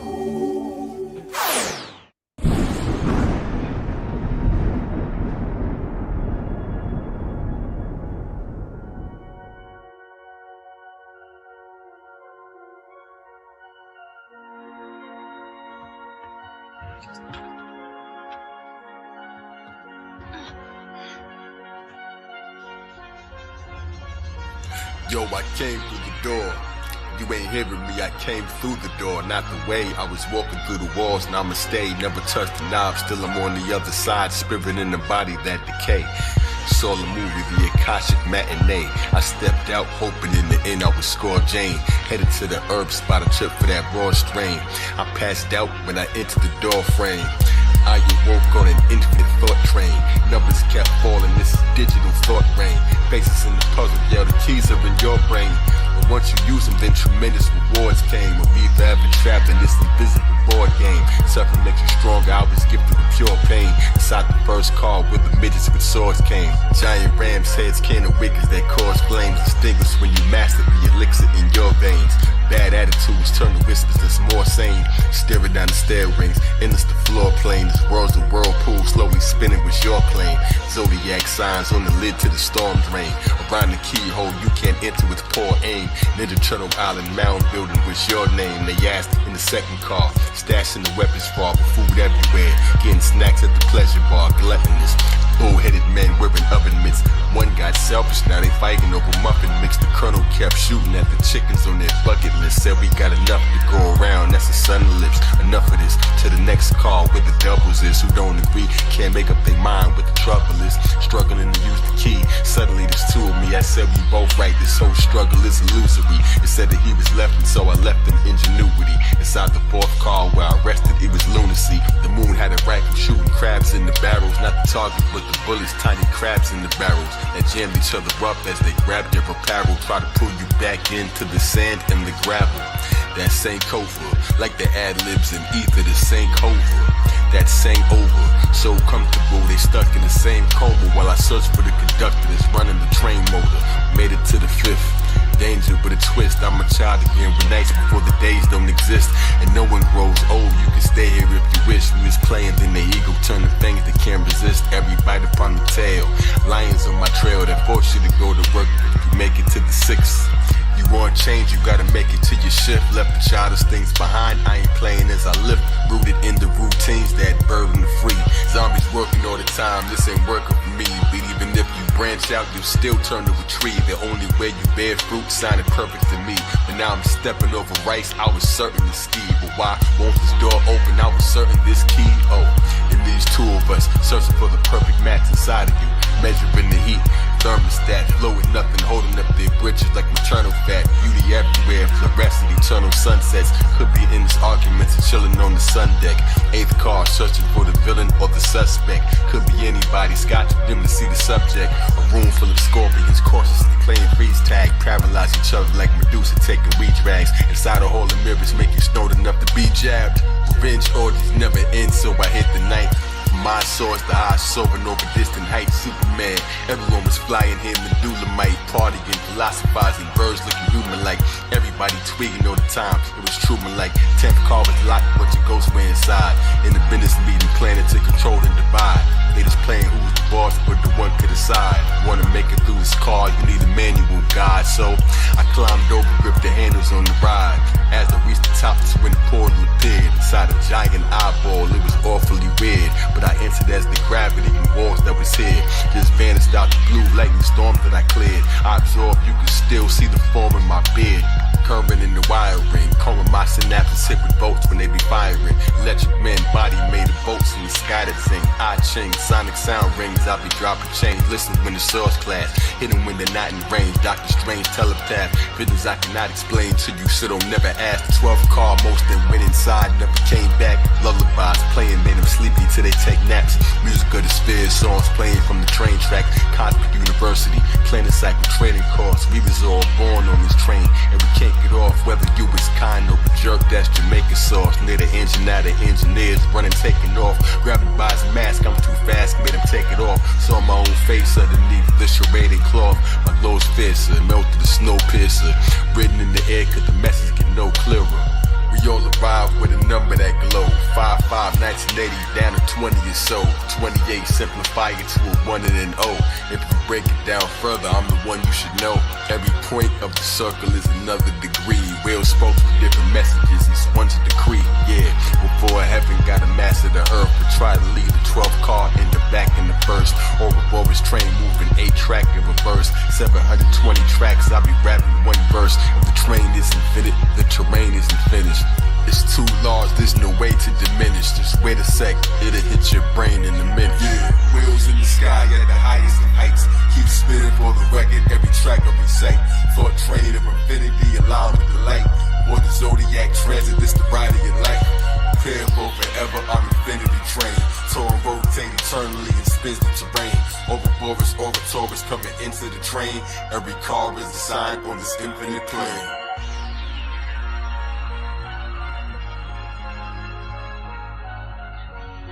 Wow.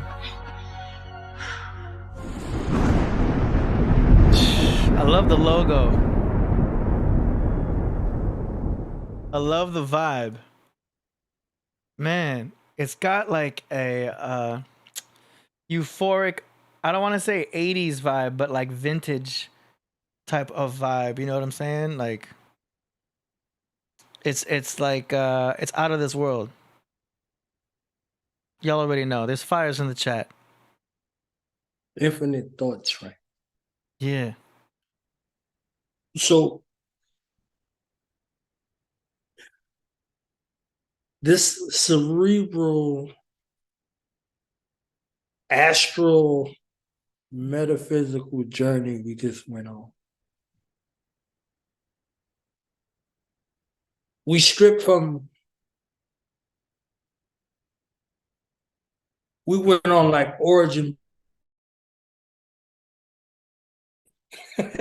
We went from like origin point story rhyme to I'm adding layer upon layer upon layer of lyric depth.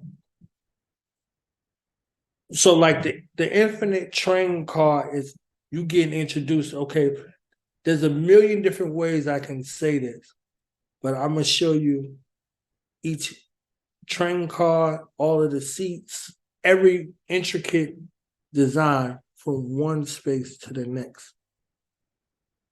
And I'm not going to give you a break. I'm not going to put the hook in the middle of this. I need you to see all of this, everything about this train that we on and this train ride. You see what I'm saying? Like, he could have put himself in the video, but he put himself in the video because he don't even want you to be distracted. Like, the movements is there, but they're subtle. Because I need you to hear every single thing that I'm saying, even though you're not going to get it all the first time. You might get it the second, third, fourth time. But the first time you hear it, I just want you to be able to appreciate it. The construct. The Matrix, we was talking Matrix and all of this other stuff. The Train Man, do you remember the Train Man? Mm-mm. The Train, he was in Matrix 2 or 3. I think he was in 3. He was in part 3. And Neo was trying to get on the train to get back into the Train Man. I got you. Yeah, it was the subway. So he thought he was going. First, he thought he was going to be able to sneak his way in with the other programs, and that's why he picked up the bag and he started to walk over to the train. And he didn't know that the Train Man knew exactly who he was. This guy right here. Mm-hmm. And, he got the gun right there. You see that? So he's like, I built this place. Down here, I make the rules. And then he punched him in the chest. He said, down here, I'm God. And he punched Neo in the chest and he flew against the wall. You understand what I'm saying? Yeah. Like this is it. Like, this is what the lyrics is doing to you. You see what I'm saying? Like, you might thought, okay, he said, I came through the door. From the beginning, like, I came through the door. So we know Rakim, like, I came through the door, said it before, never let the mic magnetize me no more. So it's like, nah, I'm going to say it again. I came through the door. Like, I ain't have to touch the knob. I ain't have to walk through the wall. He's putting you in a mind space that, look, this is not what you thought it was going to be. Mm-hmm. This is something else. So, yeah, it's intricately layered from compartment to compartment. And then at the end, you get the rush. You see what I'm saying? It's exhilarating. It's a different experience. That's why I say I can't go from that to hearing somebody else after. I'll be like, That's why he's the grand finale. Yeah. Know what I'm saying? Yeah, that was just straight fire. So, y'all follow Ka Zodiac on YouTube if you don't already.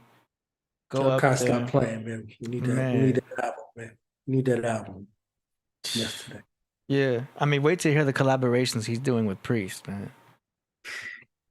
His website is voiceoftheuniverse.org. Man, how'd you get that? That's a great name. Voiceoftheuniverse.org. That is Ka Zodiac's site. It's very well built. Very nice. All his social media's up there. All his releases are up there. You can listen. Very organized artist. So y'all need to make sure you go to voiceoftheuniverse.org and follow Ka Zodiac on YouTube. And you can see the links to his social media up there also. Amazing. Phenomenal. Above and beyond. That's all we can say. All right. So just double checking, that is it for the uh-oh. Did I speak too soon? I did. I always knew who it was going to be too. I mean, you don't have to stick around for this one, but we got another submission. I'm sticking around. Okay, so we've got none other than the DJ from Guam. He just had his birthday last Sunday. Right. So it's okay. We're gonna excuse this last minute submission from the birthday boy, DJ from Guam. The song featured Zephania from Port Antonio, Jamaica. We're gonna go 3 minutes. It is called Jah Is My Shield. And it's produced by DJ Guam. Lyrics are by Zephania. The Unquenchable Fire. Yeah, man, I Zephaniah, the Unquenchable Fire, sending a special request to King Vico from out of France, DJ Guam from the island of Guam. It's I and I come to run the track, yeah. Me shield, me butler. Jah me help, me savior. Jah me shield, me butler. For I know that Jah power is unlimited, and I made of His image. I know I have the strength to overcome all obstacles. I possess the creative power of spirit. The infinite intelligence will guide and solve all problems. Jah Rastafari zone us to buy divine bank, I am always rich. I have access in cosmic storehouse and will go in perfect faith. In the present of the omnipresent, it's good to bring I what I need. I need it in the sunshine, divine majesty that bursts through the dark sky of His lamentation. I am Jah Rastafari child, and whatsoever Jah Rastafari have, I and I also have. Jah Rastafari. Jah me shield and me butler. Jah me help and me savior. Jah me shield and me butler. Jah me help and me savior. Me down inna the ghetto and me life a suffer. Who me say want me fi love me Jah? Me nah go a bed and me no say a prayer. Nah eat me food and me no eat love Jah. Jah me shield and me butler. Jah me help and me savior. Me sorry for me mother, sorry for me father. Me sorry for me brother, sorry for me sister. To me kind of a world see we living in. No good thing na and down to the sufferer. It's just the jailhouse, the courthouse and the infirmary, the hospital, the prison and cemetery. Them say we are last class in a for them country, and not that we can't take with the society. Jah me shield and me butler. Jah me help and me savior. Jah me shield and me butler. Jah me help and me savior. Me sit down on the corner, me and King I know. A reason and a talk with the elder. A reason and a talk with the youngster. A car drive up with some police officer. Them take out them knife and come no alarms. I take iron knife be a big idiot by the powers of Jah. They couldn't do that. Jah me shield and me butler. Jah me help and me savior. Alright. Jah me shield and me butler. Jah me Shout help out to the DJ and me from Guam, savior. Why you hear me no featuring police? I want you hear me soldier. Zephania. The Unquenchable Fire. Jah is my shield. Video by Vitko Aikaro. Hey, I know Vitko. Cool. That's cool. It sounds so authentic. Like DJ from Guam has a way of making these tracks sound like they were created in the same era as Marley. Right. You know, there's an authenticity there that, you know, because if you make something too perfect, too clean, too clear, it's not the same. Do you know what I mean? There's a vintage sound that has to be maintained when you start doing, you know, reggae, Rastafarian type music, and he definitely got it. It's cool. Very nice. Agree.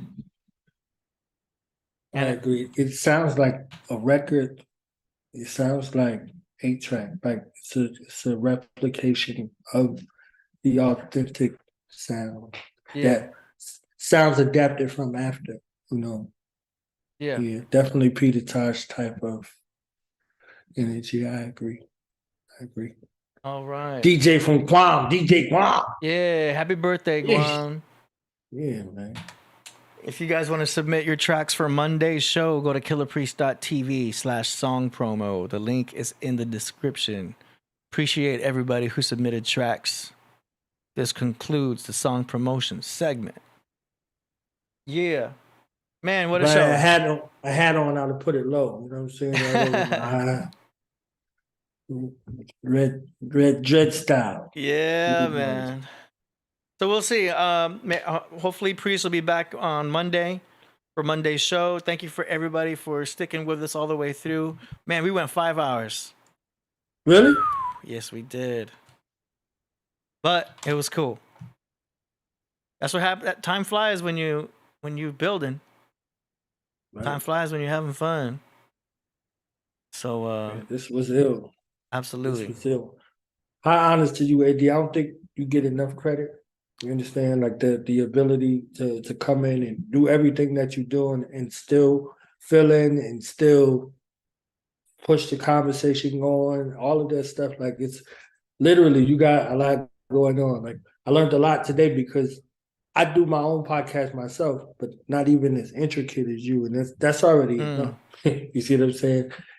And I've done what I've done about 3,000 times. Yeah. You know, so 3,000 episodes, more than 3,000 episodes. And now I wished I had somebody that could do what you do in the background for the aesthetically pleasing feel and all of that. Like, yeah, it's a lot that goes into it. So I appreciate it. Salute to you and what you do. I appreciate it. Thank you. I mean, I do it because I love it too. You know what I mean? It's my career. It's my passion. I enjoy these conversations. I enjoy every bit of this. So it's definitely my path. So I'm just happy to be here. You know what I'm saying? And I appreciate y'all in the chat room. Appreciate all the guests. Appreciate you, Knowledge Born, for your wisdom. Man, it's great. Everyone that Priest knows, man, he's got one incredible Rolodex of knowledgeable and intelligent people. It's been great. And I can't wait to see what's to come in 2023. Right. You know what I'm saying? It's about to go down.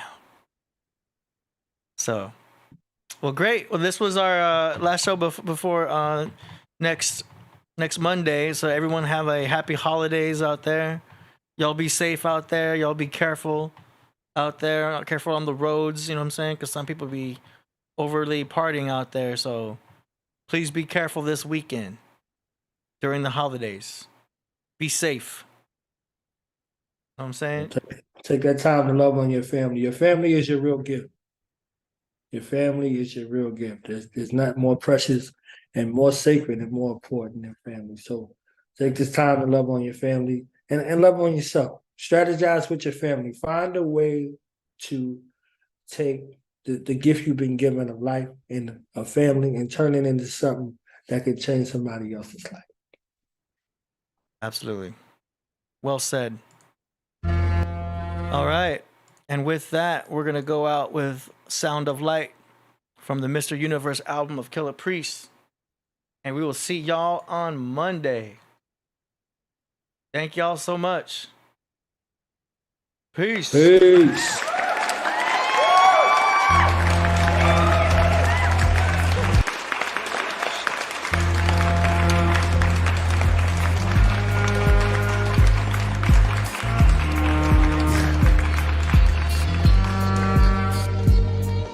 The sound of sunlight the moment it hits the earth. 432 hertz, turn up the pitch black. Listen to skin tones, melanin is melodies. The thunder is drums, it's giving us a drum roll. Then the lightning clash, the sounds is heavenly. It's music of the spheres, the notes our sun hold. From planet small to medium to large, to extra large to Mars, the stars, the Venus, then Earth is jumbo. Bacteria, mildew, and the dirt is fungal. Mushrooms, much tombs, big oceans beneath the Seller's moon. The 7 seas, Europeans, Africans, Indians, and Chinese, Taiwanese. They kill elephants for their ivory. Nuclear war, the elements turn fiery. Black youth on the wall, police shooting us all. Society's anxiety under Lucifer laws, murderers loose in the malls. Is there earth curvature? More suits for them all. God backwards, our rulers adore. Anubis, the only thing that keep me from being stupid is KP music. I plan to feed the masses with only 2 fish from out my basket. Bread, 5 loaves of high notes to help the psychos of disciples that ride boats. I stand out on the water.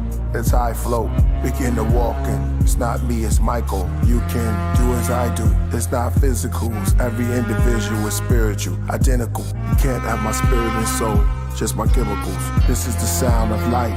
In my interview, echoes from boundless night, what spins the pendulum, music of blackness, instruments of the penmanship, light spheres, ideas, just a few on the track list. The arrangements about Mercury and Uranus, all the stars entertainment. Production is the oldest. The maestro is the sun you see in August. A light show while the forest sing the chorus. The bright globes hear the rushing of the waters. Star night glows. Me and the universe sound alike, sound alike.